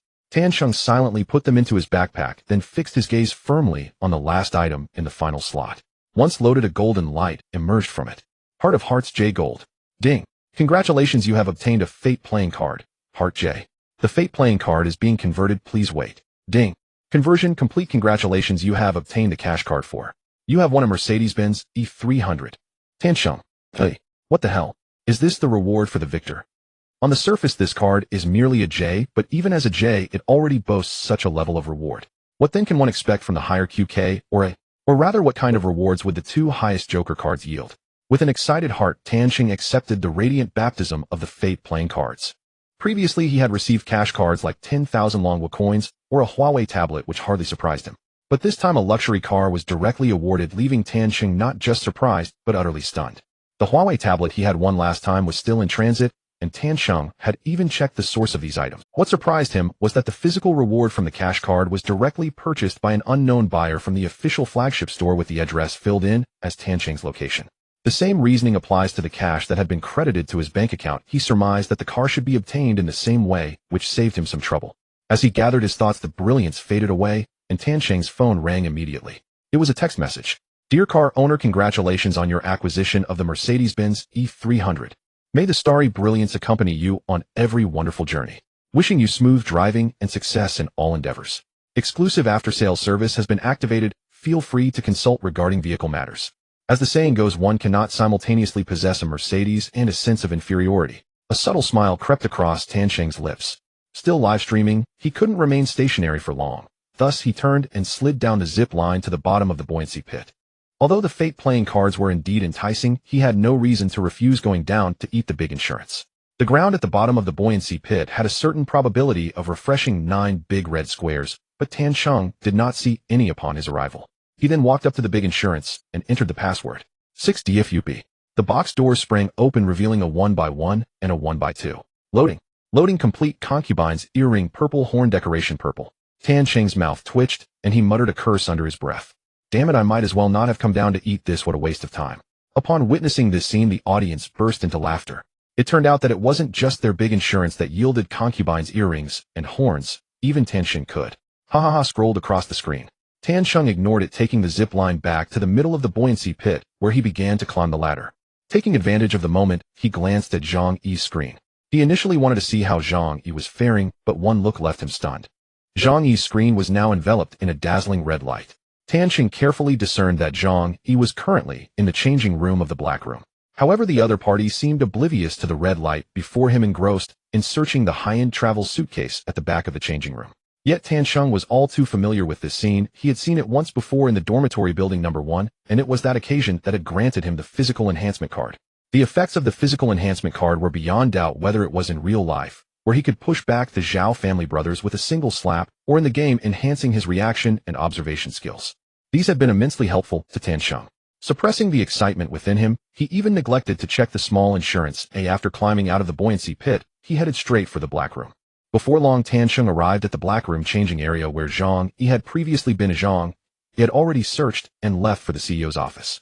Upon arriving, Tan Cheng immediately spotted the playing card lying next to the wardrobe in the changing room. It was identical to the one in the dormitory building, and the dazzling red glow had turned the entire changing room a vibrant red. Taking a couple of steps forward, Tan Cheng picked up the playing card and then opened his backpack. Clubs 2 red. As Tan Cheng did this, the audience expressed their confusion. Hey Tan Cheng, why don't you finish the buoyancy? The medical room and small insurance haven't been done yet. Seeing this makes my obsessive-compulsive disorder flare up. I thought something big was happening over here. Tan Cheng ran all the way over only to pick up a playing card. I noticed earlier is Tan Cheng's obsession with picking up cards. He's already picked up 2 cards and ran all the way over to pick up one from a place that Xiao Yi searched. Oh, what's that about? Ahem, let me explain to the brothers upstairs. Tan Cheng mentioned before that playing cards are his lucky charm. A small portion of the audience had watched Tan Cheng's live stream a few days ago and knew about his penchant for collecting cards, but most of the viewers in the live stream at that time were new and did not understand Tan Cheng's intentions. Even if some old viewers explained it to them, they still expressed their confusion. Tan Cheng had no time to pay attention to the audience's heated discussion. He was immersed in the baptism of the Fate playing cards. Ding. Congratulations, you have obtained the Fate playing card clubs too. The Fate playing card is being converted, please wait. The conversion time for the red quality Fate playing card was longer than that of other qualities, but in order to avoid arousing the audience's suspicion, Tan Cheng did not remain frozen in place. Instead, he pretended to run to the blue room to search for items. Moments later, the voice echoed again. Ding. Conversion complete. Congratulations on obtaining the ability card I. Your. Ding error. Since you do not possess any abilities, the card has been reactivated. Ding. Congratulations on obtaining the ability card I. Since you do not possess any abilities, it has been converted to a telekinesis enhancement, raising your telekinesis to level 3. What on earth is this? After hearing the voice's introduction, Tan Cheng was completely baffled. What abilities, what telekinesis? Is this guy filming a movie? Why is it getting increasingly bizarre? While he was complaining internally, a red light point suddenly pierced into his forehead. In the next moment, a kind of experience completely different from before exploded in Tan Cheng's mind. There was no inexplicable comfort, only a refreshing sensation, one so cool that it made Tan Cheng shiver. It was akin to the feeling of consuming mint candy, where the coolness would rush straight to the crown of one's head. The source of this refreshing feeling lay right at Tan Cheng's crown. This sensation was extraordinarily marvelous. Within just a second or two, Tan Cheng completely adapted to this coolness. He steadied his mind and looked at the computer monitor, suddenly experiencing a peculiar illusion that he could not quite articulate. He felt as if his mental power, or perhaps his consciousness, could penetrate through the screen and enter the game. As soon as this feeling emerged, Tan Cheng found it hard to contain himself. However, thinking about the live stream and the tens of thousands of viewers watching, he realized that if something truly happened, he wouldn't be able to explain it. But who could resist trying something that felt almost like a superpower when an ordinary person suddenly came into contact with it? Curiosity ultimately outweighed rationality. He had no intention of doing anything outrageous. He just wanted to try it, to gently reach out. His mind stirred as he subtly directed his consciousness towards the screen. He felt as if an invisible hand slowly extended from his brow, silently moving closer to the screen. Closer and closer. Just as the hand was about to touch the screen, whoosh. The entire room was suddenly engulfed in darkness. What the hell? Why did the power go out? Zhang Yi's startled exclamation erupted from the darkness. Tan Sheng sat in his place looking embarrassed. Damn, what the hell is this? He cursed inwardly but forced himself to act calm, saying, What's going on? Why did the power suddenly cut off? Did the circuit trip? As he spoke, he stood up pretending to check the circuit breaker. However, Zhang Yi could still detect a hint of unease in Tan Sheng's tone. But he didn't think much of it, turning on his phone's flashlight and following along. Meanwhile, Tan Sheng's live stream was left in confusion. The audience was engrossed in the stream when suddenly the screen froze for a moment, followed by a complete blackout. The viewers were left bewildered. Once a Douyin live stream ends, viewers cannot send bullet comments again, and since Tan Sheng had not posted any content, there was nowhere for them to vent their frustrations. As a result, a flood of messages poured into his private messages, with many asking what was happening. But even those messages went unread by Tan Sheng. In less than 3 minutes, the live stream lit back up. As soon as it started again, viewers flocked in. Tan Sheng awkwardly explained, I'm really sorry, brothers, the power just tripped. Oh my god, Tan Sheng is such a big streamer, can't you find a decent place to stream? And what's with the power tripping? Exactly, Tan Sheng, with such high viewership earlier, restarting now leaves only 30,000 viewers in the stream. I think you should rent a better office building, Tan Sheng. Look at other streamers who still streams from home. You never know when power might cut off or the internet might go down. It could really delay things. Looking at the viewers' comments, Tan Sheng felt somewhat helpless. If he hadn't felt compelled to test that so-called telekinesis, this wouldn't have happened. However, these comments served as a reminder. He really needed to find a dedicated place to stream. Not to mention Zhang Yi had been crashing at his place for the past few days, which was already quite inconvenient. This room was previously shared by Tan Sheng and his ex-girlfriend, and it only had a double bed. Over the past 2 days, they had been squeezed together to sleep. Zhang Yi hadn't gone home for a simple reason. His home was too far from Tan Sheng's. Meeting at the internet cafe before was fine, as it was roughly equidistant for both of them, and Zhang Yi could get there in half an hour by bus. But if he came to stream at Tan Sheng's house, he'd have to take multiple buses, making the round trip take at least an hour or two. Tomorrow he was supposed to discuss the internet cafe location with Yao Nana, so he might as well decide on the streaming venue as well. Tan Sheng immediately made up his mind. He retracted his thoughts, getting ready to log back in. But just as he moved, he froze. The previous account was randomly grabbed by a viewer, and he had no idea whose account it was. Now that the power went out and the connection was lost, that account was completely unrecoverable. Zhang Yi had already reconnected to the game, but when Tan Sheng managed to join back, only a little over 5 minutes were left in the match. Seeing that the heart and blue chamber evacuation gates had not yet been pulled, he felt like crying without tears. My hand is working so hard. Compared to Zhang Yi's concern over losing some half coins, Tan Sheng was more worried about the drop rate from the earlier match, the drop rate of the Fate Poker. Though he had only picked up 3 cards, 2 of them were of golden quality, and 1 was red quality. This assured him that the drop rate from that game was definitely not limited to just that. But thinking about it now was pointless. With so many people in the live stream, it was almost impossible to recover that account and scan it back in 5 minutes. Curiosity truly killed the cat. Tan Sheng sighed helplessly. However, on second thought, at least he had managed to grab 3 cards, which wasn't too much of a loss. With that thought, he felt somewhat better. There's no time to pull the circuit back, let's just pack it up, old Zhang, he said, turning to Zhang Yi. Zhang Yi reluctantly nodded in agreement. Tan Sheng then turned to the viewers in the live stream. That account can't be retrieved, but we've got a genius kid already, let's scan for a new account. With that said, he scanned for a new account as per usual. In the following matches, it seemed those big clubs had completely given up on trying to target Tan Sheng after experiencing the previous game. Perhaps it was because the viewership had dropped after Tan Sheng restarted the stream, or perhaps his strength truly intimidated those individuals. As for the small clubs targeting him, Tan Sheng easily dealt with them. None were able to last even a minute against him. However, these things didn't matter much to Tan Sheng.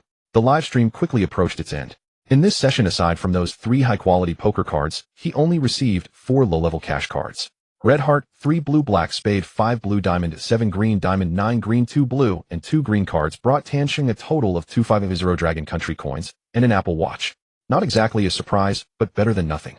After the stream ended, Tan Sheng was just about to head out with Zhang Yi for a late-night snack when his phone suddenly received a message. Opening it, he saw 1103 Guild Leader Teacher Tan Sheng. Is there anything going on? Tan Sheng raised an eyebrow. Above this message was a thank you note he had sent to Chunze earlier, to which the other party had not responded but instead sent this. After thinking for a moment, he replied, I'm very sincere, just finished streaming, nothing going on right now. Does Zega need anything from me? As soon as the message was sent, the other party almost instantaneously replied.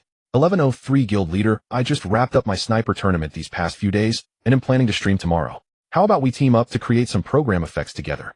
Then he added 1103 guild leader, no need for you to come offline, online is fine.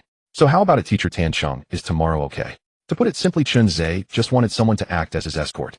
In the past, when he held the Chun Zhe Cup, he would also pull outstanding players from those tournaments to team up for a live stream, so Tan Chung naturally had no reason to refuse.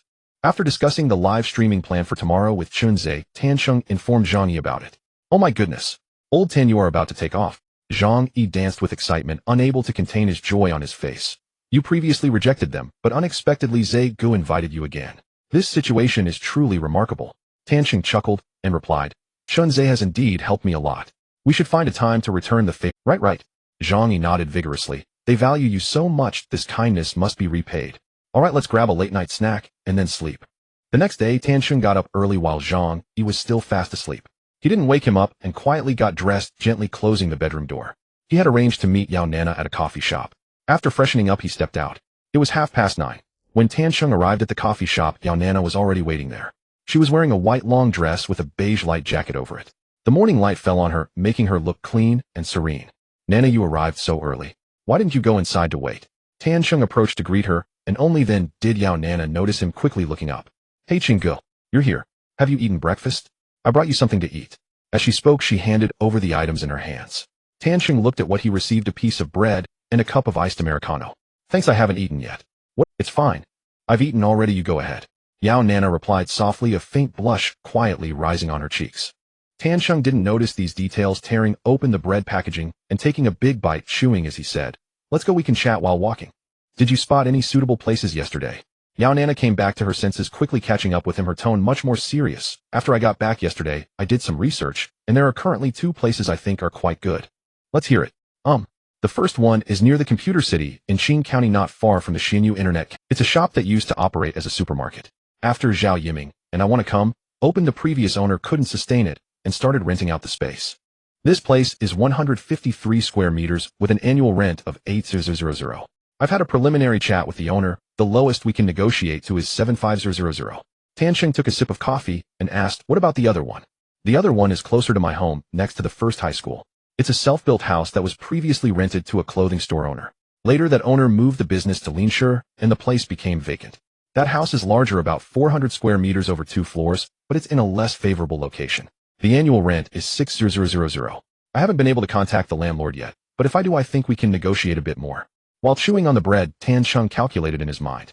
After a moment, he spoke. Let's first check out the first high school area is a bit off. Since we are going to set up an internet cafe, it's better to choose a more bustling location with higher foot traffic. But Chingu, isn't the rent a bit too high, eh?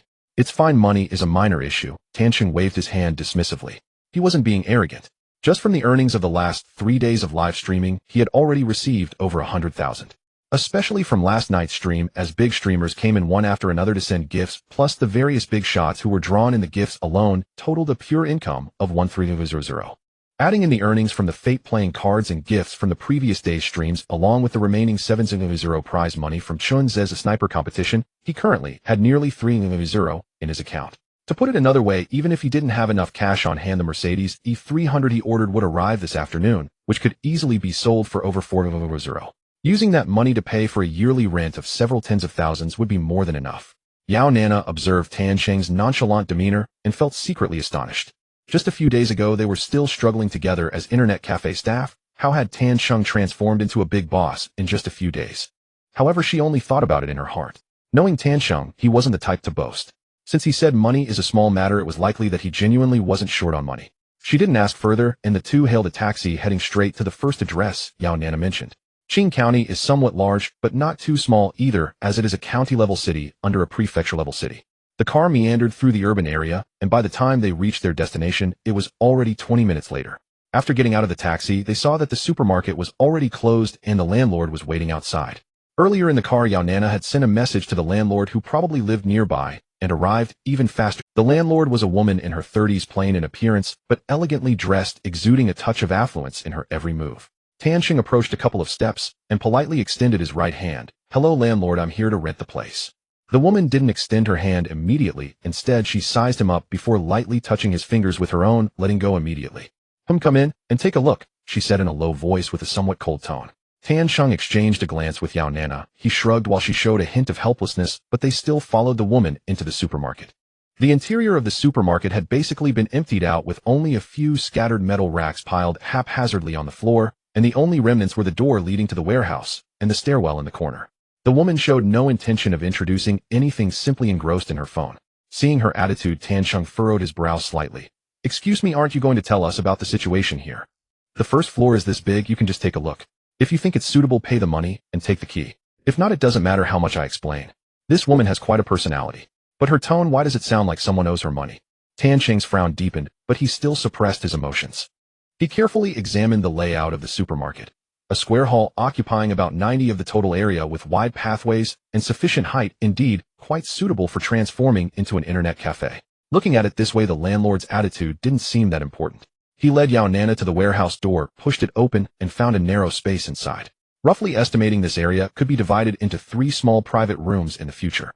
Exiting the warehouse, Tancheng's gaze fell on the staircase beside it. "Is the second floor for rent?" he asked the landlord. "Rent the entire building for an additional 3,000 on top of the original rent." "Deal. I'll scan the payment now." As his voice fell, the woman's previously indifferent expression finally showed a slight change. She lifted her head to look at Tancheng, her eyes filled with uncertainty. "The landlord's name is Li Shui, and she is 34 years old. What Tancheng and Yao Nana do not know is that this woman is actually Zhao's mistress. This shop was originally bought by Zhao, who was a gift for her. Since the supermarket of the previous tenant went bankrupt last month, this space has been empty. At that time, Zhao, who was still around, and Li Shui did not care about this little rent. But now that Zhao, who has been arrested, she has learned from rumors that he is likely to be sentenced to life imprisonment. With her main source of income cut off, she had to start thinking about how to rent out this shop quickly. She initially thought today's tenant would be a small business owner. However, after seeing the way Tancheng and Yao Nana were dressed, she immediately recognized that both of them were wearing cheap street market clothes.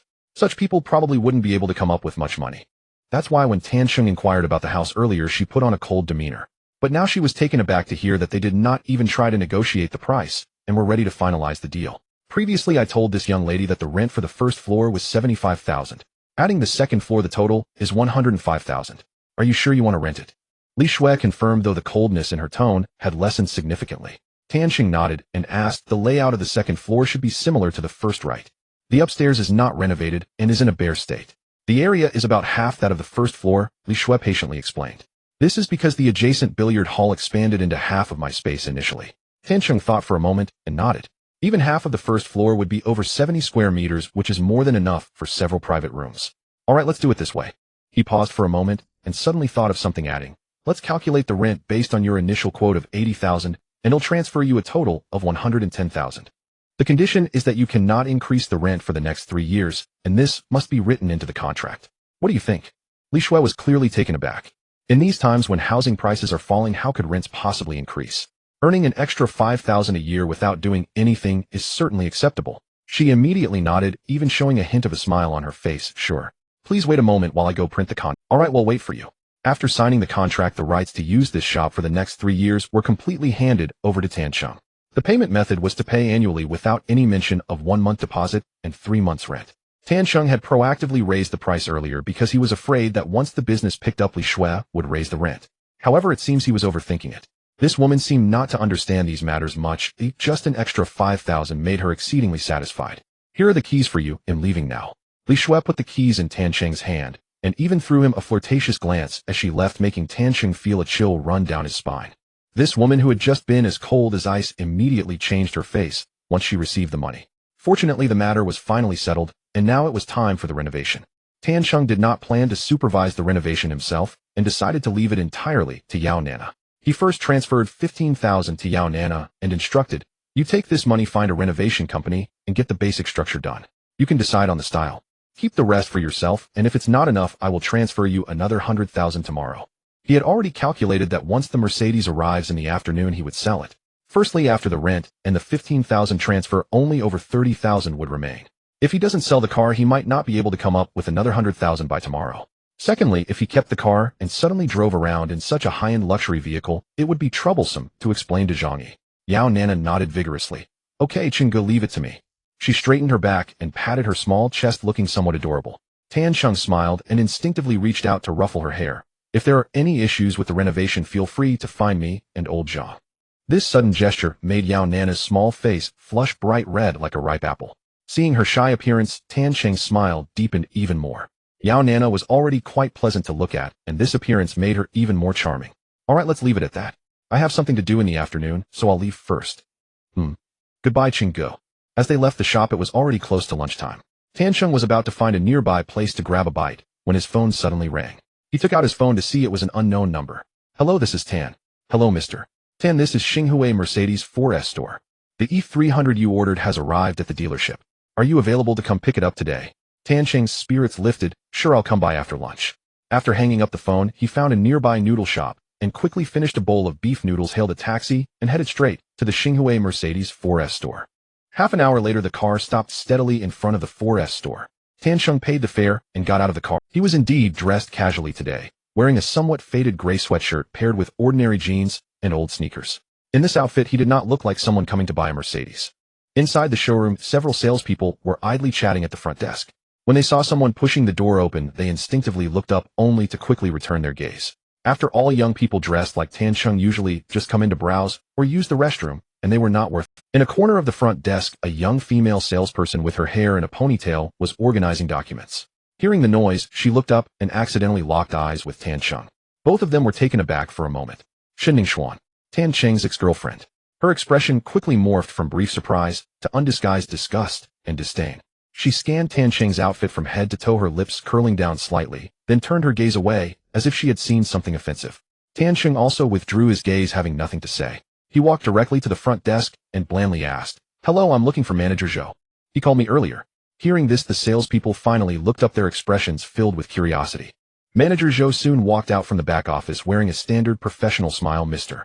Tenright, the top spec E300 you ordered has completed the PDI inspection. Please follow me. As soon as these words were spoken, the salespeople who had previously ignored him were all left dumbfounded. Shinning Xuan abruptly turned her head back, her earlier disdain still not fully masked, shattered by shock and disbelief. The top-tier E300. She instantly recognized it. The most eye-catching vehicle on display, priced at no less than $500,000 yuan. This man she had once scorned for his poverty and callously discarded now stood before her, having just taken delivery of a Mercedes-Benz E300. Tansheng didn't glance at anyone throughout the process. He followed Manager Zhou to complete the paperwork, inspected the car, and posed for a ceremonial photo upon pickup. In the photograph, he stood beside the gleaming new Mercedes, his expression utterly subdued, neither elated nor smug, as though he'd merely accomplished some trivial, everyday task. After the photo, he took the keys and drove the car slowly out of the showroom. Outside the glass facade, Shinning Xuan remained rooted in place, her face a storm of conflicting emotions. He withdrew his gaze without a second look. Though he had no idea why Shinning Xuan was working as a sales representative at this 4S dealership. Well, damn it, this felt exhilarating. A coarse curse flared in Tansheng's mind, yet his lips betrayed him, curving upward in the faintest, most restrained arc. Still, exhilaration aside, business couldn't wait. Before arriving at the dealership, he'd already contacted a used car broker. Now, as he pulled the vehicle out, the broker was already waiting nearby. After brief negotiations, the brand new fully equipped E300 changed hands on the spot for 4,500 yuan. Though it represented a steep discount, new cars typically depreciate by 20% upon registration. This price was fair and reasonable. Tansheng didn't haggle further. He signed the transfer agreement, and the funds landed in his account almost instantly. With everything settled, he hailed a taxi and returned to his rented apartment. He arrived home at 3:30 p.m. Zhang Yi had sent him a WeChat message since tonight's livestream would feature a duo with Dong Zhe. His presence wasn't required, and Zhang Yi would use the free time to pack his essentials and move his frequently worn clothes and daily necessities over. Tansheng replied with a simple okay and tossed his phone onto the bed. The room lay hollow and silent, occupied only by him. He sat motionless in the chair, lost in thought. From securing the shop lease that morning to picking up the car at noon, then flipping it for cash, all within a single day, it felt like having fought an entire campaign. His mind remained sharp, but his body ached with quiet fatigue. Yet idleness made his fingers itch. Glancing at the clock, he saw hours remained before tonight's stream. After a moment's consideration, he powered on his laptop and logged into Delta. His in-game ID, "Fuck This Love," flashed on screen, instantly evoking the image of Shinning Xuan standing speechless in the 4S showroom. She must be racked with regret right now. In truth, Shinning Xuan was feeling a pang of remorse, but swiftly regained her composure. Even if Tansheng truly struck sudden wealth and bought an E300, so what? Her new boyfriend was no slouch. His car might not match the E300's prestige, but he earned 20 to 30,000 yuan monthly, and had secured her this respectable position as a Mercedes sales consultant. Such a man ranked among the finest prospects in Qing County. Tansheng neither knew nor cared about Shinning Xuan's inner calculations. The moment he saw her today, he realized, fully and irrevocably, that he'd let her go. 2 days earlier when he'd changed his game ID, a lingering sorrow still clung to him. Otherwise, he never would have chosen such a crude, defiant name. So now, staring at those characters again, he resolved to change it once more. Douyin Tansheng, confirmed. Name already taken. Please choose another. Tansheng muttered under his breath. Douyin Tansheng, confirmed. Name already taken. Please choose another. After 4 or 5 attempts, his final ID settled on Douyin Tansheng. There was no help for it. Thanks to his recent live streams, he'd become widely known among Delta players. The name Tansheng had already been claimed by others. With the new ID set, he prepared to jump into a match. He browsed his inventory, overflowing with 6 full loadouts, and decided to run one of them. First to clear space in his vault, second to warm up before tonight's escort duty alongside Dongzhe. 6-piece armor, 6-piece helmet, fully upgraded M7. Loadout finalized. Map selected, classified aerospace facility. After brief reflection, he checked the match with random teammates option. Wouldn't guiding casual players under this new ID boost his grassroots appeal? With that thought, he clicked start. Instant queue. During agent selection, his 2 teammates picked Butterfly and Viper, while Tansheng, as always, chose Red Wolf. As the loading screen appeared, voice chat crackled with a teammate's voice. Ahem, ahem. Anyone with mic? Asked Viper, alias Pineapple King. Yes, I'm here. Can you hear me clearly? Tansheng replied. Loud and clear. Brother, your ID. You're a fan of Tansheng too. Yeah, I am. Tansheng answered, mildly exasperated. Then shifted focus. What about our second teammate? Not speaking. No mic. Silence lingered. Then Viper broke in again. We're respawning at central control. How do we play this? Tansheng arched a subtle eyebrow. That prolonged silence, and Viper's swift pivot, strongly suggested the other two were using private voice chat. But he didn't dwell on it. Private mics among random teammates were commonplace. Having at least one communicative ally, Viper, kept things from turning awkward. I'll hold the second floor corridor. Afterward, I'll push toward core or head to the prison wing. Your call. Tansheng responded just as the loading screen faded. Exiting the aircraft, he immediately shed his helmet and slid left and sprinted straight toward the central control entrance. Viper dropped a C4 charge and accelerated hard behind him. The Butterfly player ascended the red staircase to the second floor to secure the main insurance vault. Tansheng paid little attention to his teammates. He rushed to the central control doorway, re-equipped his helmet, and peered down the second floor corridor. There they were, Luna Gale and another Viper, just emerging onto the corridor catwalk, sprinting across toward the opposite side. Even setting aside his newly acquired gun god card, for which enhanced his rifle proficiency. A standard player wielding a fully upgraded M7 could effortlessly eliminate such flankers, surely landing at least one takedown. And so with a single precise burst of fire, Tansheng dropped all 3. Douyin Tansheng eliminated Viper the Bold with an M7 rifle headshot. Douyin Tansheng downed Arrogant Sister. Douyin Tansheng killed Leaking Luna. Team wiped out. It lasted barely 3 seconds, so fast that the Viper player hadn't even finished raising his scope toward the corridor before collapsing. A cascade of kill notifications bloomed in the top right corner. Viper froze stunned. Holy hell, brother, are you Tansheng himself? Phantom, a fan of Tansheng, someone called. Tansheng replied coolly, then turned and ran toward the sandy street. At this hour, heading that way almost guarantees running into the Lauda squad just leaving the prison zone. Tansheng was playing this round to get his feel back, so he had no intention of rushing to loot. When he reached the container area on the south side of the sand, he peered through the bulletproof glass and saw a Woolyalu player standing on the rockery, aiming in the direction of the printing room. From the equipment, it was obvious this was a bridge camper. Headset cap, G01 tactical ammo pouch, and a fully modified SR-25. Tansheng didn't fire to reveal his position. Instead, he searched for the player's teammate. Before long, he spotted another Woolyalu at the gap in Lauda's wall. There it was, no doubt a bridge-blocking duo. The 2 Woolyalu wore identical gear and were both trained on Lauer, clearly preparing to ambush that team. The moment the Lauer team emerged from the printing room, the SR-25s in their hands would unleash lethal tongues of fire. What they did not know was that Tansheng had already zeroed in on them. After fixing the positions of both Woolyalu, he didn't bother hunting for a third. If he took these 2 down quickly, the third would reveal himself sooner or later. At that moment, Tansheng's 2 Wei Long was a little late. After Tansheng finished off that pair, he had lingered on the central bridge to check movement near the Dai had just finished a big medkit, and then ran over.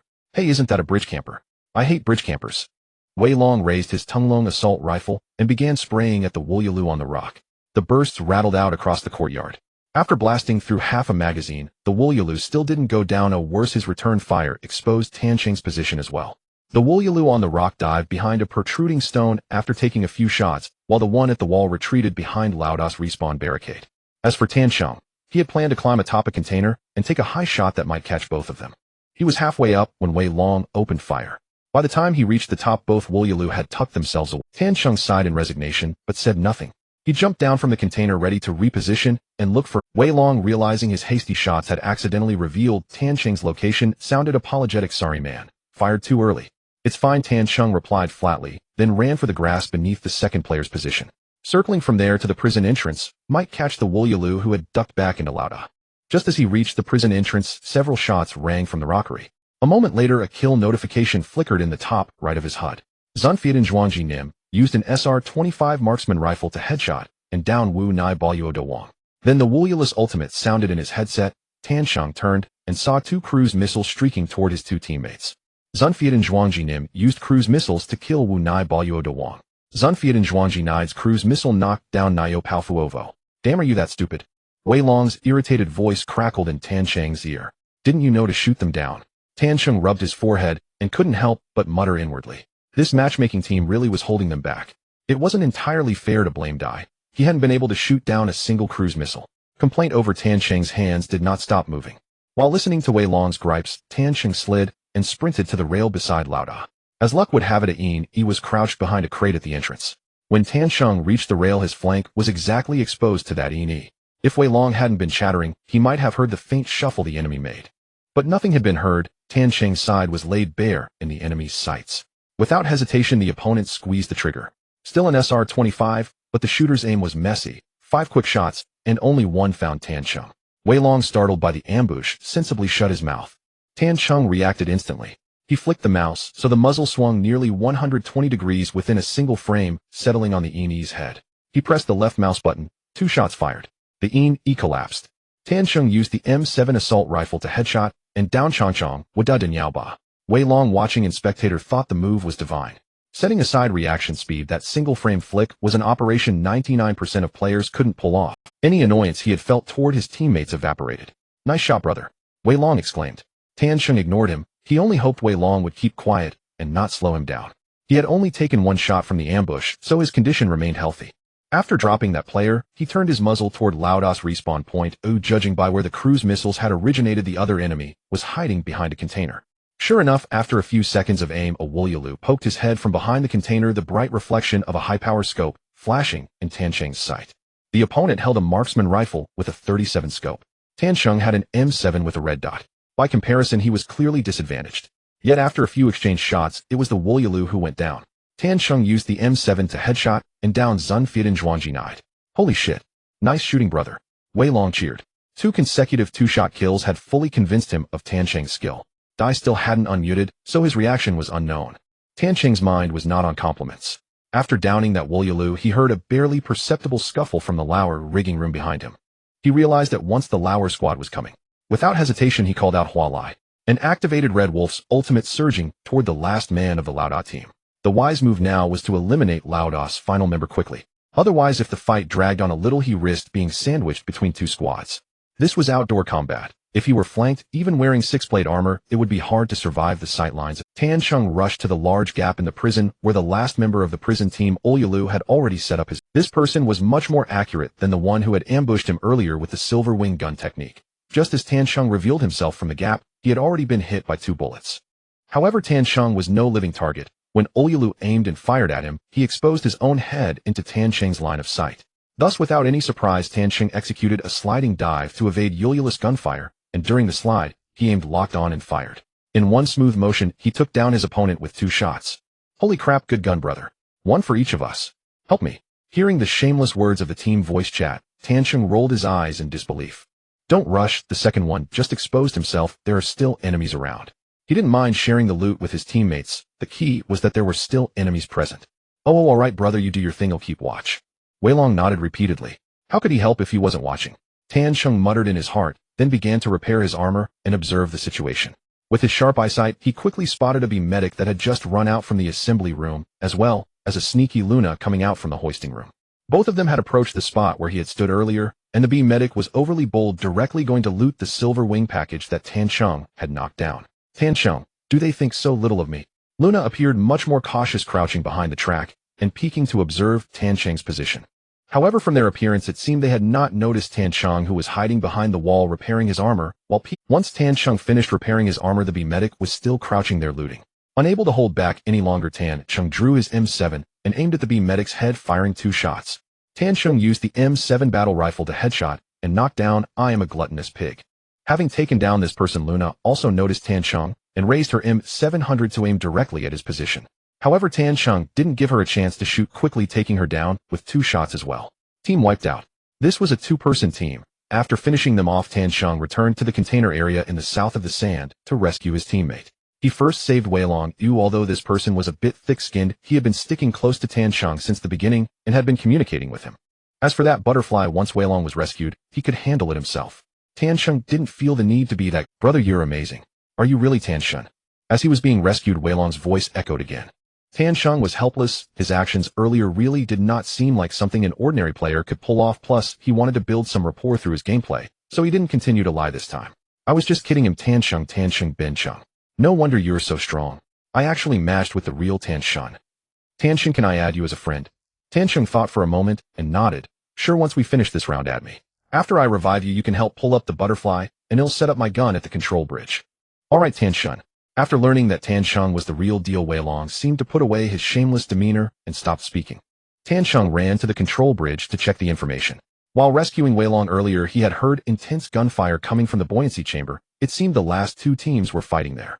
After a quick glance at the information, he saw that one team in the western gate had opened, so the last 2 teams fighting in the buoyancy chamber should be the teams from the west district and the dormitory. The last 2 teams are fighting in the buoyancy chamber. I'm going to mediate. You 2 can loot as you wish once you're up. If all goes well, I'll finish them off and clear the map. Okay. Tan Chung is awesome. Tan Chung chuckled lightly and then set off. After leaving the control bridge and arriving at the buoyancy chamber's entrance, he heard the sounds of rescue from the stairwell above. It seemed that the 2 teams had finished fighting. Tan Chung activated his Red Wolf ultimate ability and ran up. Upon hearing Tan Chung's footsteps, the other party immediately stopped their rescue efforts and ran upstairs. The footsteps stopped in the red room on the top floor of the stairs, and Tan Chung immediately confirmed the information. Only one opponent remained. He shrugged. This kind of endgame was no difficulty for him. Without any surprise, he rushed up the stairs and executed a sliding dive into the red room, ultimately taking down the last remaining bit player. Map cleared. In the following time, Tan Chung began to recklessly loot all the resources in the core area. As for the operator boxes he defeated, he had no interest at all. Given the current situation for Tan Chung, to earn Haver coins was as easy as drinking water. The challenge was how to get his hands on a fate playing card after clearing the map. Unfortunately, his luck in this game was not that great. After searching nearly the entire core area, he hadn't seen a single fate playing card. Tan Chung understood that after all, his little Tang account didn't have any match intensity, so the probability of obtaining fate playing cards was still somewhat too low.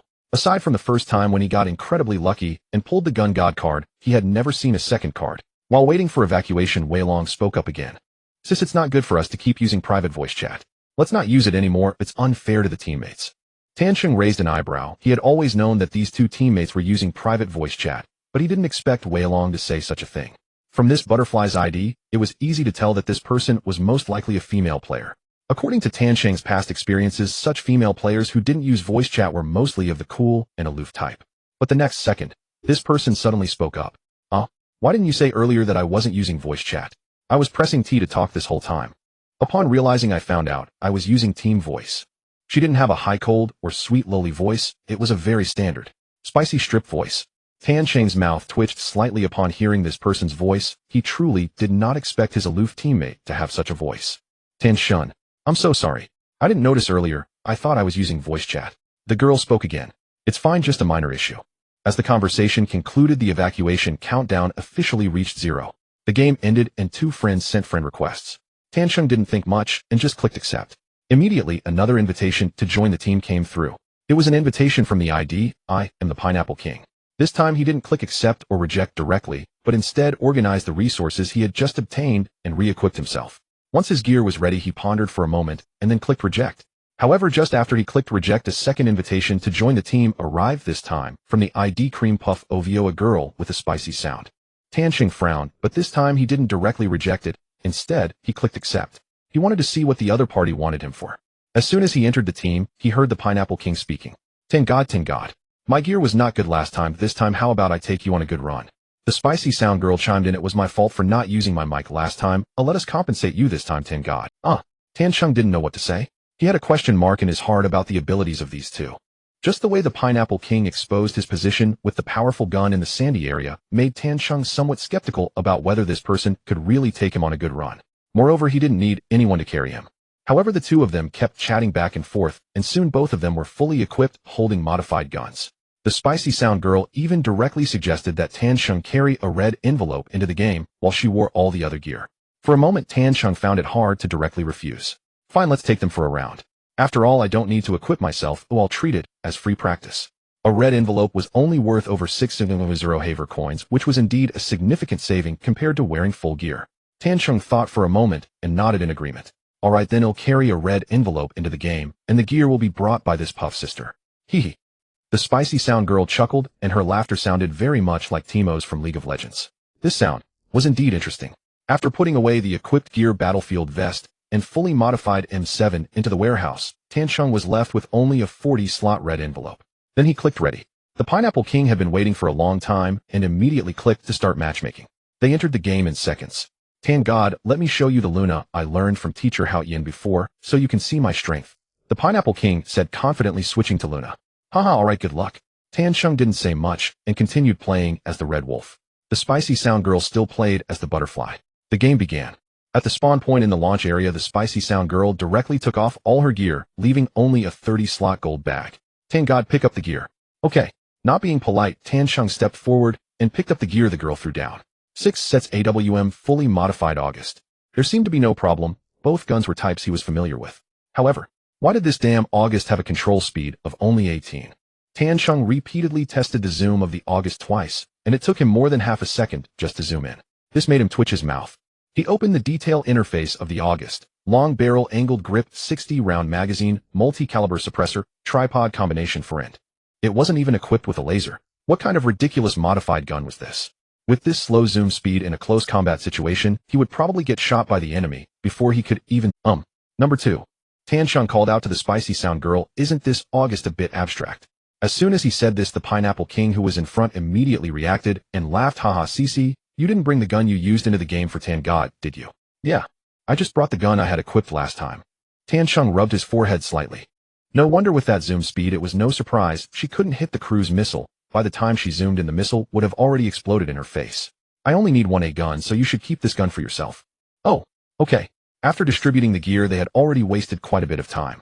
The three of them no longer lingered and headed straight for the core area. Since this was a direct bridge, there were no Haver guards on the bridge, and the three chose to go directly to the Black Room.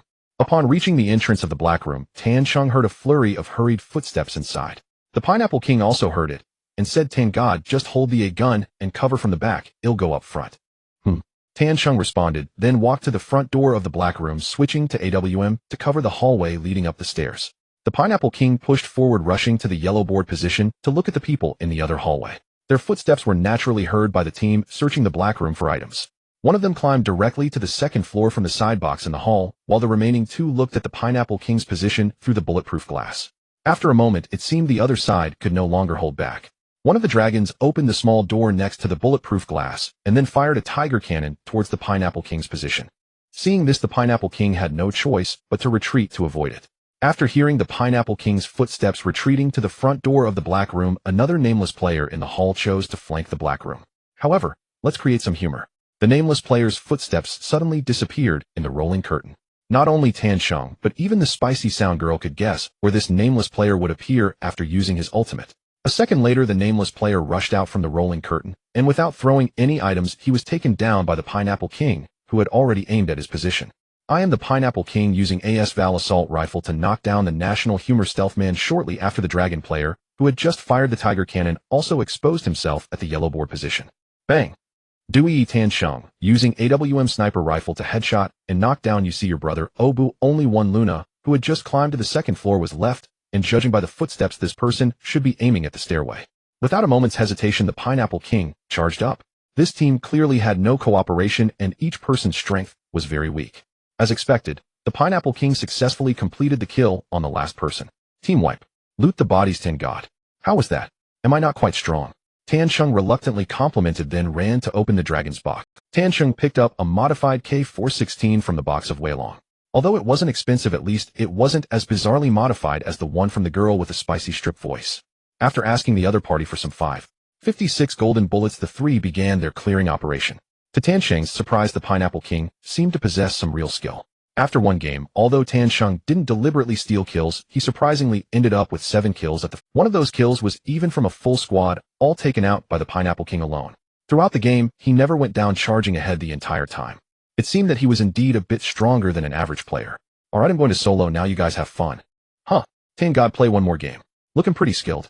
The Pineapple King reluctantly said, just one more. Yes, Tan God, let's play one more. The spicy strip voice girl also chimed in. Here we go again. Tan Sheng helplessly said, we already agreed to just play one game. In preparing for my livestream soon, really can't play anymore, brothers. Hearing this, although the two were still reluctant to let Tan Sheng leave the team, they had no choice but to agree. Alright, Tan God, I'll send you gifts during your stream tonight. Haha, thank you in advance. Tan Sheng laughed, then I'll leave now, we can play again another time. Goodbye, Tan God, see you. As he left the team, Tan Sheng breathed a sigh of relief. He was genuinely afraid that these two would cling to him to keep playing. This wasn't because he didn't want to play with others, mainly he wanted to practice his shooting and find his feel. Playing like this continuously wasn't the same. Not thinking too much, Tan Sheng equipped himself and chose to start a game.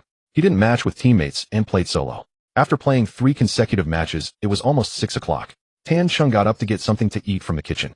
By 7 o'clock, he started his live stream on time. As soon as the stream began, a lot of viewers flooded in. I'm first. Tan God, you're starting pretty early tonight. Are you still fulfilling the dream of the genius boy? A comment popped up and Tan Sheng smiled. I have another program tonight, so I started an hour early. He paused and continued the program to fulfill the dream of the genius boy will be streamed another day. Oh, I think everyone will want to see today's program. What program? By the way, where is Xiaoi? Is Tan God going to do a rescue mission for the soldiers today? I want to see Tan God play at the machine dam. Next door, Hao Yin has already turned into a dam lowly. Haha, you up there are not being sincere. You want to see Tan God get beaten up by the old 6, right? Tan Sheng looked at the comments, revealing a mysterious smile. You'll know in a bit, don't rush. Just as he finished speaking, his phone rang with a WeChat message notification. 1103 Leader Teacher Tan Sheng, come on, add me. My ID is the Sheng Nahan Aoligo. I'm very straightforward, okay? Tan Sheng quickly added Chun Zhe as a friend, and the other party almost instantly accepted. In the next moment, an invitation to join the team was sent. Tan Sheng clicked accept. Hello, Teacher Tan Sheng. As soon as he entered the team, Chun Zhe's voice came through the headset. Hello, Zhe Guim here. Tan Sheng responded. The viewers in the live stream room exploded as soon as they heard Chun Zhe's voice. What? Tan God is teaming up with Zhe Gu for a dream collaboration. Oh, tonight will be exciting. I heard earlier that Chun Zhe was planning to invite 2 major generals to team up, but I didn't expect one of them to be Tan God. Tan God is doing well, able to play games with a big star dog head. The other person is Hao Yin. Oh my God, Tan God plus Hao Yin, tonight's secret space mission is bound to be eventful. Tan Sheng, I shouldn't need to introduce this person to you, right? Teacher Hao Yin, you should know him too. Tan Sheng smiled and nodded. The FMVP of the first Dahong Cup, the #1 Luna on the national server. I definitely know him. Teacher Hao Yin, please take good care of me. You're overpraising me, Teacher Tan Sheng. I've heard your name, the one who captured me 3 times BBFPS. Am also familiar with your reputation, ha. After a brief moment of mutual flattery, the few of them also equipped themselves. Let's play absolute navigation. Just bring in a rifle. Teacher Tan Sheng, Teacher Hao Yin, you two have to protect me. No problem.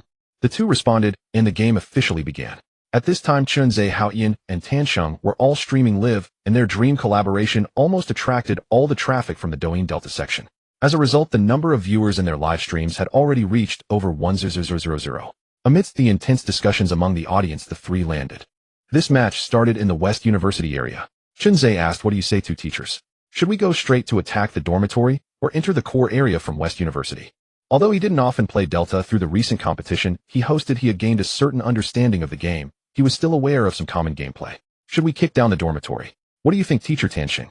Hao Yin asked. I think it's a good idea. Tan Sheng. Without further ado, the two headed straight for the parking lot towards the dormitory building, while Chun Zhe circled around to the east stairs.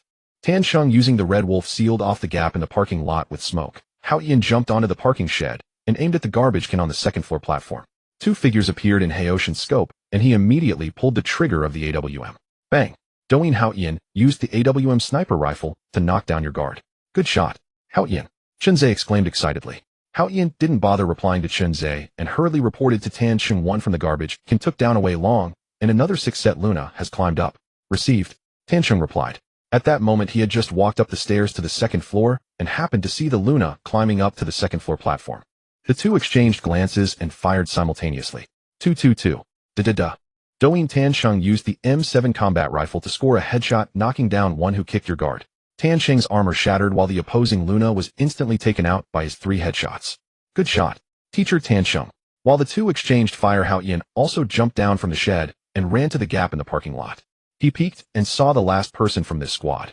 This person was standing at the side of Building 3, directly covering the entrance to the parking lot. Hao Yin merely peeked, and the person immediately opened fire. However, Haoshin's control over his position was so good that the person couldn't hit him at all. "Oh, this kid," Hao Yin muttered teasingly, then said to Chunzhe Zegu, "The last one is here. You can," after saying that he peeked out again to mark a precise target. "Hey, here they come." One can only say that Hao Yin truly lives up to his name. Both his emotional intelligence and gaming skills are indeed remarkable. No wonder he has become a major streamer with millions of fans. With only one person left, it was indeed time to give Chunzhe a sense of participation. He learned that. Tan Sheng muttered to himself, stopping his attempt to find a third person and instead starting to do his nails. At this moment, Chunzhe also made his way up to the second-floor platform via the eastern stairs. He stood atop a pile of grass on the platform, perfectly positioned to see the last person in the team from the side. That person seemed to have been completely drawn to Hao Yin, continuously firing at him while provocatively peeking over the parking lot's wall. "Zegu, don't shoot without aiming. Wait until you have a good shot," said Heibai beside Chunzhe. "Each bullet costs $2, so don't waste it." "Alright, stop nagging. Just watch if I hit him or not." Chunzhe focused intently, his eyes fixed on the opponent. He hesitated to pull the trigger because the opponent kept moving back and forth while shooting at Hao Yin, making it impossible for him to ensure a clear shot.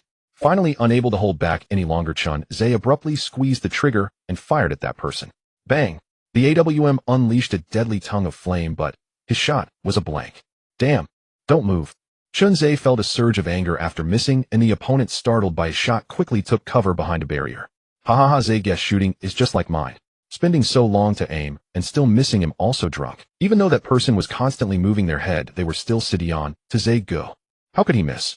This is truly unbelievable. Haha. Seeing the audience's mocking comments, Chunzhe felt slightly embarrassed, his face reddening almost instantly.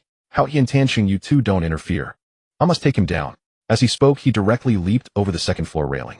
A scream followed. The female medic Chunzhe was using had suddenly become crippled. "What the hell, why can't I move now?" Chunzhe was a bit dazed. He had originally wanted to charge forward like those professional players and pull off a ray gun shot. But why right after coming down had he encountered such misfortune? "Bro, you broke your leg, doesn't that hurt?" "You definitely can't move now," Heibai remarked matter-of-factly. Their conversation prompted a flood of laughter in the live stream. Tan Sheng and Hao Yin struggled to contain their laughter as they explained to Chunzhe. Hao Yin said, "Falling from a high place in the Delta will give you a leg fracture debuff. You'll need painkillers or surgery to walk normally." Tan Sheng added, "Zegu, the reason you saw others jump from high places without issue is that they were playing as the dragon, which has a passive ability that immunizes against the leg fracture debuff from falls." After hearing their explanations, Chunzhe finally understood. But when he opened his backpack, he found only an AWM and a few bullets. There was nothing else. He then helplessly said, "You two go take him down, who I didn't bring any medicine and can't move." Tan Sheng and Hao Yin stifled their laughter and agreed, then they acted together. One was at the parking lot entrance, and the other was on the second-floor dormitory platform, effectively cornering that person. Eliminated the team. "Zegu, take some supplies. I'll check with Tan Sheng to see if anyone is coming from the control center," Hao Yin said, then set off in the direction of the control center, shooting a detection arrow. "Let's go, Tan Sheng." No one was spotted. Tan Sheng nodded and quickly followed Haoshin's lead. The two ran to the entrance of the control room.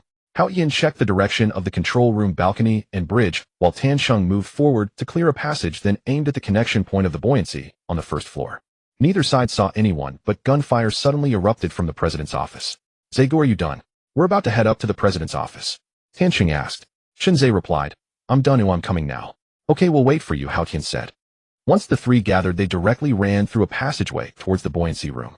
Throughout their journey to the president's corridor, the gunfire and thunder from the president's office had not ceased, indicating that the battle here was still ongoing.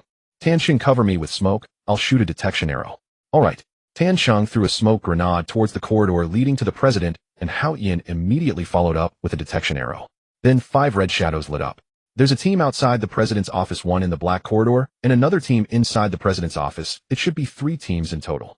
Hao Yin immediately relayed the information while raising his M14, shooting through the smoke at one of the red shadows. Unfortunately, after taking a shot, that person quickly retreated behind cover. "Don't rush, let's fall back a bit. There are too many of them now and fighting could end badly," Tan Sheng reminded. Hao Yin immediately understood. The 3 retreated to a shelf in the middle of the corridor, listening to the information from the direction of the president's office. Their position allowed them to both attack and defend, making it an excellent spot to hold. As for those who were in trouble, it was only the team outside the president's office. For them, one team in the black corridor and another in the buoyancy corridor left them with no escape route. Wanting to enter the president's office, they faced another team inside. With wolves in front and tigers behind, aside from finding a team to blow up, it seemed they had no other options. Otherwise, if two teams charged at them at once, they would have no way to respond. Sure enough, after a minute of stalemate, that team finally couldn't hold back. They decided to attack the president's office.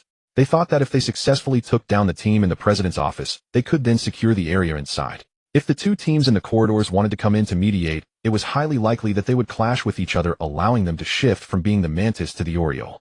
Unfortunately, while their idea was good, reality did not play out according to their script.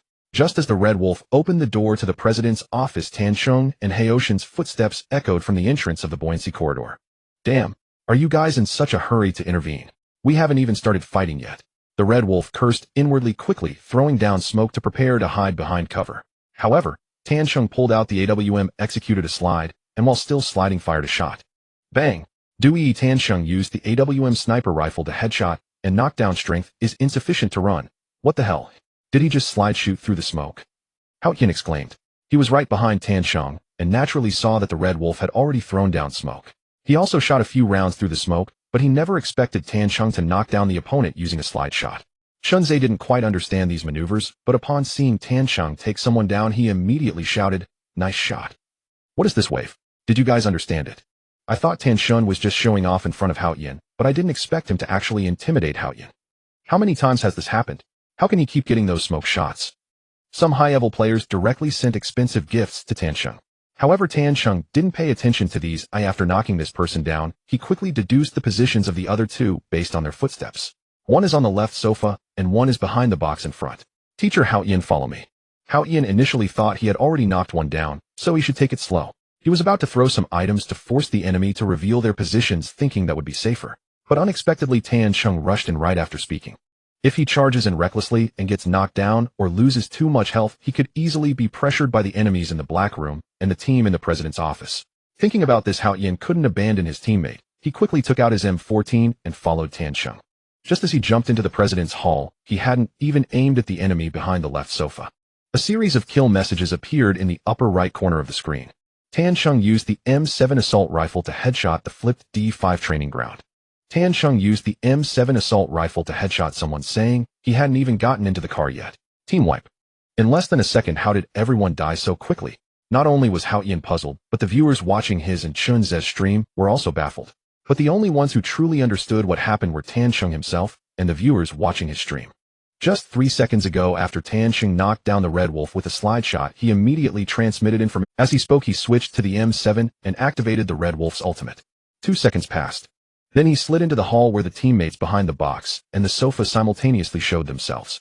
Even before he stood up from the sliding action, he had already shot 2 bullets into the head of the person behind the box, quickly following up with a 180-degree turn and hitting the 2 bullets into the head of the person behind the sofa. At this moment, 3 seconds had passed, and Tansheng had just finished the sliding action and stood up. Not to mention anyone else, even Tansheng himself was astonished by this absurd play.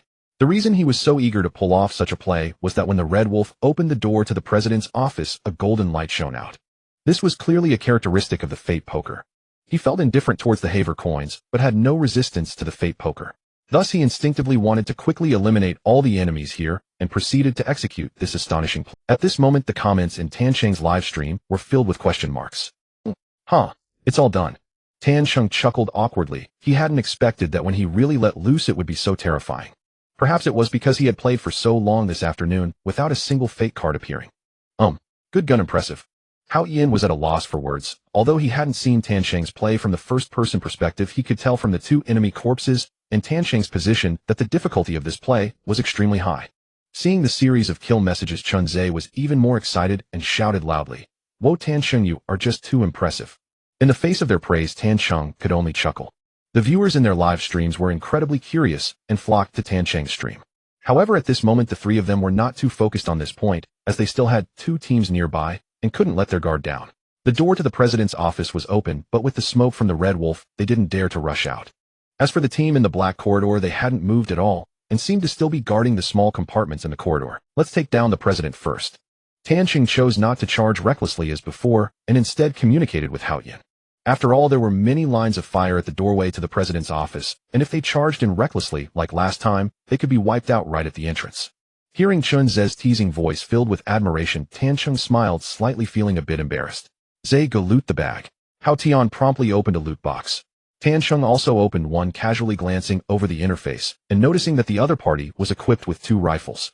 There's a team with dual guns. Counting the ones we just defeated, the area should be cleared now. Hao Tian nodded in agreement, saying, we took down 4 teams, they cleared 1, so indeed there's no one left. Chun Ze was not in the mood to ponder these things, he just knew the area was safe for now, with 2 big shots backing them up. As he felt reassured while looting, he couldn't help but exclaim, awesome, you 2 teachers.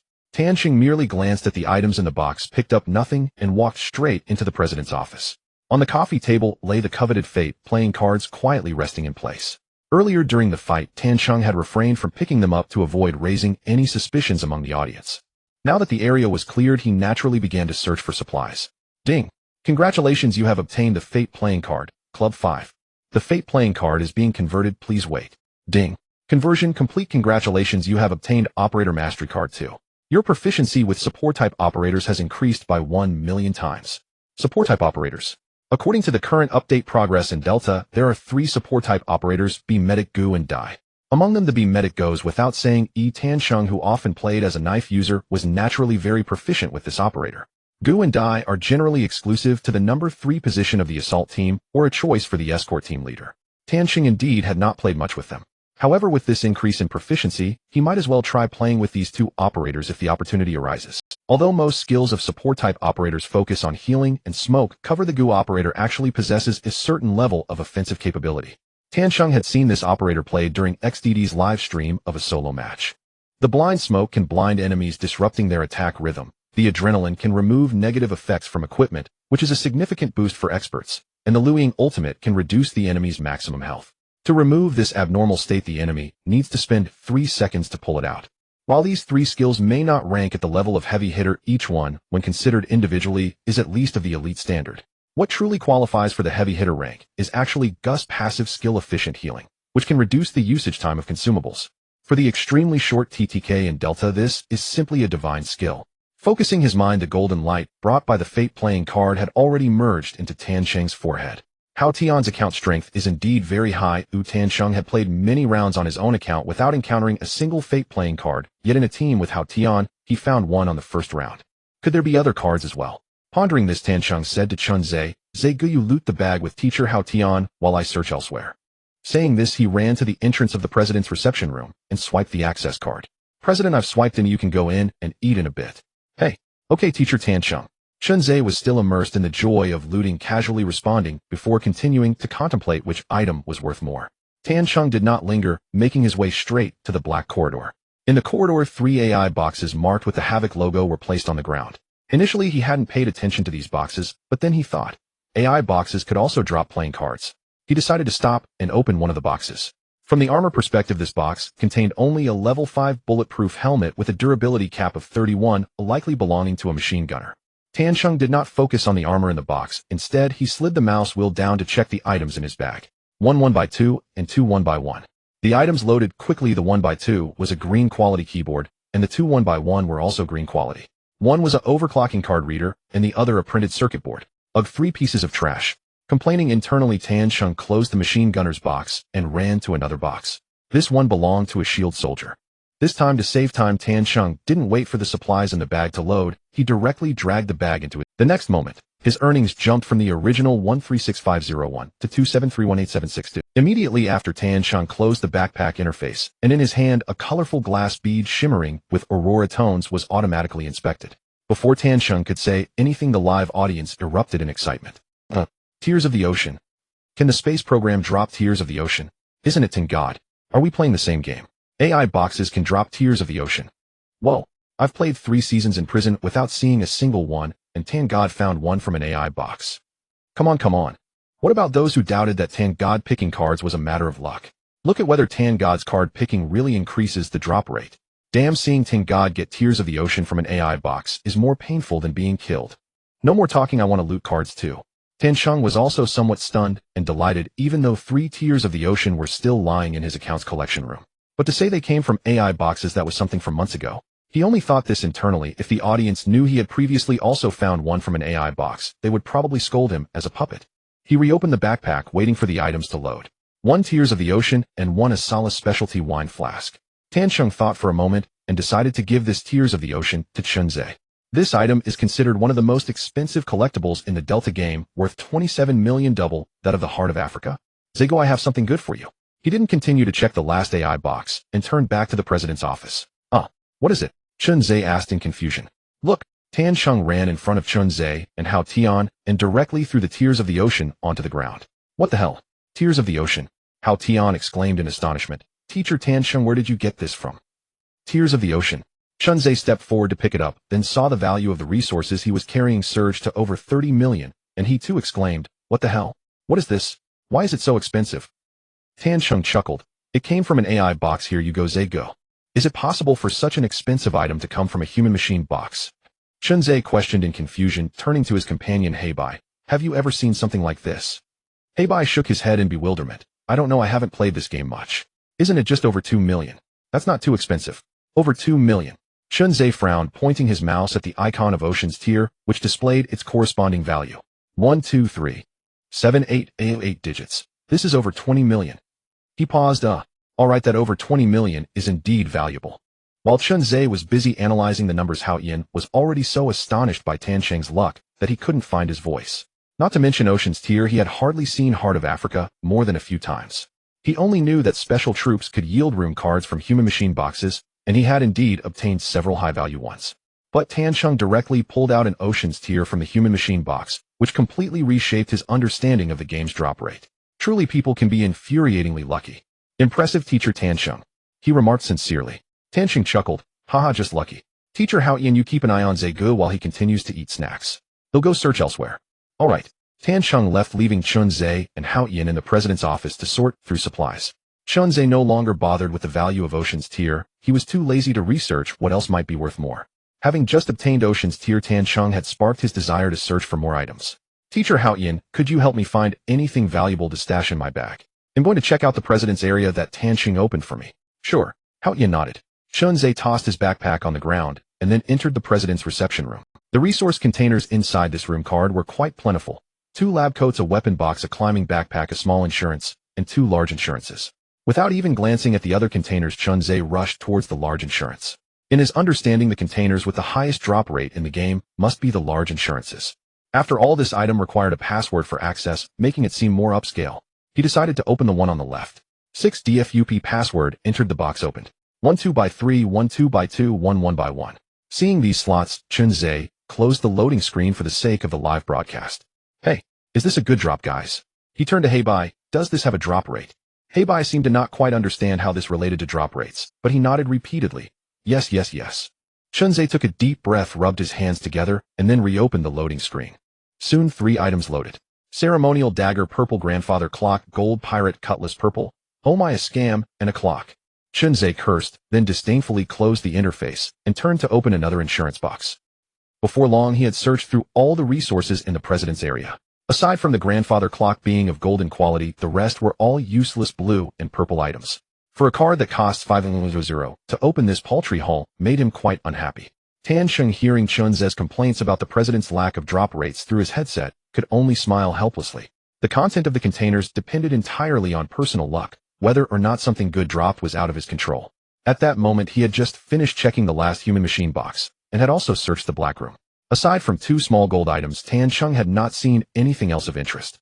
He ran straight to the blue room connection, where the air cargo box doors were open, indicating it had been searched. Upon checking the blue room, it had also been completely looted. Even the blue room core and blue room data center room cards had been opened.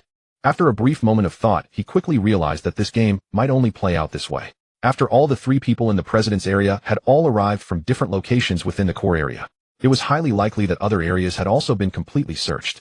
Helpless, he communicated a couple of words with Hao Yin before pulling down the evacuation lever. Helping Hao Yin organize Chunze's bag, the 3 successfully evacuated.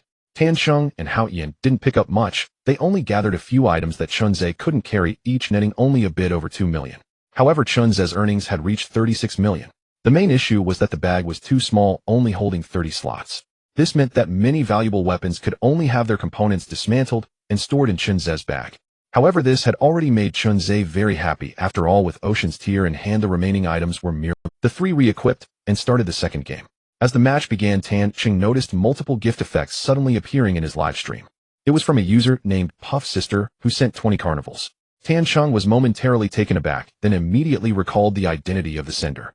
Wasn't this the girl with the spicy strip voice he had encountered earlier in the afternoon? It turned out he was right. After sending the gifts, she followed up with a super chat that could only be sent with special coins. Thank God, I brought you gifts as promised. To his surprise, this spicy strip voice girl really came to give gifts, and so many at that. Haha, thanks to Puff Sister for the 20 carnivals. Tan Cheng smiled, joyfully, naturally welcoming someone who gifted him so generously. Initially thinking she was just an ordinary player, he was surprised to find out that she was quite wealthy. Hee thank God, no need to call me sister, oh, just call me younger sister. I can't be older than you. Once Puff sent this message, the chat in the live stream took a strange turn. Not envious of the Mandarin ducks, but envious of Tan God every day. Eating melons online, this rich sister can't be Tan God's girlfriend, right? That makes sense, as someone as amazing as Tan God would naturally attract the attention of a rich woman. Reading these comments, Tan Cheng cleared his throat and explained, brothers don't say that, as she already has a boyfriend, not me. Oh, she has a boyfriend, smirk. You upstairs, I'd advise you to clarify, doghead. Seeing it becoming hard to clarify, Tan Cheng simply decided to stay silent, but the next comments from Puff left him dumbfounded. Tan God, don't misunderstand. That guy from this afternoon is just a regular friend of mine. If I were to look for a boyfriend, it would only be someone like you. Tan Cheng, sister, this is still a live broadcast. What are you doing? Tan Cheng silently shouted in his heart, suddenly recalling the Chao Certain Luo incident from a few years back. The voice of that internet celebrity sounded quite similar to Puff's. But the other party's appearance was truly hard to describe. Thinking of this, Tan Cheng's expression turned under the live streaming lens. Payoff accurately captured the strange expression that fleetingly crossed Tan Cheng's face. A hint of cunning flashed in her eyes, and she immediately sent a super chat. Hey Tan Cheng, what kind of expression is that? You don't think I'm ugly, do you? If you follow me back now, I'll send you a recent selfie right away. Tan Cheng looked at this bold and straightforward message, secretly amazed. Wow, is this girl serious? I have to admit, Puff's words successfully piqued his curiosity. He was indeed curious about what the lively and flamboyant girl in the live stream looked like. Without much hesitation, Tan Cheng casually clicked to follow back and opened the private message interface. As soon as he followed back, the other party almost immediately sent him a selfie. Tan Cheng opened the photo and saw a girl sitting in front of a computer desk, her posture relaxed and natural. The electronic clock on the wall clearly displayed the current time, enough to prove that this photo had just been taken. Tan Cheng was slightly taken aback. The girl's appearance was indeed stunning. She had a perfectly shaped oval face, her bright orange short hair cascaded smoothly over her shoulders, and her large lively eyes sparkled, framed by a pair of black-rimmed glasses that added a touch of elegance. Her figure was slender and graceful, with curves in all the right places. The pure white nightgown she wore enhanced her lazy and gentle aura, and her subtle makeup was just right, giving her the appearance of a wealthy young lady. Tan Cheng scrutinized the photo repeatedly and found no trace of beauty enhancement. This was indeed a selfie taken with an iPhone's original camera. A few seconds later, Puff's private message came again. Payoff, so what do you think? Am I ugly? This is definitely a fresh shot from the original camera. Tan Cheng snapped back to reality and typed a reply. Tan Cheng, not ugly, very pretty. Payoff, Phil, take that as you having good taste. Alright, I won't bother you anymore. The game is about to start, so make sure to stream well. Tan Cheng glanced at the screen. The game was just finishing loading and entering the animation of getting off the plane. He put away his scattered thoughts, quickly adjusted his state, and placed his hands on the keyboard and mouse, focusing intently on the game. Meanwhile, in a hotel room, Xin Ningxuan was lying on her bed, staring at her phone. Ever since she had a chance encounter with Tan Cheng in the afternoon, a surge of frustration had been building inside her. Although she had reassured herself multiple times, the underlying mentality of loving the rich and despising the poor ultimately drove her into a corner. She had been with Tan Cheng for 3 years, and in her impression, he had never been wealthy. Typically working as an internet cafe manager, his monthly salary was only a little over 2,000. Occasionally, he made some extra income playing games, at best earning 3,000 to 4,000. Even in the best months, the money he handed to her barely exceeded 6,000. The reason she could stay with Tan Cheng for 3 years was simply that she had not met a better successor at the time. Just a couple of days ago, she met a guy at a bar who was wealthy and had some connections, so she didn't hesitate to break up with. But just 2 days later, she learned that this boyfriend, whom she had always considered to have a meager income, suddenly bought a top-spec Mercedes-Benz E300. The huge discrepancy gave rise to numerous doubts in her heart. She suspected that Tan Cheng had been deliberately deceiving her about his income over the past few years. To verify her suspicions, during her free time in the afternoon, she specifically went through her contacts and reached out to several of Tan Cheng's classmates, probing into whether Tan Cheng was secretly a rich second generation. However, those classmates had shallow connections with Tancheng and did not know much about him. The only one who was closest to Tancheng Zhang, he had long since blacklisted her, cutting off all contact. After a round of inquiries, Shen Ningxuan had nothing to show for it. In her desperation, she decided to take a chance and searched for Tancheng on Douyin. In the next moment, an account came into view, instantly enlightening her. Account name Tancheng Delta Action Followers 690 profile, picture a selfie of Tancheng, which she recognized at a glance. Combining this nearly 790 followers count, Shen Ningxuan immediately understood what Tancheng had been hiding from her. However, this account had never posted a single short video, and Shen Ningxuan could not figure out how Tancheng was making money. She had no choice but to create a secondary account to follow first and wait for an opportunity to find out more. At 7 o'clock in the evening, Tancheng started his live stream on time. After receiving the notification, Shen Ningxuan almost immediately entered the live stream, fixated on the familiar figure on the screen. Watching the barrage of compliments in the live chat and the calm and composed Tancheng on camera, an unnamed anger surged in her heart. How could you, Tancheng, sneaking around to become an internet celebrity without telling me? Do you think you deserve the feelings I've put into this for all these years? Filled with jealousy, she couldn't help but type a series of complaints on the keyboard. However, her comments were quickly buried by other viewers' messages. Shortly after, an invitation to team up popped up on the screen, and Tancheng accepted the invitation. As soon as he entered the teammate Chun Ze's voice echoed through the live stream. At that moment, the number of viewers in Tancheng's stream surged past 100, and the heat skyrocketed.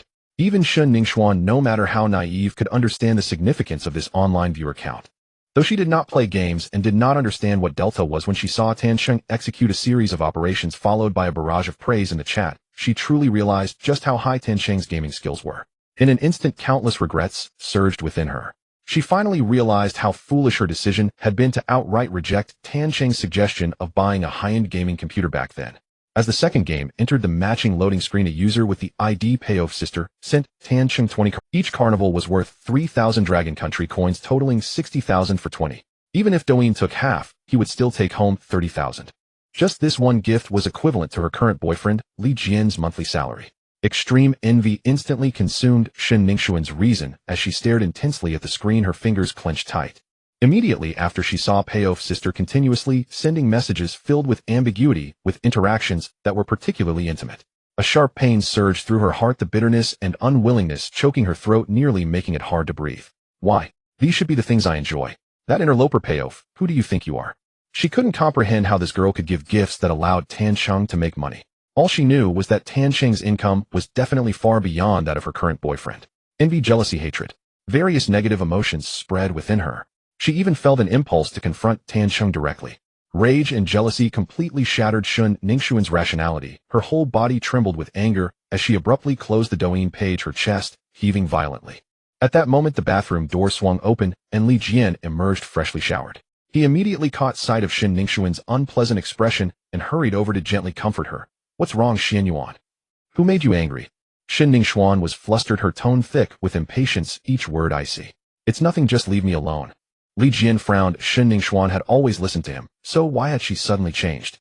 But then he thought it over and seemed to understand. It was normal for a woman to have a few days like this each month. He chose not to say anything, turning back to the bathroom to blow dry his hair. Once Li Jian left, Shen Ningxuan reopened Douyin.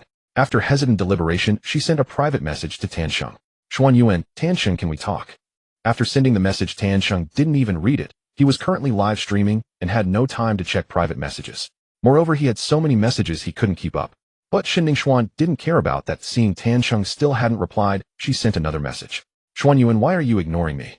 Is it guilt that makes you not dare to respond to me? However, as soon as she sent this message, a red exclamation mark appeared on the left side. At the same time, a prompt popped up at the bottom of the chat box. You may only send one text message before the other party follows or replies to you. Please speak politely and consciously abide by the Douyin self-discipline convention. This short line of text felt like a bucket of ice water, mercilessly extinguishing all her obsessions and completely shattering her last shred of dignity. A sour and aggrieved feeling surged up her nose, and her nose suddenly tinged with pain as tears fell unexpectedly. Whoa! A soft weeping sound spilled from her throat, completely drowned out by the roaring sound of the hairdryer in the bathroom. In the hotel room, the chaotic wind blended with her suppressed crying, exuding endless helplessness and desolation. Back to the live stream. Teacher Tancheng, how do we handle this live prison? As soon as he landed, Hao Yin asked, do we open the bridge or take the second prison? After the last game, he had fully recognized Tancheng's strength, So in terms of strategy, he wanted to hear Tansheng. Tansheng pondered for a moment and made a decision. Let's open the bridge A, otherwise it will end up like last time with the core area completely searched by others. Alright. After a brief discussion, they swiped the card for the East District Bridge. Just as the bridge was being set up, several gunshots suddenly rang out from the second prison assembly room. It was the sound of an SKS with a suppressor. Following that, in the team information at the bottom left, Shinzei, who was one step behind, was knocked down. Rescue Soldier 001 used the SKS sniper rifle to knock down someone, loudly shouting, "Eoli GIF." Shinzei's voice also rang out, "Hey, damn, someone shot me." He was down by the zipline stairs next to the bridge card point, and with a couple of crawls he could reach behind the box. Tansheng stepped forward a few paces, not letting him crawl much further, and directly performed a backward jump to carry Chunzei behind cover. "Teacher Haoyan, cover me. I'm saving Zai, go." While rescuing him, he spoke to Haoyan. Haoyan nodded, saying nothing more, and took out the AWM, aiming at the direction where the gunfire had just come from in the assembly room. However, bang! A gunshot suddenly sounded from the second floor of the filling area, and Haoshin's health dropped sharply, leaving only a sliver. Someone took the elevator to the filling area. The red bullet, M700, just shattered my head. Haoyan reported, accurately deducing the opponent's weapon based on his remaining health and the gunfire. He retreated to the card swiping points booth to recover health, continuing, "This will be hard to save. I have too little health to aim." Tansheng understood and released his hands that were rescuing Chunzei, saying, "It's fine, you focus on recovering, I'll cover you." He took out the AWM and poked his head out to aim at the direction of the filling area. But as soon as he poked his head out from behind the box, he heard bang. He also got hit, his helmet shattered in an instant, and his health plummeted to 2 drops. Hiss. This person is... He inhaled sharply, quickly retracting behind the box to recover health. At this moment, several messages suddenly appeared in the live stream, which Tansheng captured accurately. "Thank God, it seems you guys just ran into XDD. That red bullet M700 is XDD. XDD. No wonder." Tansheng didn't doubt the authenticity of this comment at all, because from the previous 2 shots of the opponent, it was clear that this person was absolutely not an ordinary player. Although he wasn't familiar with XDD and rarely watched their videos or streams, the title of the #1 FPS player in the Dragon Kingdom was almost engraved in the hearts of every FPS gamer. Haoyan had already filled his health during this brief moment, and there were viewers in his live stream commenting, "The opponent is XDD." This made him raise his focus to 120.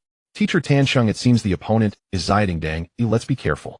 Tansheng nodded. "Viewers in my stream have also informed me of XDD is playing a medic without any props. His 2 teammates should still be in the assembly room." Just now, when he poked his head out, although it was only for a brief moment, he still managed to see the opponent's operator thanks to his far superior observational skills. Haoyan responded with a sound, currently hiding in the booth to recover health. Meanwhile, Chunzei, lying on the ground, felt a bit puzzled. What kind of strength do I have to match up with XDD? However, to avoid affecting Tansheng and Haoshin's gameplay, he temporarily turned off the game voice, and then asked the viewers in the live stream, "Brothers, is the opponent really Ziding Dang? Could it be that Teacher Ding Dang also wants to take my sniper competition prize?" Of course, the latter part of his statement was just a joke. Not to mention that his sniper competition had already ended. Even if it hadn't, with XDD's wealth, it was impossible for him to come just for tens of thousands. However, some viewers in the live stream began to explain seriously. "Zaiguid is indeed XDD on the opposite side.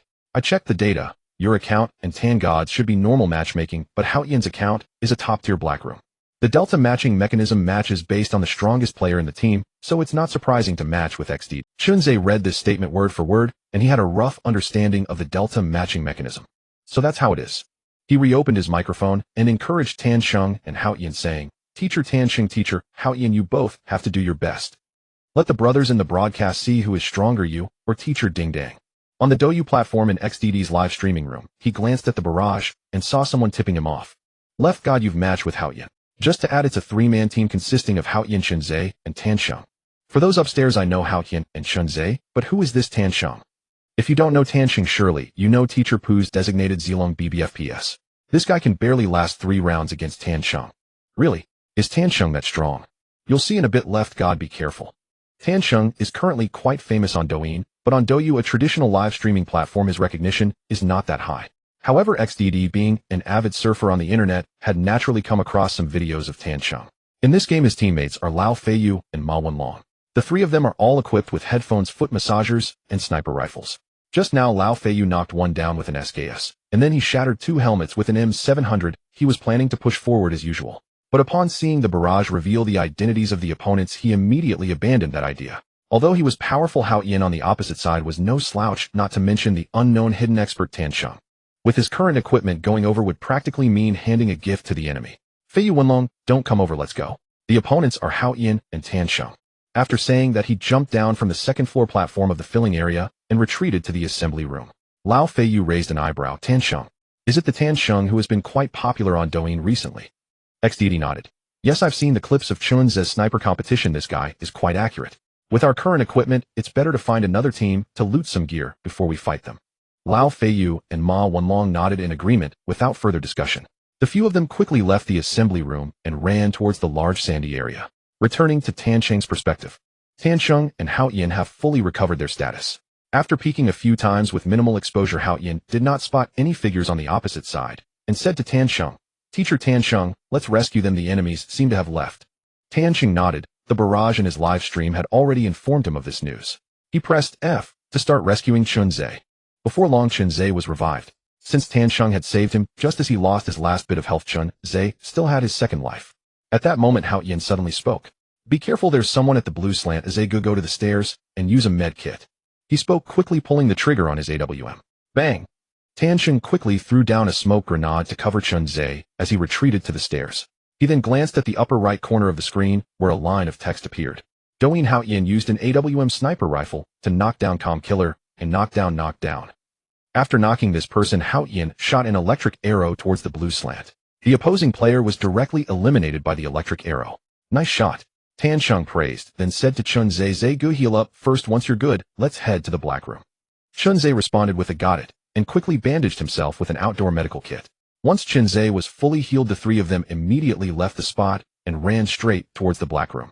The team at the blue slant seemed to have seen Hao Yin's ID and were scared, not continuing to aim and shoot at them. Upon reaching the entrance of the black room, a few sounds of footsteps from the connection between the black and blue floors reached Tan Sheng and Haoshin's ears.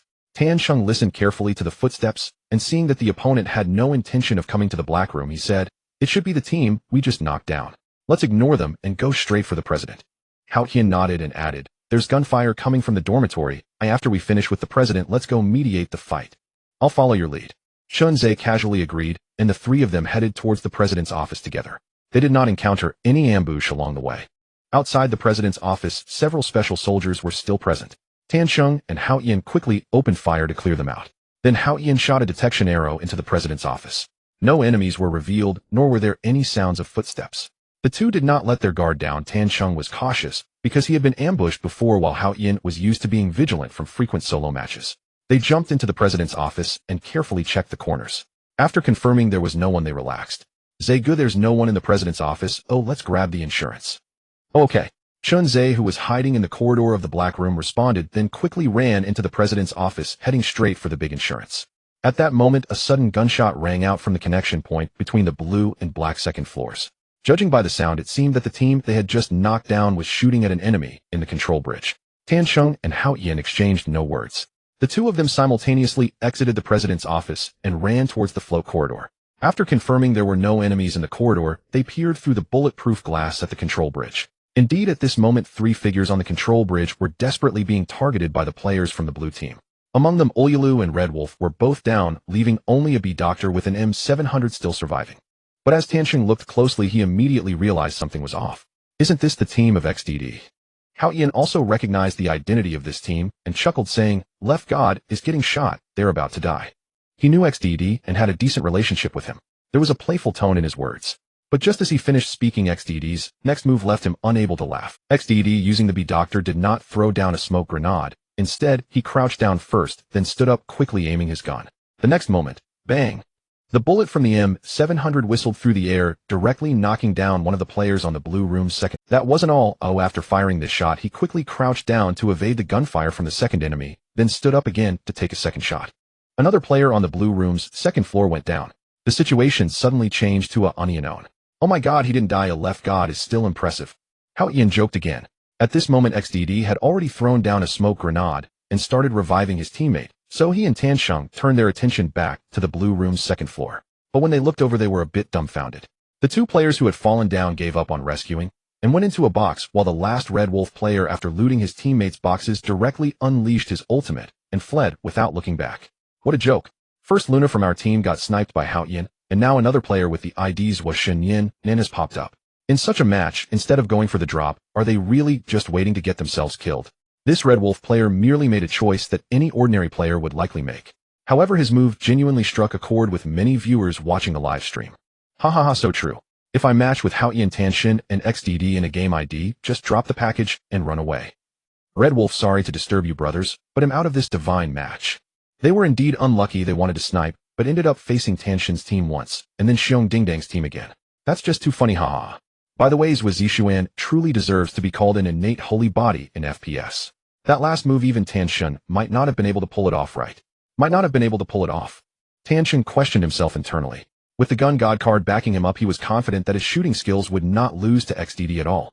However, the movement displayed by the opponent was indeed far superior. At this moment, feeling relatively safe, Tanshin slightly activated his telekinesis, immersing himself in the situation that XDD had just faced. If it were him, how would he handle this situation? He would choose to smoke the area and retreat behind the crates on the central control bridge to avoid the first round of gunfire, then look for an opportunity to engage. But if the team on the second floor of the blue room pressed forward onto the bridge, facing a 1 versus 3, with only a headset cap as armor, even with the gun god card supporting him, he would probably struggle to hold up. It seems the only way to break the deadlock is to counterattack and take down the opponent. He activated telekinesis to reconstruct the scene, attempting to counterattack in XDD style. But the result was that due to his inferior movement, he only managed to snipe the first person before getting taken down by the opponent's follow-up fire. It seemed he indeed had a lot of room for improvement. Tanshin collected his thoughts as telekinesis slowly returned to his mind. Speaking of telekinesis, when he first obtained it, he had actually attempted to use it once, but due to an incident, the live stream was cut off. Afterward, he spent time pondering its usage and finally figured it out. The sensation of spiritual energy passing through the screen and entering the game was merely an illusion. Telekinesis is truly used to imagine a scene in the mind and fully immerse oneself in it. Everything Tanshin experienced earlier in his mind was its effect. Not to mention, just for game reviews, this ability is akin to a divine artifact. After all, that genuine sense of immersion and realism cannot be compared to watching a recorded replay. Of course, the utility of telekinesis does not stop there. Tanshin can also use his spiritual energy to levitate an object from a distance. However, his current level of telekinesis is too low, making it difficult to lift even a piece of A4 paper. In the meantime, XDD had already rescued both Lao Feiyu and Ma Wenlong. They initially intended to ambush on the bridge, but no one expected there was another team hiding on the second floor of the blue room. Fortunately, XDD played as a doctor, and his rescue speed was extremely fast, while the opponent was left with only one Red Wolf, whose rescue efficiency was far inferior. Not to mention, XDD used a red bullet M700 to knock down the target, further extending the opponent's rescue time. After pulling both of them up, he immediately assessed that the opponent probably hadn't completed a single rescue. Without a word, he turned around and dashed towards the outer spiral staircase of the blue room. Lao Feiyu and Ma Wenlong had just been rescued. They hadn't even taken the time to bandage up before XDD administered a shot of healing hormone to each of them, then followed closely behind him. But when the three arrived at the second floor of the blue room, they were met with only 2 boxes that had already been looted, leaving them all stunned. Wait, there wasn't even a gunshot. How did they die? Ma Wenlong said in confusion. Damn it. Who ate my package? Such a bastard. XDD was more concerned about who killed the players rather than who killed them, but the fact that the boxes had already been touched made him particularly unhappy.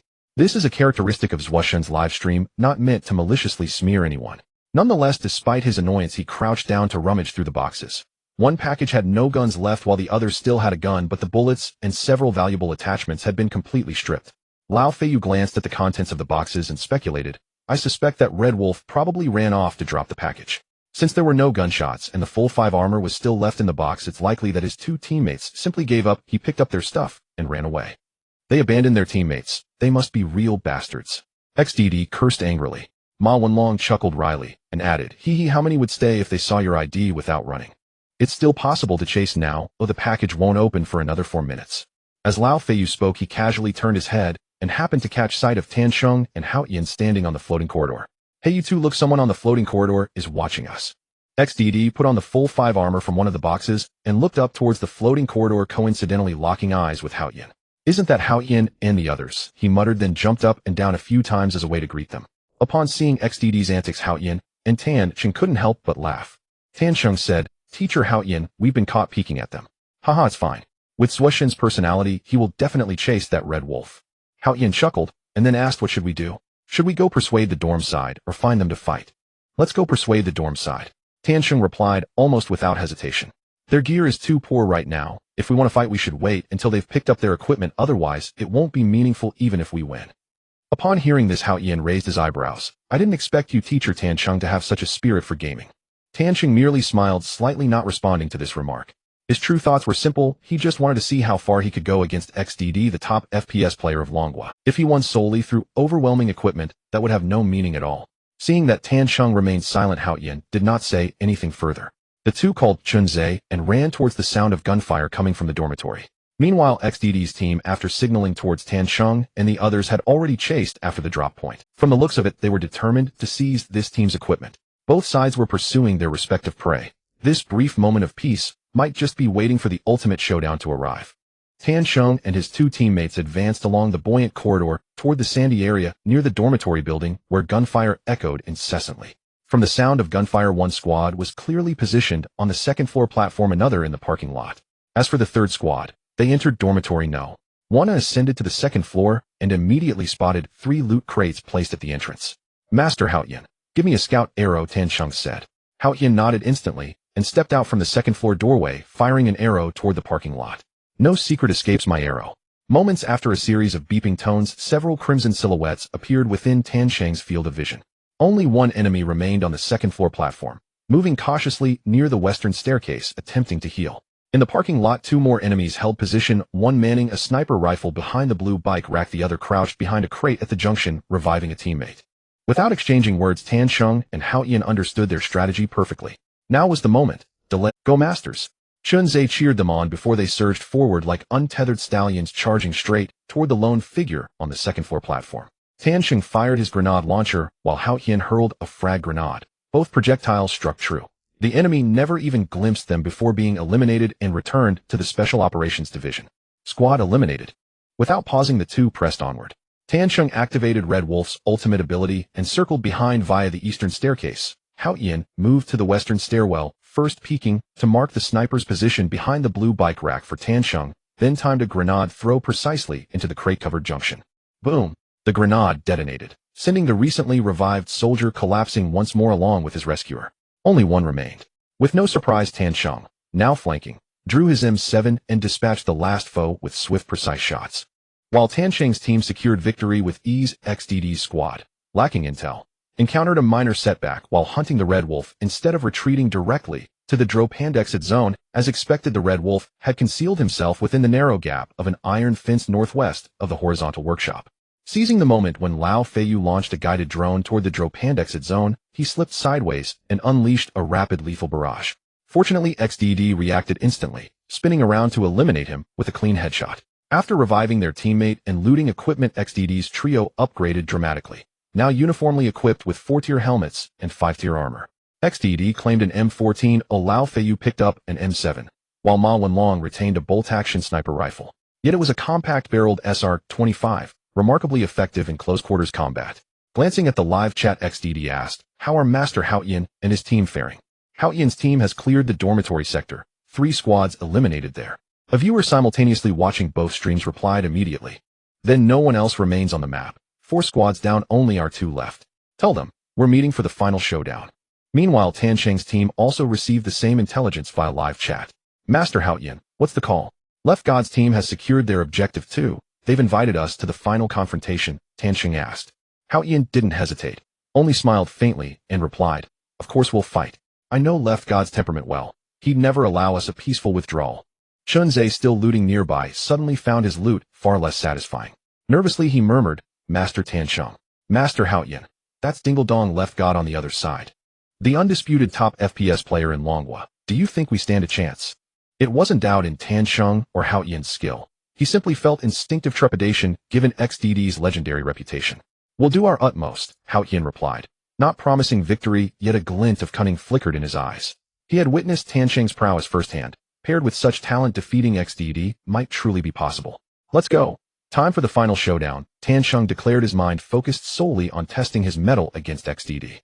The trio retraced their path from the buoyant chamber stairs back to the CEO zone, footsteps now echoing from the black room corridor ahead. "Where's your medic? Giving up on treatment." Then came voice lines from Wulu Lu and Red Wolf. "Impressive skill. You have my respect. I'm devastatingly handsome."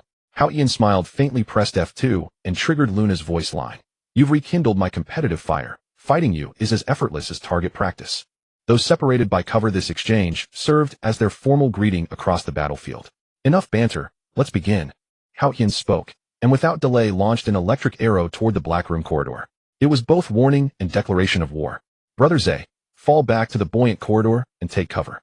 If things go awry, prepare to trepand exit. Tan Sheng instructed Chun Zhe, then maneuvered Red Wolf onto a crate at the Black Room corridor entrance to establish overwatch. Got it. You two give it your all. Chun Zhe acknowledged, muted his mic, and retreated to interact with viewers. XDD's squad played cautiously. Upon hearing Tan Sheng set up overwatch near the corridor entrance, they refused to rush out blindly for a direct firefight. Instead, Ma Wenlong first fired several suppression grenades to pin Tan Sheng's position. Immediately afterward, Lao Feiyu launched a guided drone. In the narrow confines of the CEO corridor, most players struggled to pilot Wulu Lu's drone with precision, either crashing it prematurely into walls or overshooting targets entirely. Lao Feiyu was different. Early in Delta's history, his mastery of Wulu Lu stunned audiences nation. If others' drones resembled toddlers learning to walk, unsteady and unpredictable, Lao Feiyu's operated like homing missiles, laser-guided, flawlessly accurate.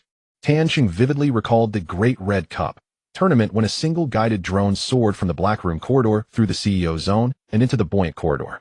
Lin Shu inside the CEO room instantly recognized Lao Feiyu's signature technique, a testament to his unparalleled reputation with Wulu Lu. Upon hearing the drone's whine, Tan Sheng had no choice but to retreat.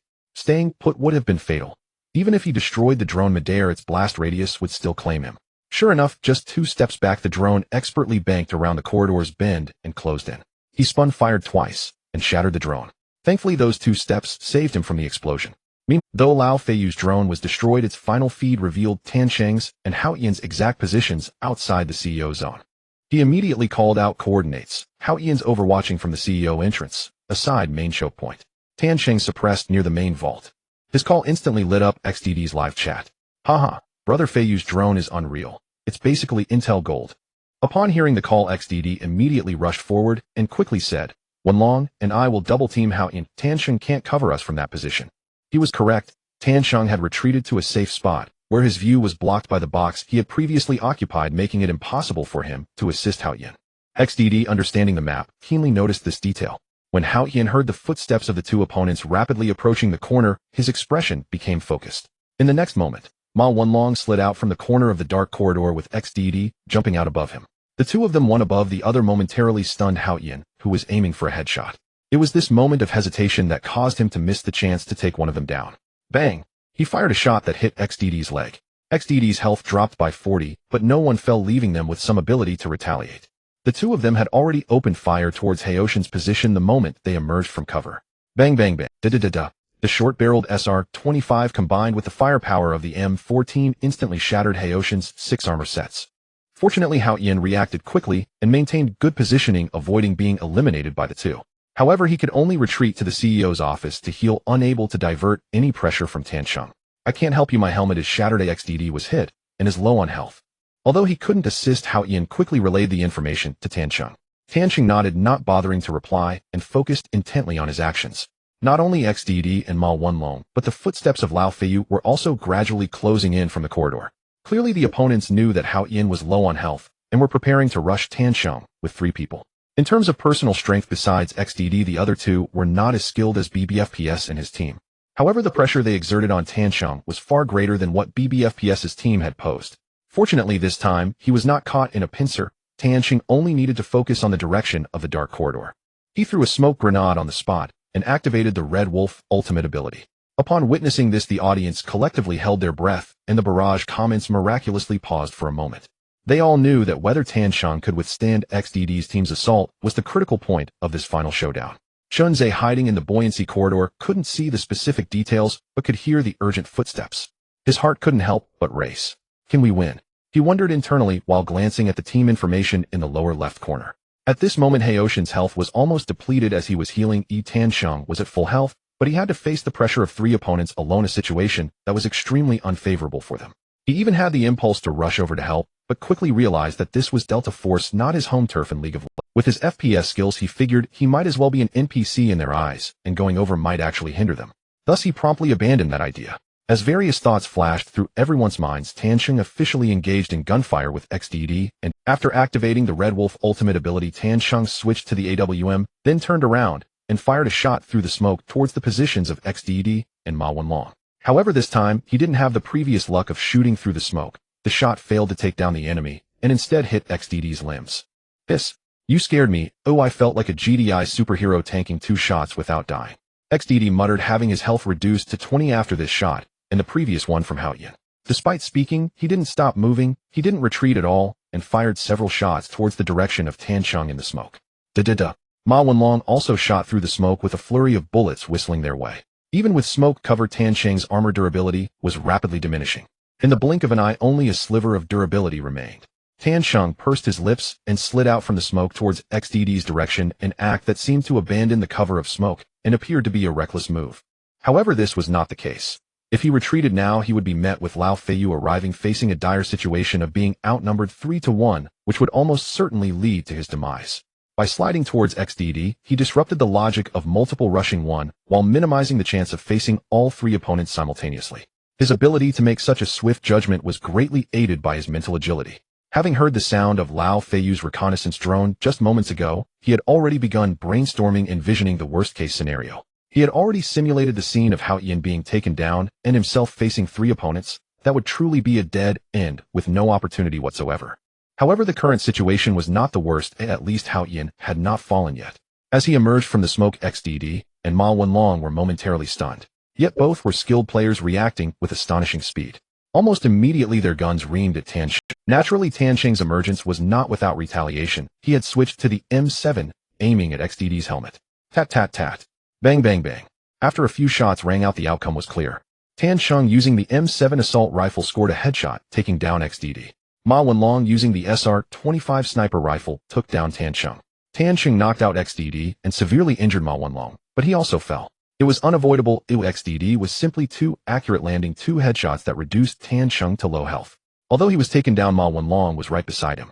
Even though Tansheng quickly repositioned his aim on Ma Wenlong and fired, the damage from the short-barreled SR-25 at this range was too high, dealing 50 damage to his chest. But this was the best outcome. Now it was up to Haoyan to perform. Go Haoyan. Ma Wenlong is low on. Tansheng took his hands off the keyboard, leaning back in his gaming chair, stretching slightly. Haoyan acknowledged, and then pushed open the door to the CEO's office. He was fully healed. Although his helmet was completely shattered in this moment, the priority was to reload quickly. Opening the door, he perfectly caught Ma Wenlong, who was attempting to retreat and join Lao Feiyu. Without a moment's hesitation, he pulled the trigger. Tat tat tat. Without any surprises, Haoyan took down Ma Wenlong and then eliminated the 2 fallen opponents. At this moment, Lao Feiyu finally arrived at the corner of the corridor. There was no other choice. Earlier, Tansheng had pushed him back to the entrance of the corridor, and he could only retreat. As a result of the retreat, XDD and Ma Wenlong went to seize the timing, but he couldn't keep up from the back. However, this was not his fault. Without his guided missile forcing Tansheng back, XDD and the others couldn't. They just didn't expect Tansheng to be so formidable, able to take down XDD in such circumstances and leave Ma Wenlong severely injured. Currently, only Haoyan and Lao Feiyu were left in an unknown situation. Although both possessed considerable strength, Haoyan was a player who had once won the MVP of the prestigious Red Cup. His strength, of course, was slightly superior to that of Lao Feiyu. Brother Feiyu, there's only Haoyan left. The armor is broken. If we play cautiously, there should be a chance. Ma Wenlong said. Okay. Lao Feiyu replied in a deep voice without saying much more. XDD, on the other hand, had remained silent since going down. Under the live stream camera, he rested his chin on his hand, his eyes flickering with contemplation, lost in thought. You two are amazing. Keep it up, there's only one left. Chunze exclaimed excitedly after seeing the kill information in the upper right corner. Haoyan nodded, and after finishing off the last opponent, he retreated back to the CEO office where he was repairing his armor. As long as he finished repairing his armor, facing Lao Feiyu would be much less pressured. Lao Feiyu certainly couldn't let him have his way. Upon hearing Haoshin's footsteps, he retreated directly to the CEO office door. He simultaneously pulled out a Molotov cocktail and threw it inside. The raging flames spread in the CEO office, but unfortunately the fire from the Molotov did not reach Haoyan. Seeing this, Lao Feiyu had no choice but to pull out his last Molotov cocktail. After opening the CEO office's big door and confirming Haoshin's position, he prepared to throw it. What Haoyan was waiting for was this moment. Although he could be steadier after repairing the armor, professionals wouldn't leave him much time to do so. He naturally understood this principle. Therefore, he had a backup plan. seizing the timing when Lao Feiyu. At this moment, Hao Yin stood behind the bulletproof glass of the CEO office, while Lao Feiyu was at the door. If the latter wanted to throw fire to hit the former, he would have to expose half of his body. Haoshin's armor repair forced Lao Feiyu into a position where he had to act. The instant Lao Feiyu threw the fire, Hao Yin immediately stopped repairing his armor and pulled out his AWM, executing a swift maneuver. Bang!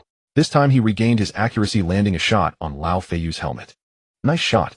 Tansheng and Chunzhe praised in unison after seeing the information in the upper right corner. The live stream room of the three became lively again after that shot. Incredible. As expected of teacher Hao Yin, the best user of the AWM. I didn't expect that the winning side would actually be the one with fewer players. It seems XDD is slightly inferior to Tansheng in this game on Delta. Don't say nonsense if you don't understand. The equipment on the left side isn't good. If both sides had 6 sets of A, the outcome would still be uncertain. Then why don't you mention that Tanshin's side also has Chunzhe? If teacher Lin Shu had come to team up, Tanshin wouldn't have been able to fall in the first wave. Seeing the barrage start to argue Tansheng's side helplessly. Alright brothers, there's nothing to argue about. This time it's just a casual spar. I was lucky to take down Zhuoshan. In fact, Zhuoshan is still a bit stronger. This isn't false modesty. He knows very well where his strength. His shooting skills are indeed on par with XDD, but when it comes to map understanding and game offensive strategies, he is still lacking a bit. However, the final result was good. They successfully won this match and completed the map clearing. Chunzhe ran back from the buoy corridor to the hall outside the CEO office and rescued the fallen Tansheng. Hao Yin repaired his helmet and began to patch Chunzhe. At this moment, there were still 9 minutes left in the game. After being revived, Tansheng said, "I'm going to pull the switch," and left.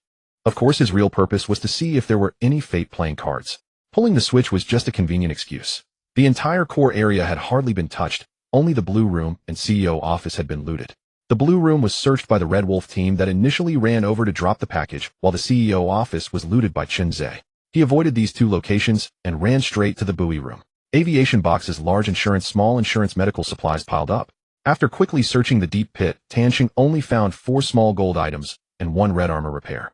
It was a bit disappointing not to find any fate playing cards, but the supplies were still decent. He climbed up the ladder from the buoy pit back to the platform, and then ran to the buoy medical room. As soon as he entered the first room of the medical room, Tansheng saw the satellite pod lying on the ground. For the sake of the show, he played the pre-prepared jingle of "Gotta Eat" in the live stream. "1 satellite pod," he said while stepping forward to pick it up, then turned to the clothing nearby. Reaching out, he touched it. A loading screen appeared. 3 1 by 1. If clothing showed this format, there must be a room card. However, what Tansheng cared about wasn't the room card. Because among the 3 1 by 1, aside from the guaranteed room card, the probability of drawing a playing card was also extremely high. He held his breath, staring intently at the loading grid on the screen. In the next moment, the first one loaded. CEO reception read. Upon seeing this item, the live stream's barrage filled the screen with question marks. Tansheng raised an eyebrow. The value of this card was around 5 million, so it was a pleasant surprise. He picked up the card and placed it in his backpack, then continued to focus on the remaining 2 grids. The second one also loaded at this moment. Clubs for gold, it appeared. Ding. Congratulations. You have obtained the fate playing card, clubs for. The fate playing card is being converted, please wait. Ding, conversion complete. Congratulations. You have obtained the gun god card 6. Your proficiency with precision sniper rifles has increased by 1 million times. Tansheng's mind stirred. Oh, another gun god card had come, providing him with more weapon options. The last grid also loaded at this moment, and it turned out to be another room card. However, it was a worthless card. Transformer Dormitory Blue. Tansheng casually picked it up and left the spot. In the following time, Tansheng meticulously searched through the buoyancy chamber and the centrifuge chamber. He found 2 playing cards. One was a spade 10 green discovered in an aviation box on the first floor of the centrifuge. The other was a diamond K purple found in a drawer on the second floor of the centrifuge. Tansheng was genuinely surprised. It was his first time encountering a purple quality card, and to his amazement, it turned out to be a K. This K was also a cash card, and while its value was not as high as that golden heart J, it still provided him with a substantial sum of 80,000 Longwa coins.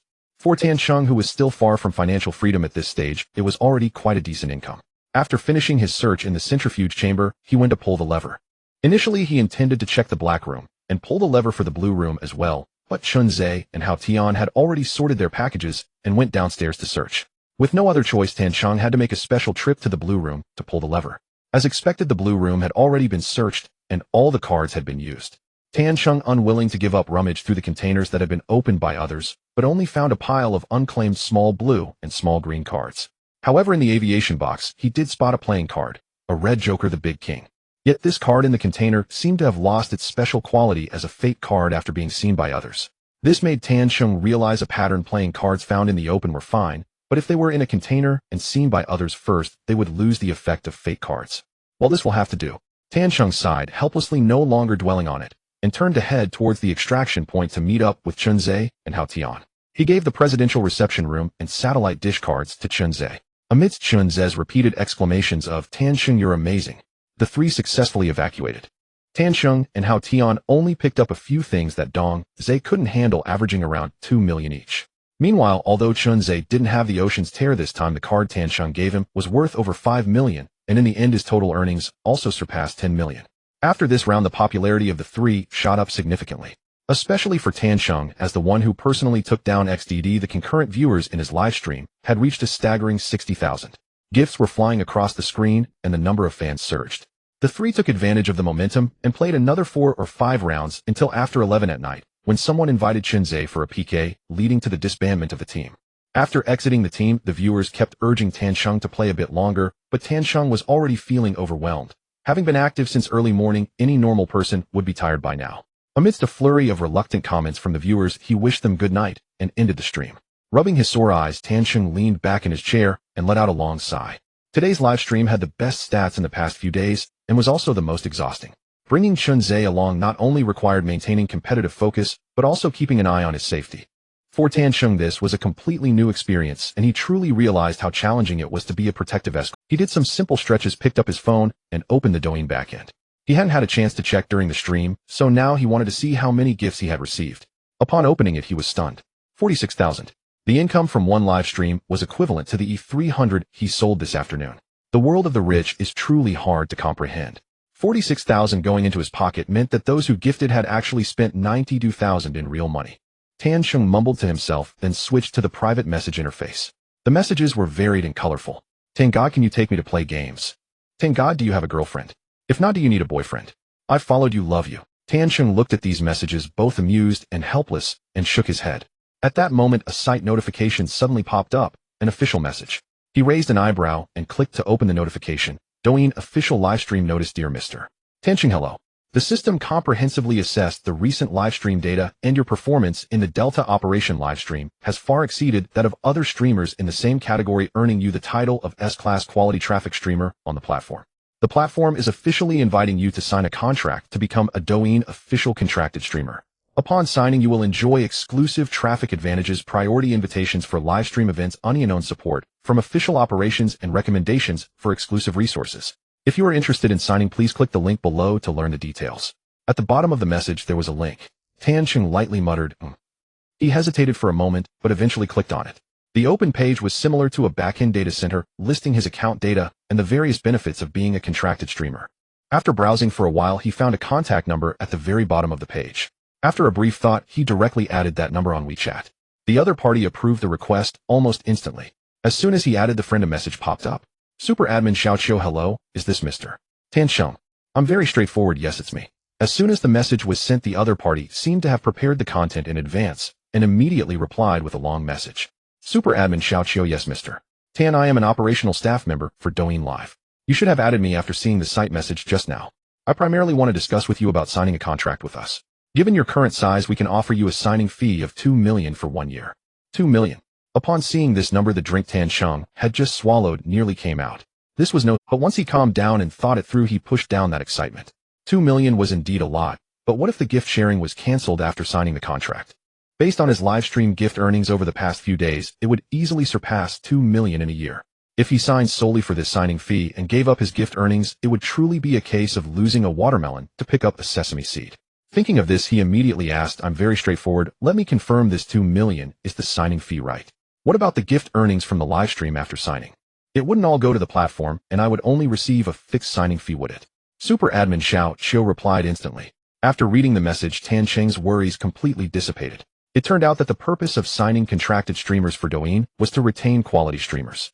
After signing, not only would the gift percentage not decrease, but it would actually be higher. According to the details provided by the other party, if Tan Sheng signed in addition to the signing fee of 2 million, he could increase his gift share from the original 50 to 60. Of course, this was not without conditions. Tan Sheng needed to stream for a minimum number of hours each month, and he had to attend some offline events organized by the platform. However, these conditions were hardly a concern for Tan Cheng. After all, what they were offering was just too generous. I'm very straightforward, I'll sign. I will sign right now. The contract could not be signed tonight, after all it was already late.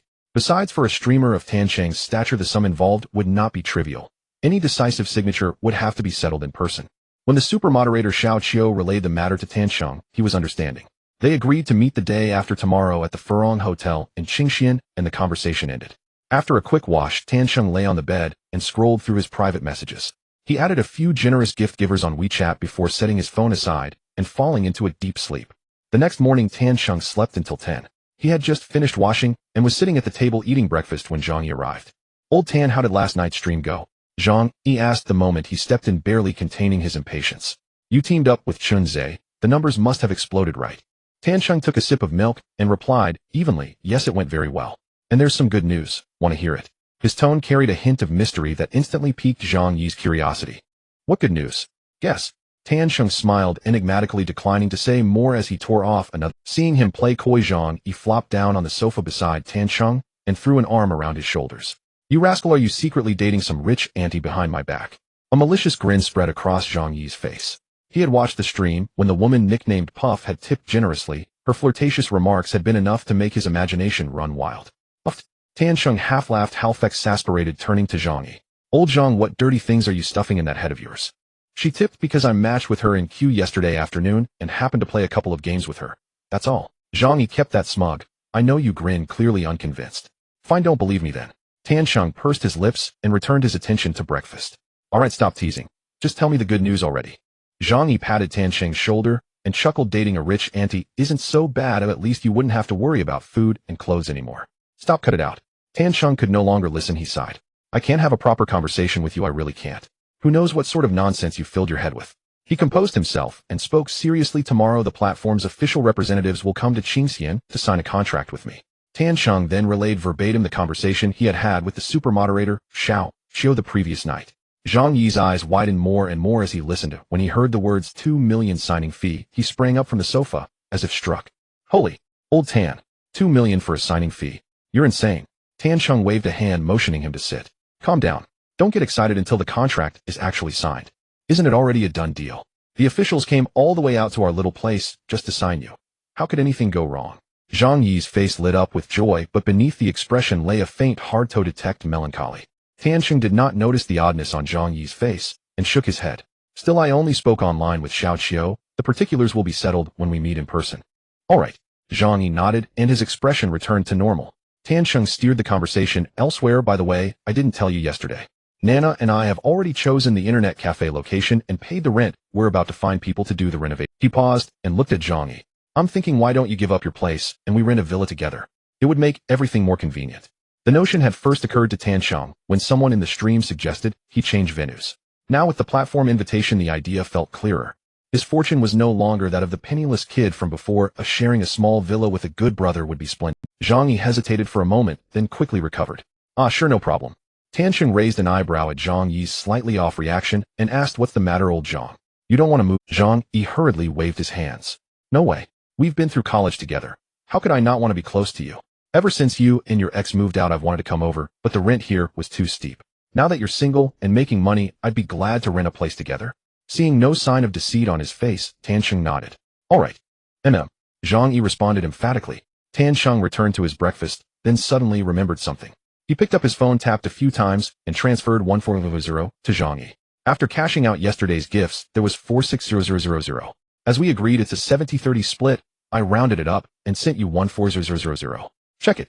He spoke as if this were a trivial matter. When the transfer notification sounded, Zhang Yi's expression froze. Before he could speak, Tan Cheng added, "With this money, you'll have some breathing room, and everything will be easier. And about the profit-sharing agreement we talked about earlier, we didn't finish it yesterday, but since you're here today, we'll take care of it later." Zhang Yi stared at the extra 140 in his account and stood motionless. Tan Cheng gave him a gentle push. "Don't start whining. Brothers don't do petty things." The nudge brought Zhang Yi back from his daze. He looked up at Tan Cheng with a complicated gaze and did not know what. Tan Cheng did not notice and finished his last bite of bread with milk, then stood. "Okay, I'm done. Pack up. Today's busy time is tight, and tasks are many." They left and hailed a taxi bound for Qingxian Computer City. On the ride, Tan Cheng mapped out the day, First we'll pick a batch of equipment at the computer city, then we'll check on the cafe renovation. That should take us to noon. After lunch we'll view the new house and draft a partnership contract. Tonight we'll be back to stream. How does that schedule sound? He spoke to himself while Zhang Yi sat with his head down silent. Seeing no response, Tan Chung glanced at him in surprise. What's up, old Zhang? Why are you acting so odd today? He had sensed something off about Zhang Yi at home and could not pinpoint it. Now the stranger behavior baffled him. Zhang Yi was silent for a moment, sighed, and then looked up slowly. Old Tan, I think you should skip the contract. Tan Cheng's brow immediately knit into a scowl. He was about to protest when Zhang Yi raised a hand to stop him. Don't interrupt, just listen. Zhang Yi's tone turned unusually solemn. I thought it over last night. Being with you on stream in truth doesn't help you that much. I watched your broadcast yesterday. You produced those effects by yourself, but you don't really need me. Don't call me sentimental, but I feel I've taken advantage. Even if you don't think so, I feel guilty. He lowered his head as he spoke. What? Old Zhang, why are you saying this out of the blue? Tan Cheng finally, snapped, brows furrowed, unable to fathom what was going on. Zhang Yi shook his head. I know you mean well, but I've made my decision. You don't need to persuade me. I'm grateful to have a brother like you and to play games together, and that's enough. I've thought about it. My skill at games is poor, and sticking with gaming forever isn't realistic. I'm going to look for a job in the next few days and start working. He continued, I only hope that when you rise to greatness, you'll still recognize me as your brother. As for streaming revenue, you don't need to give me any more. Old Zhang Yu. Tan Cheng opened his mouth, but could not find a reply. Zhang Yi shook his head again. And old Tan, think carefully. From the start, I never agreed to stream with you. I know my limits. Being with you might hold you back. I stayed the past few days to see if I could really help, and the truth is I'm dispensable. Those words stunned Tan Cheng. He had always assumed Zhang Yi wanted to stream alongside him, but in fact Zhang Yi had never raised the matter. It had always been Tan Cheng who took the initiative. Early on, Zhang Yi had even encouraged Tan Cheng to join Shinzei Media. Tan Cheng understood that joining Shinzei Media would likely speed and improve his development, yet he could not bear to abandon his good friend. That mutual consideration had produced the present awkwardness. Tan Cheng looked at Zhang Yi's resolute face, fell silent, and finally sighed with resignation. Old Zhang Yu had thought this through already. Zhang Yi nodded, and his expression lightened with release. Tan Cheng sighed, then said slowly, since you've decided, I won't try to persuade you. But, he shifted tone, I can't stand by while you go work for someone else while I make my fortune streaming. Zhang Yi looked at him in puzzlement. Here's the deal, even if you don't stream with me, don't go find a job yet. Help Nana with the internet cafe. For revenue split, initially you two take 40% each, and I take 20%. If other projects come up, I'll invest and bring you in. How about that? When he said this, the bewilderment on Zhang Yi's face faded, and a light sparked in his eyes. He knew then Tan Cheng was a brother worth keeping. He agreed immediately. All right. By the time they finished talking, the taxi had stopped at the entrance to the computer city. They paid the fare and got out. Over the next hour, they compared and selected equipment, finally choosing a batch of netcafe machines. Though not as high-end as the two top-tier rigs they used at home, the average price for the set still exceeded 1 Longwa coins per unit. Tan Cheng planned to order 50 units. After finalizing the configuration, he paid a 2,000 deposit to the supplier, left his contact information, and arranged delivery for after the cafe's renovation was complete. With those matters done, they left the computer city and walked toward the nearby internet cafe. To Tan Cheng's surprise, in less than a day, the storefront signage had already been installed. The 4 characters Chongjing Internet Cafe hung prominently above the entrance as workers adjusted the lights. The name had been chosen by the 3 of them when they dined together. They stepped through the door, past several trucks loaded with renovation materials, and found a dozen workers busy and orderly inside, with Yao Nana supervising nearby. When she saw Tan Cheng, she hurried over. Chinga. She wore the same white dress and beige jacket as before, but construction dust had settled on her clothes, leaving a thin gray film. Tan Cheng smiled and nodded. How are you, Nana? Tired. Is the money enough? Yao Nana shook her head briskly, her voice bright and decisive. Not tired. Qingxian's prices aren't high. 15000 is more than enough for the hard renovation. Her energetic demeanor deepened the smile on Tan Cheng's face. He took out his phone and transferred another 100 to her. The 10,000 I promised yesterday. I've sent it to you as a hardship allowance. Yao Nana blinked, glanced at the transfer, opened her mouth as if to speak, but her lips trembled and her eyes reddened. Shinga. Tan Cheng waved his hand to stop her. No, don't. The cafe rests on you. You deserve it. Yao Nana pressed her lips together and swallowed whatever she had wanted to say, nodding emphatically instead. Zhang Yi watched the scene and glanced at Tan Cheng, his mouth twitching as if he wanted to comment, but in the end, he only gave a couple of little laughs. Tan Cheng shot him a look. What are you laughing at? Nothing, just thinking. Zhang Yi scratched his head. Tagging along with you was the right call. He had lost the earlier solemnity from the taxi and reverted to his usual playful self. Tan Cheng rolled his eyes, then turned to Yao Nana. From today, old Zhang will help you with the cafe. I've already briefed him. You two can coordinate the details. Yao Nana looked at Zhang Yi, then back at Tan Cheng. Yaij won't stream with you anymore. Tanxing nodded toward Zhang Yi, signaling him to explain. Zhang Yi immediately understood and gave Yao Nana a brief explanation of his decision. She listened and nodded without fuss, smiling. With Yaij helping, I'll be much more relaxed. Please take care of things, Yaij. Haha, let's encourage each other. Zhang Yi grinned. At noon, the three of them went to eat together. During the meal, Yao Nana learned that Tanxing and Zhang Yi planned to rent a villa together. She said nothing, but Tanxing noticed a flicker of envy cross her face. So he spoke up directly. Nana, you said you live near one middle school, right? That's pretty far. Do you want to consider moving? To prevent misunderstanding, he added, I have a place in mind in the Yunshan Street Villa district nearby. The villa has plenty of rooms. You could take one. Yao Nana paused, her chopsticks suspended in midair. Would that be convenient? It's no trouble. You wouldn't have to commute so far. Yao Nana set her chopsticks down, her expression shifting. After a moment, she spoke shyly, if it's possible. Tanxing smiled gently. All right, then, it's settled. After the meal, Tanxing chose to go to the villa alone instead of having Zhang Yi accompany him. After all, it felt somewhat inappropriate for him to leave a young girl like Yao Nana to handle the dirty and tiring job of renovations all by herself. Therefore, he left Zhang Yi behind. The Yinshan Street Villa area was not far from Chongjing Internet Cafe, and it only took Tanxing a little over 10 minutes to walk there.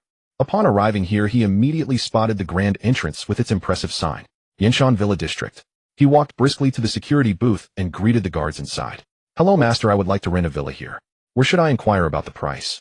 The two guards inside the booth were chatting, and upon hearing Tanxing's question, they turned to look at him. One of the younger guards stepped forward and said to Tanxing, Brother, you seem unfamiliar with the local housing prices. He didn't directly answer Tanxing, but his tone carried a hint of disdain. Tanxing frowned. Is that really? I just want to know where I can ask about the prices. You just tell me directly. The young guard smirked, his disdain unabashed. Just you. Asking is pointless. You might as well go somewhere else. Tanxing wanted to say something, but it was the older guard who spoke first. Xiao Lu. Stop being so reckless. He stood up from his seat and quickly walked in front of Tanxing, saying apologetically, I'm sorry, young brother. This kid just got here and doesn't understand the rules, and don't take it to heart. Saying this, he pointed in a direction. The sales center is over there. You can inquire there. Seeing the sincere attitude from the older guard, Tanxing decided not to dwell on it. After thanking him, he turned and walked towards the sales center. After Tanxing left, Xiao Lu asked in confusion, Uncle Yang, do you think that kid's clothes even cost as much as mine? Is there really a need to treat him so nicely? Uncle Yang glanced at him, sighed, and said earnestly, You are still too young and impulsive. If that person really becomes a resident here, do you think you will benefit from your arrogance later? Even if he isn't a resident, do you really need to speak to him with such a haughty attitude? But he doesn't look like someone wealthy at all. Uncle Yang's expression darkened slightly. We are just security guards. To put it bluntly, what capital do you have to be proud? After saying this, he noticed Xiao Liu's indifferent expression, which made him feel a surge of anger. If you want listen to good advice, just wait for your retribution. I won't talk to you anymore, if I'm going to patrol. Uncle Yang left the security booth, leaving Xiao Lu alone. Being a security guard here can earn at least 5,000 a month. How can that kid who looks so impoverished compare? Xiao Lu muttered, clearly dismissing Uncle Yang's words. Tanxing arrived at the sales center's entrance, pondering whether he should take some time to buy a decent outfit for himself. Otherwise, being looked down upon like this isn't acceptable at all. While thinking this, he pushed open the large door of the sales center. Hearing the door open, several staff members inside looked up simultaneously. One female sales representative, looking about 25 or 26, quickly stood up to greet him. Sir, are you here to look at houses? This attitude was far superior to that of the guards. Tanxing silently praised in his heart, then nodded. Yes, I would like to rent a villa. Upon hearing that Tanxing wanted to rent a house, the saleswoman was clearly taken aback, but quickly recovered. All right, sir, please wait on the couch for a moment while I check if there are any villas available for rent. Tanxing nodded and followed the saleswoman to the sofa. The female sales representative then quickly walked over to her colleagues to discuss. Seeing this, Tanxing idly glanced at the scenery outside the window. Not to mention the landscaping in Yinshan Villa District was indeed quite good, with trees planted along both sides of the road and lawns and pathways arranged between the buildings, interspersed with small water features. In the distance, gentle slopes were covered with greenery, with a few standalone villas scattered about, and the roads were clean and spacious. Thinking that he might be moving here in the future, Tanxing felt a bit more anticipation in his heart. After a moment, the female sales representative approached with a file in her arms. She sat down on the couch next to Tanxing and said, Hello, sir. Currently, we have 3 villas available for rent. Please take a look, and if any catch your eye, I will take you to see the rooms. She handed the document to Tanxing, who took it and looked down. The document clearly recorded the layout of the entire community, with 3 buildings circled in a water-based pin indicating that these 3 were available for rent. However, when Tanxing saw the locations of these 3 villas, his brows slightly furrowed.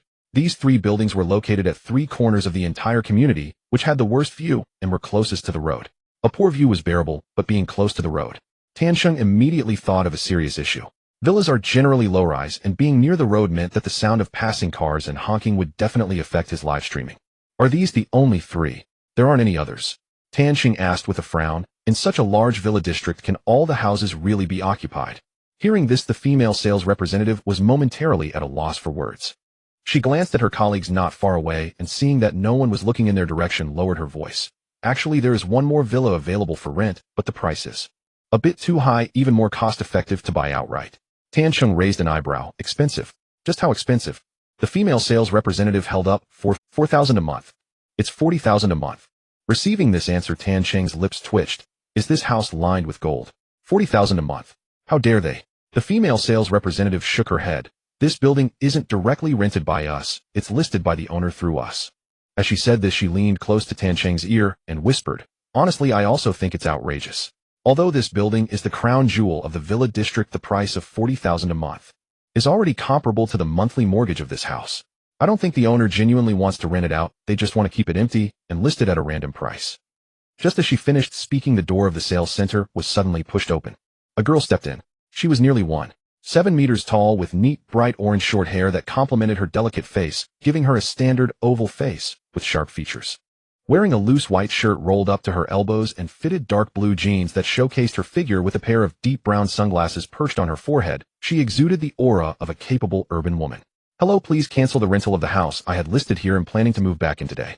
By the way, no one has rented my apartment. A man who appeared to be the sales manager hurriedly got up to greet her. Miss Chu, why are you back in Qing County? Sister Puff frowned. Isn't it my freedom to return wherever I want? You have no right to question me. Upon hearing this, the man immediately realized he had misspoken. Yes, you are right to criticize me. The house is still unoccupied. Sister Puff's frown suddenly relaxed. Good, no one is renting it. I was just listing it for fun. I won't talk to you anymore. Oh, just cancel it for me. I'm leaving. After saying that, she turned to leave. Just as she turned around, she inadvertently spotted Tansheng sitting on a nearby sofa. Her expression shifted from confusion to wide-eyed surprise. Thank God, what are you doing here? She excitedly took a couple of steps forward and sat down right beside Tansheng. Tansheng was not surprised that she recognized him. After all, he had a camera during his live stream, and he didn't use any filters. He looked exactly the same as he did in real life. Once Sister Puff sat down, her body was almost pressed against Tansheng. Seeing their intimate gesture, the female sales representative discreetly walked away.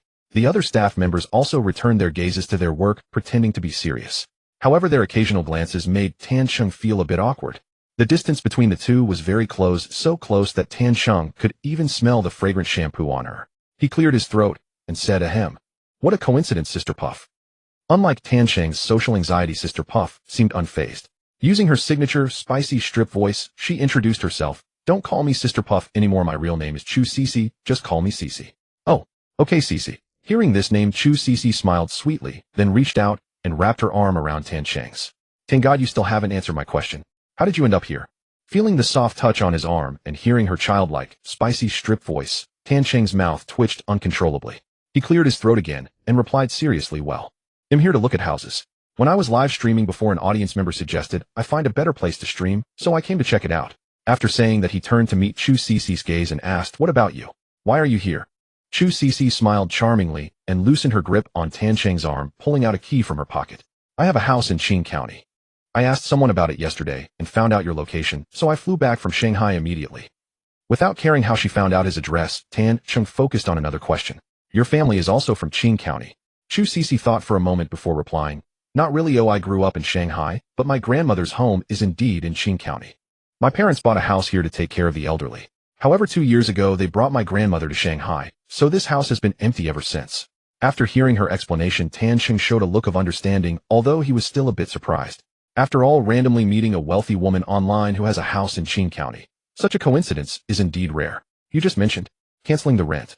Tansheng suddenly remembered what Chu Cece had said to the sales representative when she entered and asked, that penthouse for $40,000 a month, isn't that your family's? Chu Cece nodded yes. When my dad bought this house, it was under my name. After bringing my grandmother to Shanghai, they asked me to handle this property. However, I usually don't need money and am too lazy to deal with selling it, so I just kept this house and listed it for rent. But it seems it has never been rented out. I don't know why. Seriously, a rent of $40,000 a month is enough to cover a mortgage for buying a place. Who would rent it? Tansheng silently scoffed in his heart, but said, well, maybe it's because people can't afford high-end villas like this. High-end? I feel like it pales in comparison to the villa I have in Shanghai. Tansheng thought, please stop with the home. Chu Cece didn't dwell on this question as she suddenly stared intently at Tansheng, making him feel a bit. Why are you staring at me like that? He asked. The next moment Chu Cece's words left him stunned. Thank God, let's live together. Cough. Tansheng suddenly started coughing violently, almost struggling to catch his breath. What? After a long pause he finally got back his composure and managed to spit out those words. Chu Cece smiled sweetly and said, I happen to have a house, I can't stay in it alone, so why don't you move in, and we can live together. Tansheng's mouth continued to twitch. Living with someone as sweet-looking and well-off as Chu Cece is undoubtedly a good thing. But he was looking at houses not only for himself, but also for Zhang Yi and Yao Nana. He couldn't just abandon his friends to live a two-person world with Chu Cece. Ahem. Got sidetracked. With that thought, Tansheng slowly said, I actually have 2 friends who need to come with me, so let's just forget it. Chu Cece frowned slightly, but she quickly relaxed her expression. It's fine, just bring your friends along. The more the merrier, besides I don't have many friends in Qing County, so it would be nice to meet a few through you. This. Tansheng was indeed taken aback by Chu Cece's outgoing nature. However, seeing her look at him with anticipation, and since he actually wanted to rent the house, he inexplicably agreed. Receiving a positive response, Chu Cece was very happy. She said to Tansheng, I'll go home and wait for you. And then she left. After Chu Cece left, Tansheng hesitated for a long time with his phone in hand, ultimately deciding to talk to Zhang Yi and Yao Nana in person. He stood up ready to leave when the female sales representative approached him. Sir, are you still renting? Tansheng put his phone back into his pocket and shook his head. No more renting, thank you. The sales representative appeared somewhat surprised and waved her hands. It's fine, it's what I should do. Leaving the sales center, Tansheng walked out of Yinshan Villa. Seeing Tansheng come out of the sales center empty-handed, and so quickly, Xiao Lu, the security guard, couldn't help but feel certain that this poor kid must have failed to negotiate, a strong disdain appearing on his face. However, Tansheng didn't even glance at him and walked straight past the security booth. He didn't head to the internet cafe immediately to find Zhang Yi and Yao Nana, but instead took a detour to a nearby shopping mall. Currently, the newest clothes in his wardrobe were still from last year's New Year. With the year coming to an end and some extra money in hand, it was indeed time to get a few decent outfits. Entering the mall, Tansheng glanced at those brands he had once feared to even look at, his steps unwavering as he confidently walked in. Half an hour later, he stood at the mall's entrance with several shopping bags. 5 sets of clothes cost him nearly 20,000 yuan. In the past, this would have been an unimaginable amount for him, but for his current self, it was merely a drop in the bucket. After hailing a cab back to his rental apartment, Tansheng started packing his belongings. By the time he finished organizing his clothes and daily necessities, it was already past 4 in the afternoon. With more than 3 hours left until his usual streaming time, he thought for a moment and decided to skip the stream tonight. He needed to wake up early the next day to sign the contract at Furong Hotel, and he also had to handle the moving today. Moreover, since Chu Cece had come all the way to Qing County, it was obvious that she was here for him, so he had to treat her to a meal. After making up his mind, he opened Douyin and casually recorded a short video of himself. In the video, he briefly explained that he had been busy these past 2 days and would pause the live stream tonight. After posting it, he contacted the landlord to terminate the lease. Then he called for a moving truck and officially began the move. The process went smoothly. When he returned to Yinshan Villa again, it seemed that Xiao Lu from the security booth had already clocked out, replaced by a friendly-looking middle-aged guard. The moving truck faced no obstacles and was allowed in without issue. The vehicle slowly drove through the community and finally stopped in front of the building. Even before entering, just by looking at the exterior, Tansheng could feel the grandeur of the house. The smooth lines, large floor-to-ceiling windows, and the private garden hidden behind greenery all exuded understated luxury. No wonder it was the king of the buildings. He silently marveled to himself, took out his phone, and sent a message to Chu Cece, letting her know he had arrived. Before long, the front door was pushed open from the inside, and Chu Cece came out with a lively step. As soon as she saw Tansheng standing by the car, she raised her hand and shouted, "Tansheng, you're so fast." As soon as she finished speaking, the driver of the moving truck suddenly turned his head to look at Tansheng, his eyes filled with curiosity. Tansheng wished he could find a hole to hide in and raised a hand to cover his face. This sister puff just couldn't help but make people laugh. He took a deep breath to calm himself down, nodded to Chu Cece, and then signaled the driver to start moving the items. A few boxes of clothes, some daily necessities, and especially the 2 computers he shared with Zhang. He needed extra care while moving. In less than 10 minutes, everything was moved into the house. Tansheng paid the fare, and the driver quickly stepped on the gas, the vehicle swiftly disappearing at the end of the community road. It was only then that Tansheng truly saw the layout of the house. The living room's decor followed a light luxury style, simple and elegant, without a hint of excessive decoration, yet every detail exuded refinement. The low-saturation warm color palette added a touch of homeliness to the entire space. The large floor-to-ceiling windows captured the evening light completely, and a few well-trimmed plants in the courtyard outside cast faint shadows in the twilight. Chu Cece stood in the center of the living room, still wearing a mask. Two cleaning ladies were busy bending over dusting off the thin layer of dust on the furniture. She turned to Tan Sheng and explained this house has been unoccupied for a long time, so it's accumulated some dust. But it should be cleaned up quickly so it won't delay your live stream tonight. Tan Sheng shook his head. No rush, I won't stream tonight. Oh okay. Chu Cece nodded, her eyes lighting up slightly, her tone rising. Then Tan Sheng, if you're not streaming, can you take me to try some of Qing County's delicious food tonight? Tan Sheng glanced at her and smiled. I was planning to do that. How about you wait at home for a bit while I go tell my two friends? It's fine, let's go together. Chu Cece took off her mask, revealing her delicate face. It's been 5 years since I last came to Qing County. I don't know how much it has changed, so it's perfect to go out and take a look. As she spoke, a hint of nostalgia flashed in her eyes. Tan Sheng smiled and said nothing. After all, he had only followed Xin Ningxuan to Qing County 2 years after graduating from university, and he knew nothing about what the city looked like 5 years ago. After Chu Cece briefly instructed the cleaning ladies, she walked side by side with Tan Sheng out of Yinshan Villa. When they arrived at the internet cafe, it was already 6 in the evening, and the renovation workers had long since finished. The store was quiet, with only Zhang Yi and Yao Nana sitting at a makeshift table seriously counting a stack of receipts. Upon seeing Tan Sheng push the door open, both of them looked up simultaneously. Shenggu, old Tan. Tan Sheng nodded at them, stepping aside to let Chu Cece, and let me introduce, this is Chu Cece. She is the sister puff from my live stream. These two are Zhang Yi and Yao Nana, very good friends of mine. Chu Cece flashed a sweet smile and gracefully nodded at the two. However, upon hearing the name Sister Puff, Zhang Yi and Yao Nana's expressions became quite interesting. Zhang Yi's eyes widened in shock, as if saying, wow, the rich sister really came. Yao Nana slightly pursed her lips, her gaze subtly sweeping from Chu Cece's face to her attire, and finally resting on the distance between her and Tan Sheng, a hint of vigilance flashing in her eyes. Neither Tan Sheng nor Zhang Yi noticed these subtle changes in her expression. However, Chu Cece, being a girl herself, keenly caught on. The atmosphere fell silent for a moment. Tan Sheng turned to see Chu Cece suddenly quiet, thinking she was considering the cohabitation arrangement, so he uncertainly spoke up. Cece, these two are the friends I mentioned who will be moving in with us. It should be fine, right? It's alright, yes. Chu Cece suddenly interrupted Tan Sheng. Then she generously extended her right hand to Yao Nana, her smile gentle and sincere. Hello Nana, please take care of me in the future. Yao Nana was taken aback for a moment, but she quickly sensed a hint of subtle hostility from Chu Cece's expression.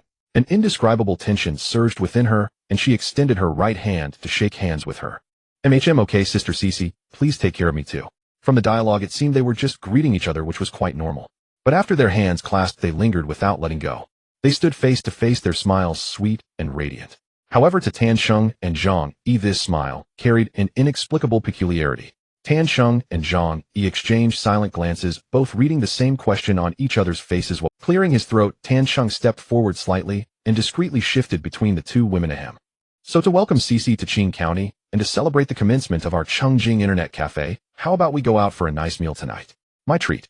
As soon as he finished speaking, the subtle tension between the two women was broken. Let's eat hot pot. Chu Cece was the first to speak. Let's eat barbecue. Yao Nana spoke almost simultaneously. After that, both of them looked at each other, an unspoken competition flickering in their eyes. The air fell silent once again. Zhang Yi quietly stepped forward and whispered to Tan Sheng, old Tan, this meal might not be very enjoyable. Tan Sheng rubbed his temples, suddenly feeling a bit overwhelmed. Ultimately, in the stalemate between hot pot and barbecue, Tan Sheng made a decisive call to go to the barbecue restaurant they had visited 2 days ago. Chu Cece and Yao Nana exchanged glances, and without saying anything further, they tacitly accepted this compromise. The atmosphere was relatively normal when the four of them took their seats. But just after Tan Sheng finished ordering, Yao Nana naturally sat down to his right, while Chu Cece leisurely took her seat on his left. Zhang Yi sat across from them, watching Tan Sheng being flanked by two beautiful women, his lips twitching as he silently poured himself a cup of tea. Not live streaming today, Tan Sheng simply ordered 2 beers. When the dishes arrived, the grill sizzled. At first, Tan Sheng felt nothing was amiss, but as they ate, he began to sense something unusual. First, it was Yao Nana. In the past, when they had meals together, she would occasionally serve him a couple of dishes, but tonight, she was as animated as if she had taken a shot of adrenaline. The first slice of grilled beef was placed in Tan Sheng's bowl, and as soon as his cup was empty, she refilled it. She even proactively wrapped grilled meat in lettuce and handed it to Tan Sheng, blinking her eyes and saying, "Chenggu, this is specially wrapped for you, give it a try." Tan Sheng was taken aback. As he took the lettuce wrap, he inadvertently met Yao Nana's gaze.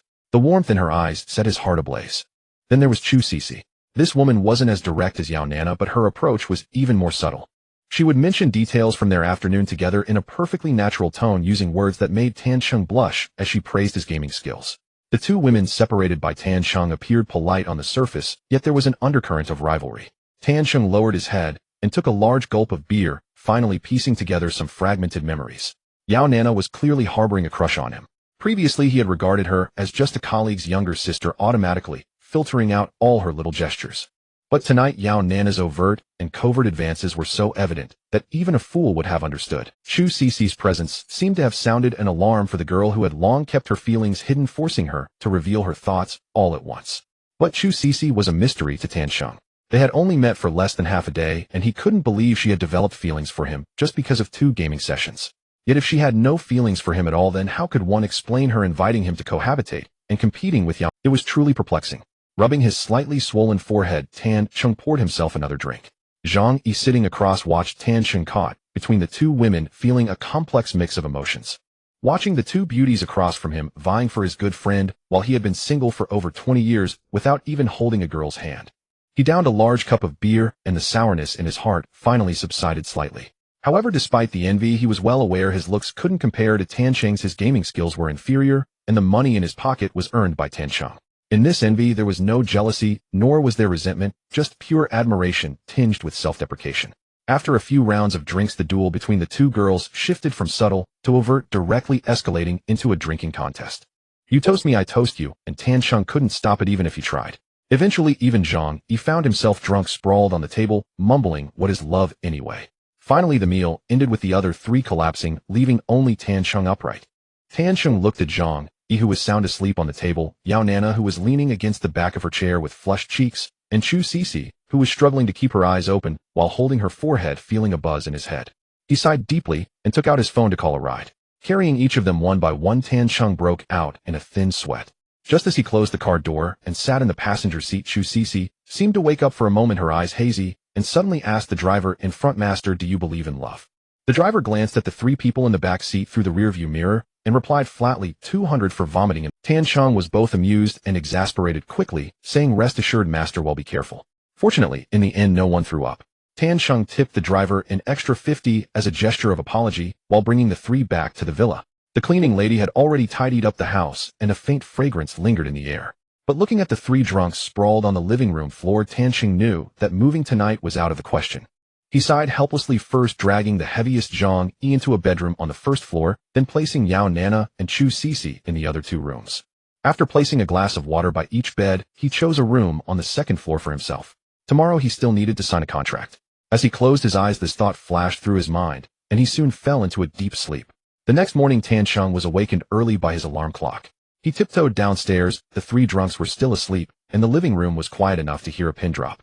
He didn't wake anyone, finished washing up, and then left the house.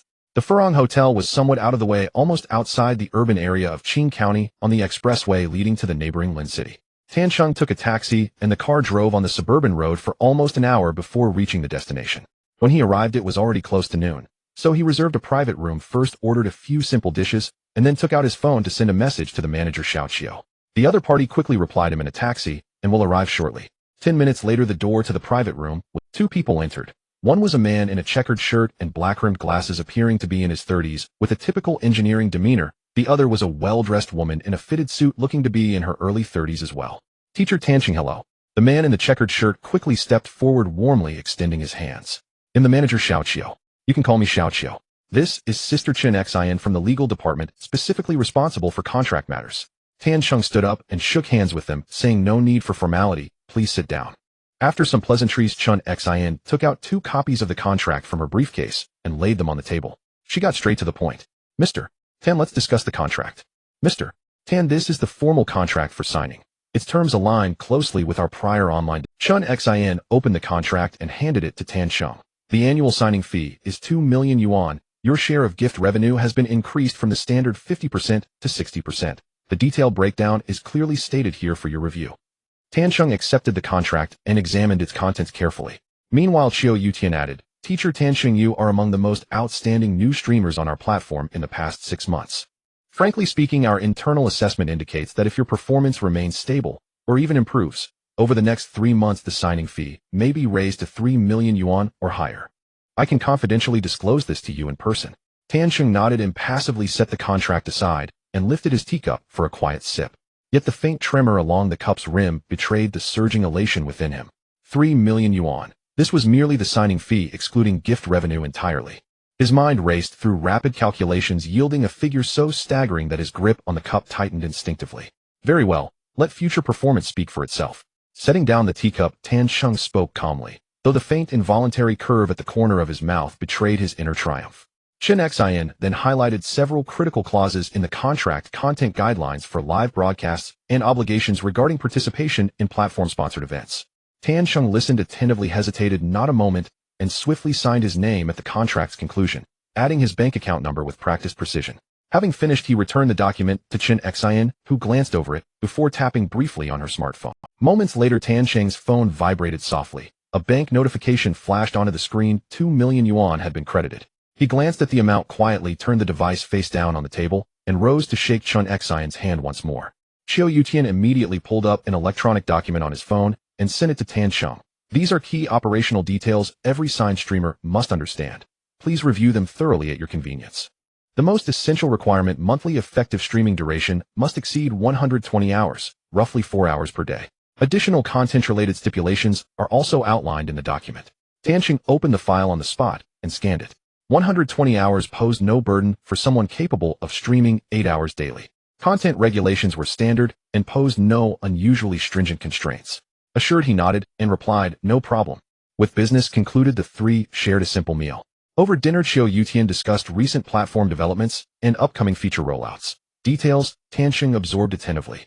Afterward, Qiu Yutian and Chen Xian departed without further delay, hailing a taxi and leaving Tan Sheng standing alone at the entrance of Furong Hotel, exhaling deeply as the vehicle merged into the sparse evening traffic. By afternoon, Tan Sheng returned to Yunshan Shujing. The first floor lay silent. Zhang Yi and Yao Nanana were absent, but their suitcases and personal items stood neatly arranged outside their respective bedroom doors. They must have woken, retrieved their belongings, and moved in themselves. Their current absence suggested they were overseeing renovations at the internet cafe. What surprised Tan Sheng was the adjacent room beside the living area, previously empty, now furnished with 4 meticulously aligned gaming desks and 4 brand new high-specification computers, their screens gleaming with a subdued luster in the afternoon light. Cables were neatly bundled, small potted greenery adorned each desk. Chu Cece sat before one computer wearing pink headphones, cheeks puffed as she focused intently on her game. Tan Sheng stepped closer. The screen displayed extraction failed. She tapped the mouse pad in frustration, then looked up, eyes brightening instantly upon spotting him. "God, Tan, you're back. When did you set all this up?" Tan Sheng gestured toward her computer and the surrounding. Chu Cece grinned. "Finished this morning. I've already had your personal rig installed, calibrated your streaming setup, and optimized the network connection. From now on, the bedroom on the second floor is your exclusive broadcast studio. As for these downstairs," she paused meaningfully, "I prepared them for all 4 of us. We'll squad up together from now on." Tan Sheng surveyed the 4 top-tier machines.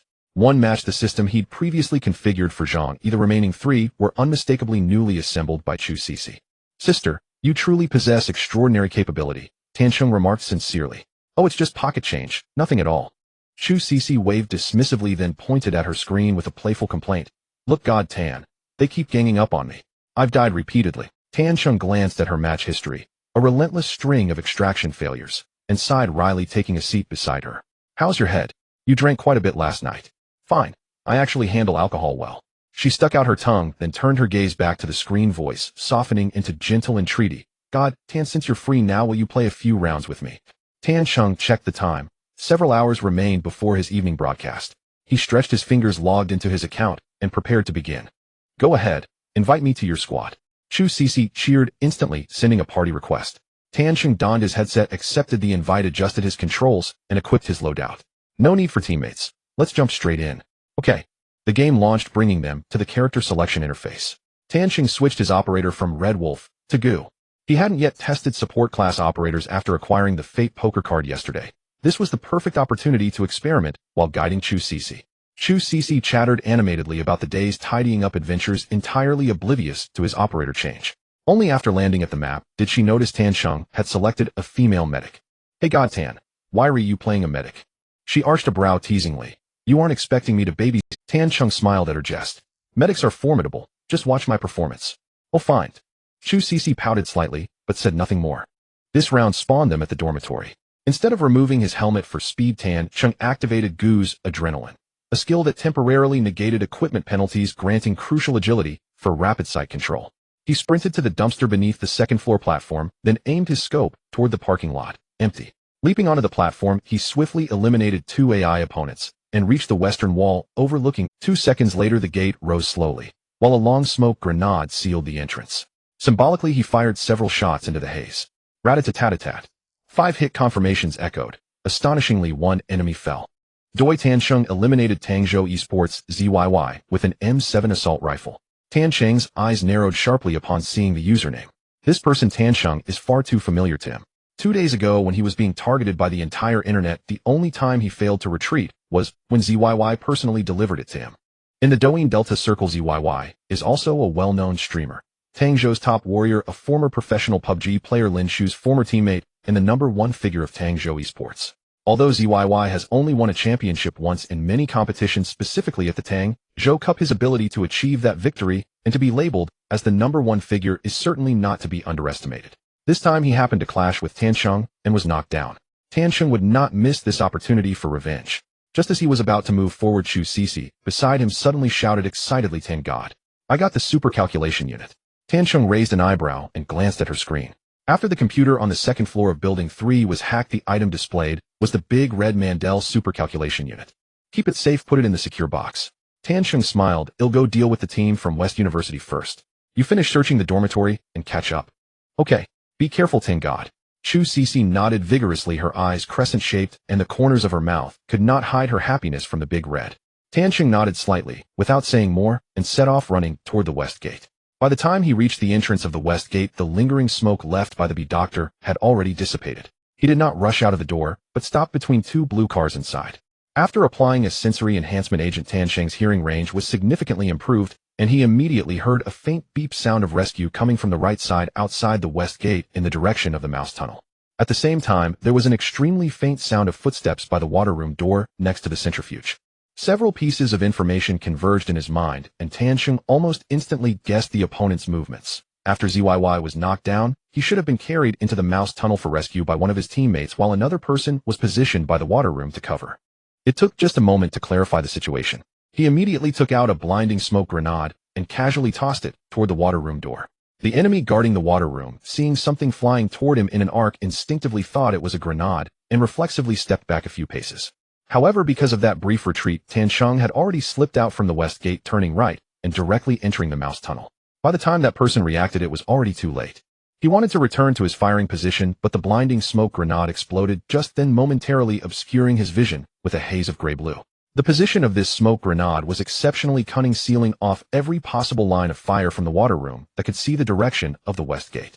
This meant that the teammate currently crouching in the mouse tunnel to rescue ZYY was directly exposed to Tansheng's gunpoint. Tap tap.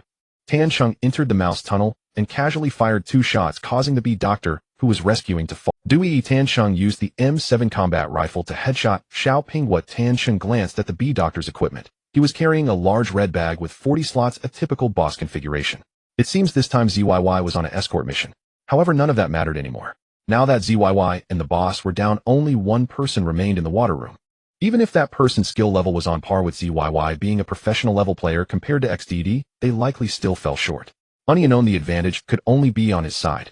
Tansheng swiftly finished off the 2 lying in the mouse tunnel, and then threw a second blinding smoke grenade toward the water room door. The smoke arced again and exploded in the same spot. Tansheng watched, feeling a sense of wonder.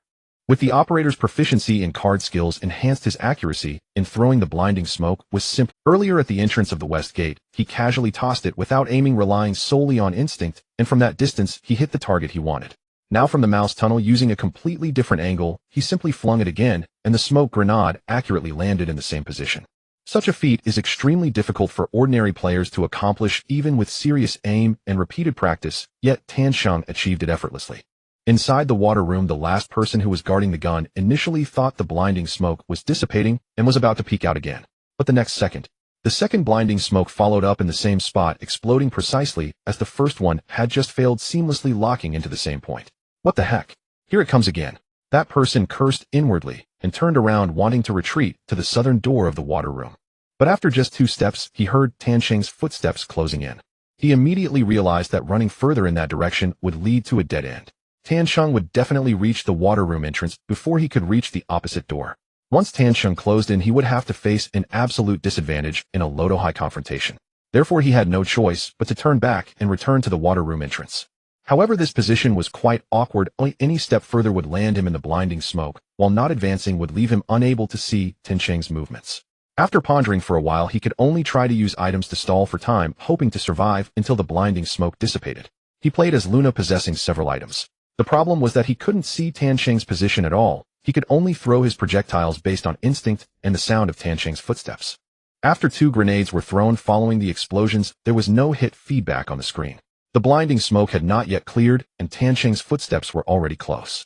He had gone through countless thoughts in his mind, struggled for a long time, and in the end he was still forced into the same dire situation, low against high. And once Tansheng gained the advantageous position, he would not give him any chance to turn the tide. A few decisive bullets sent the last person back to the special operations.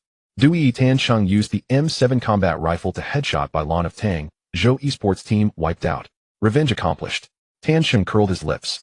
This time encountering ZYY's team, ultimately, it was he who first took down ZYY through the smoke, and only then did both sides officially exchange fire.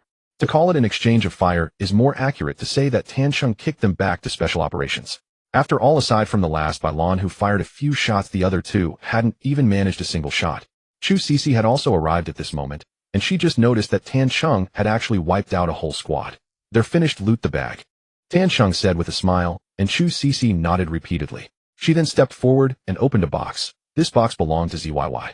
Upon seeing the 6 sets and the fully modified ASVAL AWM, her eyes lit up. Wow, Tansheng, you killed the 6 sets so quickly. Tansheng smiled slightly and boasted, isn't this basic skill? Hurry up and loot it, and then it'll take you to clear the map. Okay. After looting the bags, the 2 directly headed to the floating chamber and then to the president's office. The core area had not sounded any gunfire, but intense gunfire could be heard from the direction of the control building. Let's finish at the president's office and go to mediate in the control center, Tansheng casually said, aiming his gun at the heads of a few humanoid machines outside the president's office. Sure, I'll follow you wherever you go. As he cleared the humanoid machines and was about to enter the president's office, Tansheng suddenly felt a scorching gaze directed at him from the side. He turned his head and met Chu Cece's eyes, which sparkled with a smile. Her smile was very sweet, and her eyes shimmered with an indescribable light. In that moment of eye contact, Tansheng was momentarily dazed. He suddenly recalled his ex-girlfriend. When he first got together with Shen Ningxuan, that girl had also shown a similar smile. However, now the other party might already be someone else's girlfriend, and the person by his side had changed to someone even more beautiful. Ahem. Tansheng lightly coughed hurriedly, pulling back his thoughts and refocusing his gaze on his screen. Just as he was about to open the door to the president's office, Chu Cece suddenly spoke. What's wrong? Why are you looking at me all of a sudden? As she spoke, she leaned towards Tansheng, casually brushing her. A warm and soft sensation traveled from her arm, causing Tansheng's hand, which was about to push open the door to the president's office, to pause. His body instinctively tensed up as he turned his head back, his voice somewhat weak. Weren't you the one looking at me first? What are you trying to do? I looked at you because I like you. Chu Cece blinked, her tone very straightforward. So do you like me too and want to take a look at me? Hearing the girl's candid words, Tansheng could only feel his eyelids twitching. Sister, we're in the middle of a game, could you focus a bit? Last night, she had a spat with Yao Nana over jealousy. Although the implications were clear, at least it wasn't said outright, and he could turn a blind eye and pretend nothing had happened. Now, however, she outright confessed her feelings. Looking at the beauty so close in front of him, Tansheng's heartbeat uncontrollably quickened. Cece, does this count as a confession? Yes. Chu Cece nodded, as if it were the most natural thing in the world. Then she thought for a moment, her tone becoming slightly more serious. I've always wanted to find a guy who plays games well and is handsome. You completely meet my criteria, and I like you. Isn't that a normal thing? Tansheng was momentarily at a loss for words. Chu Cece continued, her voice laced with a hint of reminiscence. The first time I learned about you was at the Chunzhe sniping competition, and I admired your gaming skills back then. Later, when I played games with friends, I coincidentally encountered you again. You were still so impressive and gave us everything. At that moment, I thought you were a really nice person. She paused, and her expression suddenly became a bit bashful, her voice dropping a few notes. And at least you won't scold me for being dumb like my friends do. Hearing this, Tansheng couldn't help but recall the scene of their first meeting. His first impression was greedy, and his second impression was dumb. However, Tansheng was not one to take gaming too seriously. If he were someone opposite to him, seeing Chu Cece's maneuvers, they would indeed have been pressed to criticize her.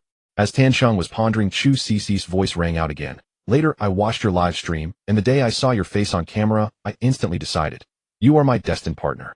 After that, I came to find you. After listening to her story, Tan Cheng fell into a brief silence.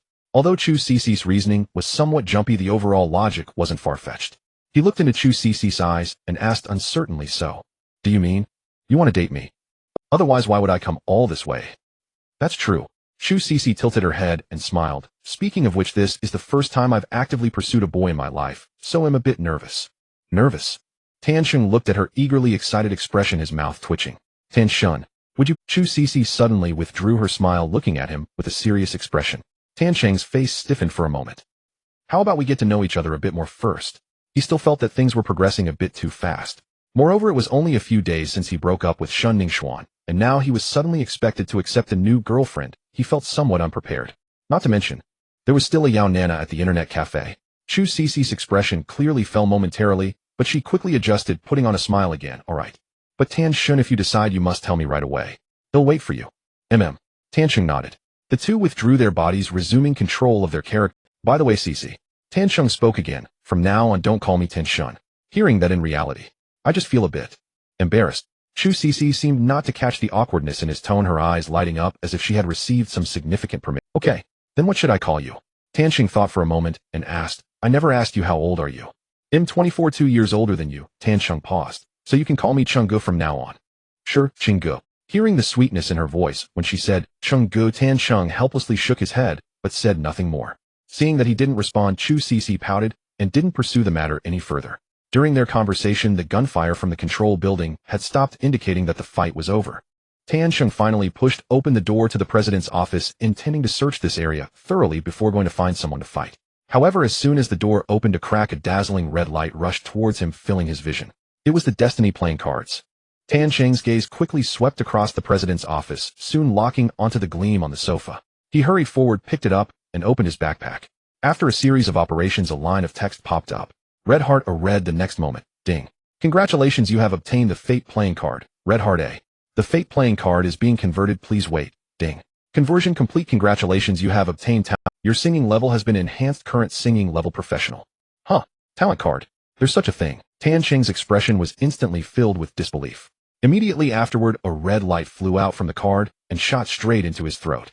A warm sensation spread from his throat, and Tan Cheng instinctively let out a soft hum. As the sound left his mouth, he was momentarily stunned. His voice seemed to have become more magnetic. Chu Cici, wearing headphones, did not hear Tan Cheng's soft hum. At that moment, she was decrypting the password in front of a large safe. Tan Cheng began to ponder the drop rate of the Fate playing cards. Based on past experience, the drop rate of the Fate playing cards adjusts according to the intensity of the matches. However, his account and Chu Cici's account should not have a high matching intensity. So why did a red quality card suddenly drop? Suddenly, Tan Cheng seemed to realize something and raised his hand to pat his forehead. His account must have been placed in the black room. Excluding the games played a few days ago, just last night teaming up with Chun Zhe, he had taken down more than 7 opponents in every match. In fact, in the match with the most kills, he single-handedly eliminated everyone, achieving 14 kills, while Hao Yin didn't get a single one. With such a performance, the matching mechanism of the Delta official must have thrown him into a black room match. It's no wonder he managed to match with ZYY without being targeted. Realizing this, a slight smile appeared at the corners of Tan Cheng's mouth. The black room matches are great. They can increase the drop rate of the Fate playing cards. He immediately ran to the scratch-off room, feeling the 2 pieces of clothing inside. Nothing. He was not discouraged, and then ran to the president's reception room, swiping the access to search the clothes in that room as well. Sure enough, when he searched the second piece of clothing in the president's reception room, the second Fate playing card of this match appeared. Spade 7 purple. Ding. Congratulations, you have obtained the Fate playing card. Spade 7. The Fate playing card is being converted. Please wait. Ding. Conversion complete. Congratulations, you have obtained cash card 3. You have received a Rolex watch. Tan Cheng raised an eyebrow, then took out his phone to check the order logistics of this item. It was marked with a value, 59,999 Dragon Country coins. After organizing his memory slightly, Tan Cheng immediately made a guess. The quality of the Fate playing cards is the same as the material levels in the game. Except for the absence of white, the rest, green, blue, purple, gold, red. Each quality card has slightly different rewards. Among them, green, blue, and purple cards will most likely only drop cash cards. These cards correspond to 3 levels based on different qualities, I2, 3. These 3 levels correspond to price ranges of 5,000, 10,000, to 20,000 and 50,000 to 100,000. Golden quality can provide various game bonuses. Larger cards also have a certain probability of dropping cash. The value of rewards at this level Tan Chung initially judged must be at least around 500,000. As for the highest red quality, such cards generally provide Tan Chung with special abilities that can affect real life. The 3 red cards he currently possesses have granted him enhanced physical abilities, telekinesis, and talent enhancement. This made him somewhat excited, wondering what kind of abilities the subsequent red quality cards would bring. Clearing his thoughts, Tan Chung stopped lingering in place. He immediately set off and completely looted the other materials in the president's reception room. The probability of dropping playing cards from the remaining containers wasn't high, so Tan Chung did not find what he was looking for. His backpack only added 5 small gold and 1 small red. The small red was a 2-slot Spinosaurus claw fossil. He gave all these items to Chu Cece, who had already cleaned out the entire president's office. "Let's find someone to fight. It's time to loot some graphics," Tan Chung said casually. Chu Cece nodded obediently. She looked at Tan Chung's confident face, her eyes sparkling with admiration. Tan Chung did not look at her. His mind was filled with thoughts of quickly clearing the graphics, so others wouldn't finish looting the resource points. Thus the two set off, passing through the Black Room corridor, and arrived at the Black Room. The two stopped on the 2nd floor of the Black Room. Tan Chung looked through the glass at the resource point downstairs. None of the containers had been opened, indicating that no one had looted them yet. Seeing this scene, Tan Chung immediately chose to let Chu Cece stay on the 2nd floor while he went downstairs to loot items. If it were someone else, Chu Cece would definitely feel displeased. But if it was Tan Chung, she naturally wouldn't have any objections. After all, in the end, Tan Chung would give her the items. Whoever searched didn't matter to her. After looting the 3 aviation boxes and the small safe in the Black Room, Tan Chung felt somewhat disappointed. Still no fate playing cards. However, the aviation boxes yielded 2 packaged drip coffee. This item, being a 2-slot gold, was valued at a staggering 4,000. It was more expensive than the red materials of the same 2 slots, gold bars and champagne. Naturally, it was a very good collectible. He tossed these 2 items to Chu Cece, and they headed towards the Blue Room. Just as they arrived at the door connecting the Black Room to the Blue Room, Tan Chung keenly noticed several faint footsteps coming from above. Listening closely, he quickly determined the location of the 2 people upstairs. They were in the card room on the 2nd floor at the core of the Blue Room. "Cece, there are people upstairs. You throw the smoke, and we'll go up the stairs." Tan Chung did not plan to throw the smoke himself. Knowing there were enemies, he wanted to keep some props for emergencies. Chu Cece nodded to acknowledge. She was playing the operator butterfly, and after pressing the G key on the keyboard, she threw out a smoke grenade. In an instant, smoke billowed at the entrance of the Blue Room.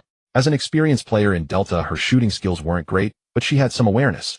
If they entered the Blue Room without smoke, anyone on the 2nd floor looking this way would definitely be able to hit them. The two did not hesitate. Once the smoke rose, they dove straight into it and rushed into the Blue Room. Upon entering, Tan Chung led the way, taking a left turn toward the stairs. As they passed by the boxes next to the glass room in the Blue Room, Tan Chung deliberately glanced back. There was a sneaky spot here. He had used this spot before to ambush. But as he turned his head, he happened to see the black-furred red wolf crouching in the corner of the box. This red wolf originally intended to let Tan Chung pass first and attack the following Chu Cece. Unexpectedly, after Tan Chung passed, he cautiously turned back to glance at him, and they made eye contact. This made things awkward. In a moment of desperation, Hong Lang had no choice but to open fire, shooting at Tan Cheng's legs. Tat tat tat. However, Tan Cheng's reaction was completely beyond his expectations. Almost simultaneously, the muzzle of Tan Cheng's M7 also erupted with gunfire. Duh. Tan Chung used the M7 assault rifle to headshot and knock down Lu Gui. Chu Cece, following behind Tan Chung, was startled by the sudden gunfire. She turned her head and happened to lock eyes with the red wolf that Tan Chung had knocked down. "You dirty old 6. You scared me to death," she yelled with some irritation, raising her August and shooting down the red wolf with a few rounds. After finishing him off, she still felt a bit unsatisfied. She fired several more shots at the red wolf's corpse until her magazine was empty. Tan Chung slightly rubbed his forehead, feeling somewhat helpless about Chu Cece's corpse-whipping behavior. When he caught sight of the golden bullets in her gun, his lips twitched. Golden bullets for whipping corpses. Indeed, money enables one to be willful. After venting her anger, Chu Cece seemed to calm down, and the two of them resumed running towards the stairs. Just as the red wolf started shooting, Tan Chung had heard movement from the 2 people upstairs. However, the red wolf was quickly taken down, and they stopped in their tracks. Even so, Tan Chung already knew their precise positions. One was in the core of the Blue Room, and the other was on the 2nd floor's surrounding platform.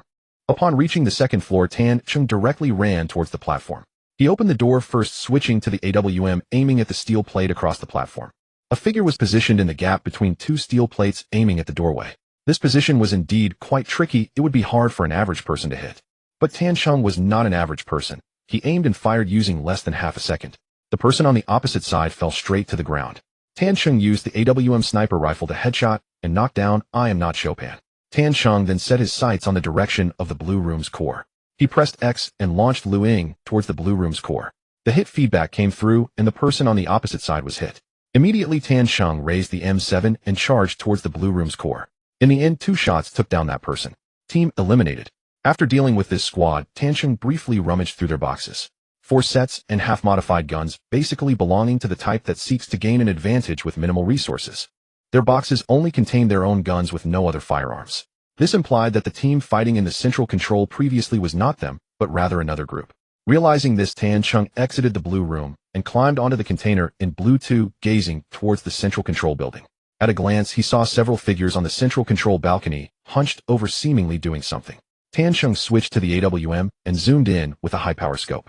Only then did he see clearly. On the opposite side, 3 people, 2 Jifeng and 1 Oyalu, were currently crouched on the central control balcony looting. Combining the 2 teams he just eliminated with the timing of gunfire from the central control building, Tan Cheng made a judgment. This team should be the last one. Fortunately, he called Chu Cece over, and they directly descended from the blue slope, sneaking towards the central control building through the 2 conduits. The Lu Jiji combination is a bit disgusting, but under Tan Cheng's absolute strength, they ultimately met their demise on the spot. Clear the map. The remaining time was spent looting. Tan Cheng arranged for Chu Cece to stay behind and loot slowly while he returned to the core area alone. Buoyancy chamber, centrifuge room, dock, horizontal workshop. After searching through, Tan Cheng gained quite a bit. Not only did he find 2 big reds, but he also acquired 3 fate playing cards. The 2 big reds were military shells and an automatic external defibrillator. The 3 fate playing cards were a green quality club 3, a diamond J, and a blue quality diamond 10. Tan Cheng obtained 15,000 Dragon Country coins along with a Xiaomi phone worth around 3,000. PS physical rewards will be delivered by express as mentioned earlier. After receiving it, Tan Cheng directly cashed it out and sold it, so I won't write that separately. In addition, there were several small gold pieces. After giving these collectibles to Chu Cece, Tan Cheng briefly tidied her bag. The evacuation countdown ended at this moment. Evacuation successful. Tan Cheng earned 340,000, while Chu Cece earned 13 million. Looking at the evacuation earnings on the screen, Chu Cece looked at Tan Cheng with eyes full of admiration. "Chenggu, you're amazing." Tan Cheng smiled happily, said nothing more, and began to organize his warehouse. The 2 organized their supplies and re-equipped. Just as Tan Cheng was about to click start, a thought suddenly crossed his mind. If his account went into the Black Room now, would that mean that the probability of drawing fate playing cards in each subsequent match would greatly increase? Then why did he have to play on the Space Base map? If there was a map with the highest probability of drawing playing cards, it must be Bakushir. The Bakushir map was slightly larger than the Space Base with more supply points. Especially the supply points in the Old Town. Tan Cheng clearly remembered that when he used to play Bakushir for the Haver coins, he would often encounter playing cards at the card swipe points. At that time he was aiming to earn Haver coins, and whenever he saw playing cards, he would shake his head repeatedly. But now he was here specifically for the fate playing cards. Drawing playing cards, wouldn't that be just what he wanted? With this thought, he turned to Chu Cece and asked, "Cece, are you familiar with Bakushir?" Bakushir? Chu Cece was slightly taken aback, but then nodded, "Yes, but since the Space Base updated the dock, I haven't played Bakushir. Calculating the time, it should be several months since I played this map." Tan Cheng smiled slightly. "No problem, as long as you're familiar with the map. Let's play Bakushir for a while." "Alright, I just need the $1 million Tears crown to complete the 3 illusions of Bakushi, so playing this map is fine." "Okay, I'll get one for you shortly." As they spoke, Tan Cheng switched the map to Bakushir Confidential. Chu Cece prepared while Tan Cheng clicked to start matching. Since this map is not in the 3-person squad situation, the matching time was already not short without filling the teammates. Combined with the fact that Tan Cheng's account was in the Black Room, the matching time was further extended. After matching for 2.5 minutes, they finally got in. Entering the operator selection screen, Tan Cheng asked, "Cece, can you play my Xiaowen?" "Yes, I even have a skin." Chu Cece nodded somewhat proudly. "Alright, then you can play my Xiaowen, while I continue with the female doctor." "Okay." Chu Cece was somewhat puzzled as to why Tan Cheng wanted to play this operator, but having experienced the last match's loot, she refrained from asking. As the loading screen passed, the 2 jumped off the plane. This time their resurrection point was in Cherry Town. Tan Cheng looked at the familiar surroundings with a sense of nostalgia. This revival point was his favorite location when he played in Bakshi. Not only could he enjoy all the resources from the hotel in Cherry Town, but he could also search the large bathhouse without anyone interrupting him. However, just like Chu Cece after the space station updated the dock, Tan Cheng no longer played this map frequently. "Brother Cheng, where are we going?" Chu Cece asked. Tan Cheng pondered for a moment and then assigned their route. "You search Cherry Town first, and I will search the Blue Ting Hotel. We'll regroup after searching." "Alright." Chu Cece nodded in agreement and quickly ran towards the small house not far from the revival point. Tan Sheng took the small path along the west running all the way to the staff lounge of the hotel. Bakshi is unlike the space station. The distribution of resources on the entire map is quite complicated, and the number of respawning teams fluctuates greatly. Sometimes there can be 9 teams while at other times only 7. Therefore, unless it's the museum or Babel Tower's first position for most other locations, they would typically search for items first, then decide whether to fight or avoid combat based on the sound of gunfire. Tan Sheng was well aware of this, which is why he arranged their route this way. However, something felt off about this map. After searching the small room in the hotel staff lounge, his current loot surprisingly reached 6 million. As soon as he entered, he saw a bottle of champagne on the small table to the right. Then he rummaged through the climbing bag in the corner on the left and found a laptop inside. Afterward, he opened the weapon box at the staircase and found a 3x3 carbon fiber board. Finally, he went upstairs, hacked into the computer, and found a Mandel supercomputing unit inside. What kind of drop rate is this? I came here for poker cards, why is it all red? Even for Tan Sheng's luck, this drop rate was a bit outrageous. His mouth twitched as he glanced at Chu Cici's screen. Although her drops weren't as ridiculous as his, she did find a 2x3 medical robot in Cherry Town. Wow, a medical robot. Chu Cici excitedly turned to Tan Sheng. Brother Ching, I got something too. Tan Sheng let out a soft hum, pointed at his screen, and said, take a look at what I got. He opened his backpack page, and Chu Cici's gaze shifted to him. At first glance, she was utterly stunned. Wow. She let out a sharp scream that made Tan Sheng's ears. Calm down, calm down. Tan Sheng quickly covered Chu Cici's mouth. He'll give you everything later, let's search first in this high loot match. Chu Cici, with her mouth covered, could only make muffled sounds, but her little head kept nodding like a garlic. Tan Sheng released his hand and resumed controlling the computer. Chu Cici stopped screaming and continued searching Cherry Town. Tan Sheng stepped onto the wooden plank outside the window, climbed over, and jumped into the Blue Ting Hotel. He quickly eliminated the guarding robots there and turned left, heading towards the innermost room. That room was the dining area of the hotel, where small safes and room cards would spawn on the bar. The 2 small dining tables on the south side of the room would spawn poker cards. Tan Sheng's purpose in this room was to see if any poker cards had spawned. However, no poker cards, no small safes. But a room card did drop. East District Suspension Bridge Gold A pass card for the space station worth 1.48 million. Silently picking up the card, Tan Sheng turned to leave and went to search other locations. The remaining resource points yielded no valuable items, which relieved him slightly. In less than 2 minutes since the start, 4 or 5 big items had been dropped. If anything else drops, he feared his lifespan would be depleted. Tan Sheng finished searching the hotel, and at this moment Chu Cici also cleared Cherry Town. The 2 met up, and Tan Sheng handed everything over to Chu Cici. Only then did they head toward the parking lot. Just as they climbed through the window into the small house of the parking lot, intense gunfire suddenly erupted from the museum. Generally speaking, in Bakshi, it's likely that only 4 teams will spawn in the Old Town area.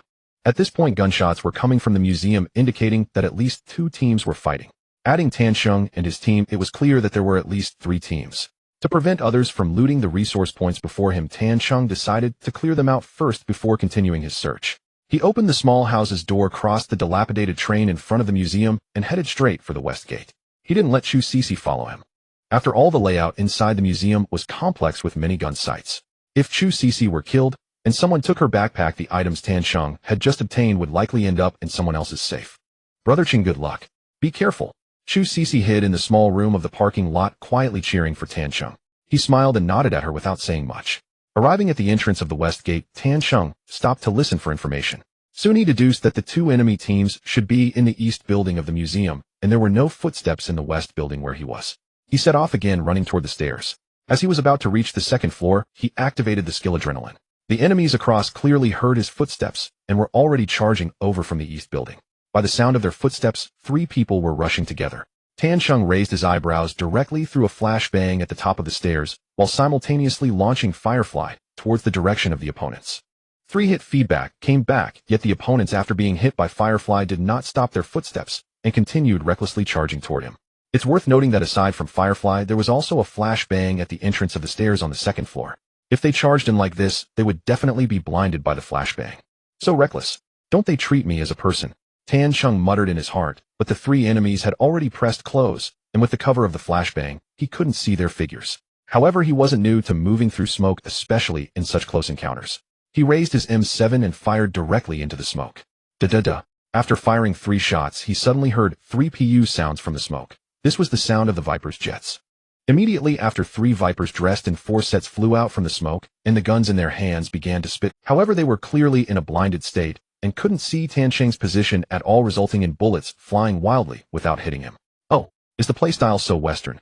He teased while his M7's scope was tightly stuck on one of the Viper. A shot fired, and the Viper instantly crashed. In less than half a second, Tan Cheng repeated the same action on the remaining two. Aiming, shooting.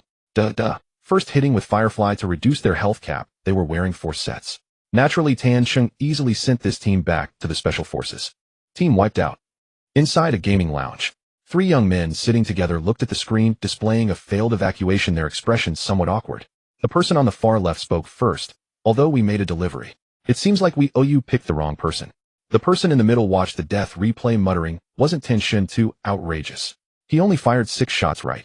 We all died. The person on the right scratched his head. That's quite ridiculous. But if we each got a 3x3, it's not too much of a loss. The 3 exchanged glances and then laughed. They didn't dwell on it further, equipped their gear, and began the next game. After Tan Cheng eliminated this team, he began to listen for information. After confirming there were no footsteps, he opened the boxes of the 3 players. All 4 sets were full mod AS vals, and the modification codes for their guns were even identical. Seeing that each of them had 3 sets of golden bullets in their pockets, Tan Cheng understood. These 3 must have made it. It seems the drop rate for this match was even more outrageous than he had imagined. After searching this team's boxes, Tan Cheng collected 9 sets of 9x39 golden bullets. Just from these bullets alone, he had nearly 3 million in earnings. He then headed towards the east building of the museum. Upon reaching the staircase, Tan Cheng immediately spotted 3 unopened boxes neatly arranged on the stairs. He looked towards the small staircase on the far east and saw 2 more. It seemed that 3 teams had already died at the museum, and those spawning on the old town side were likely all here. However, he didn't let his guard down, as there were instances where Box could spawn 8 or even 9 teams. There might be someone lurking in a corner. After carefully checking the area and confirming no one was around, Tan Cheng called out to Chu Cece. Cece, come to the museum, there's no one here. Chu Cece's character was hiding in a corner of the parking lot. She was focused on her phone, looking quite relaxed. Upon hearing Tan Cheng's call, she set her phone down and took control of her character again. Coming, she exclaimed excitedly as she quickly ran into the museum. Wow, so many boxes. Upon seeing the multitude of boxes in the museum, she couldn't help but marvel. Cheng-gu, you're amazing. Tan Cheng smiled and shook his head. When I arrived, there was only 1 team left. You should have some first. Okay, I won't be polite then, Chu Cece crouched in front of the box to eat, while Tan Cheng turned to search for supplies in the museum. He had already learned that the entire 2nd floor had been searched. Thus, he didn't linger on the 2nd floor and directly went to search the 1st floor. After finishing the 1st floor, he proceeded to the basement. Hard work pays off. When Tan Cheng found the storage lockers in the museum's basement gatehouse, he finally obtained the first Fate playing card of this round. Ding! Congratulations, you have obtained the Fate playing card, Club 3. The Fate playing card is being converted, please wait. Ding! Conversion complete. Congratulations, you have obtained cash card 3. Received 5,000 Dragon Country coins in cash. A purple quality cash card, quite decent. Not lingering in place, he then searched the entire basement and all 3 underground vaults. When Tan Cheng saw Chu Cece again, she could barely move. Cheng-gu, I'm full. The girl playfully said. I ate 18 million worth, I'm already dizzy from eating. While speaking, she made her character jump in place, but due to carrying too many supplies, she was overburdened and couldn't. Seeing her adorable appearance, Tan Cheng couldn't help but smile. However, he quickly revealed a mysterious smile. Cece, do you want something nice? No thanks. Chu Cece waved her hand. I can't carry anything more. Just keep whatever you have. Tan Cheng raised an eyebrow. Really don't want it. If you can't manage your pack, I can help you sort it out. Chu Cece shook her head. Really, I don't want it. Cheng-gu, just keep anything nice for yourself. I've already picked up so much, that's enough. Looking at her sincere face, Tan Cheng suddenly grinned mischievously and then said in a teasing tone, oh, well, I didn't expect you to not want the heart of Africa, what a pity. Saying this, he opened his backpack, right-clicked on an item in his safe, and chose to inspect. A thumb-sized little gadget appeared between his index finger and thumb, and upon seeing it, Chu Cece's expression changed dramatically. She quickly leaned in closer to Tan Cheng and looked at his screen. Once she saw what it was, her mouth formed an O shape as she let out a surprised gasp. The heart of Africa. Yeah, that's right. Tan Cheng shrugged, his tone casual, as if discussing the pleasant weather. I originally wanted to surprise you. But since you don't want it, I guess I'll have to keep it for myself. Earlier, when he was searching the basement, he had only obtained the Club 3 Fate playing card, which had left him somewhat dejected. However, when he opened the last underground vault's card room, his dejection turned into excitement, because he saw a dazzling diamond quietly lying on the display stand in the vault. Although this wasn't the first time Tan Cheng had acquired this item, he felt a thrill every time. After all, this item ranked 2nd in value among all collections in the Delta, worth over 13 million. Any player who played this game and obtained it would surely be thrilled. Of course, his luck was not over yet. In addition to this Heart of Africa, he also found the highest value room card in the game. a level 3 prison access card worth 580,000. Not counting the small gold from the last big insurance, just these 2 items alone exceeded 19 million. This was already more than 8 times the original value of this room card. When Chu Cece saw Tansheng suddenly take out a viewable room card, she immediately clasped her hands together and jokingly pleaded, "Chung Go. I misspoke earlier. You would give the heart of Africa and this room card to me, right?" After finishing, she even blinked her lively eyes. Seeing her earnest and somewhat pitiful expression, Tansheng laughed. "Didn't you say you didn't want it? Why are you changing your mind?" "I changed my mind." Chu Cece had no hesitation at all. "Chung Go, I know you're the best, please give it to me." As she said this, her voice shifted from a teasing tone to a sweet, adorable tone. Tansheng couldn't take it anymore and simply tossed the 2 items onto the ground. "Take it." He was most susceptible to girls acting cute, and Chu Cece had perfectly leveraged that weakness. "Hee, thank you, Chinga, love you." "Ovo." Chu Cece picked up the heart of Africa and the card for the 3rd monitoring room, then pouted her lips and quickly leaned over to gently peck Tansheng's face. After doing this, she playfully said, "Thank you, Chinga, you are such a nice person." No. At this moment, Tansheng could no longer ponder her words. He instinctively covered his kissed cheek with his left hand, his eyes filled with astonishment. "This, Chu Cece, is simply too bold. I haven't even agreed to be with you. How can you kiss me so casually?" Tansheng silently complained in his heart, but if other men heard this, they would surely scold him for taking advantage and acting innocent. Of course, Tansheng was not blaming her. He simply thought that Chu Cece was a bit too proactive and aggressive. After that kiss, the atmosphere in the room instantly became ambiguous, and the relationship between the 2 grew increasingly delicate. They had almost searched all the supply points in the museum, and there was only 1 minute left until Bakshi's power-off time. Since Chu Cece was already overloaded and unable to walk, Tansheng simply gave up on searching the remaining points. As soon as the time was up, he immediately pulled down the evacuation lever, and the 2 went together to the evacuation point to wait. Bakshi's evacuation duration was only 4 minutes, 1 minute less than the space base. The entire process was undisturbed, and when the time came, the 2 successfully evacuated. Tansheng earned 5,300,000 from leftover meals, while Chu Cece gained 31 million. Although there were still many points in the old city that had not been searched, and Tansheng had not entered the Babel Tower, he felt no regret as he reminisced about that kiss from Chu Cece. After all, there are plenty of opportunities to search for fortune cards, but a proactive kiss from a girl is not something one encounters every day. Afterwards, the 2 played 5 more rounds of games, not stopping until 6 in the evening. During these 5 rounds, Tansheng drew 5 fake cards, but they were all green and blue quality cash cards, bringing in about 40,000 in profit. Looking at her account's assets, which had risen from 670M to 750M, Chu Cece couldn't. She leaned in close to Tansheng again, wanting to give him another peck on the cheek, but Tansheng blocked her with his hand. "Amaba, a good deed a day is enough. Please do not be greedy." Chu Cece, unable to succeed, she immediately pouted and furrowed her brows. Tansheng smiled awkwardly and said gently, "A girl pursuing a boy is like a veil, Cece. You must understand this principle. Give me a little more time, it will be quick." "Oh, okay," Chu Cece reluctantly replied. Tansheng scratched his head awkwardly, and the 2 then went out to look for food. The 2 had a quick snack nearby and returned home. Chu Cece curled back in front of her computer, but instead of playing games, she started watching a TV series. Tansheng went upstairs to prepare for his livestream. After adjusting the equipment, the livestream started promptly at 8 o'clock. "One day apart feels like 3 autumns. Tangod, I miss you." After a day apart, why does Tangod seem even more handsome? The recent Saving Private series is quite popular. Should Tangod give it a try? As soon as the broadcast started, the barrage in the livestream room began to scroll rapidly. Following the team-up livestream with Chunze, Tansheng's fan count had already surpassed 1 million.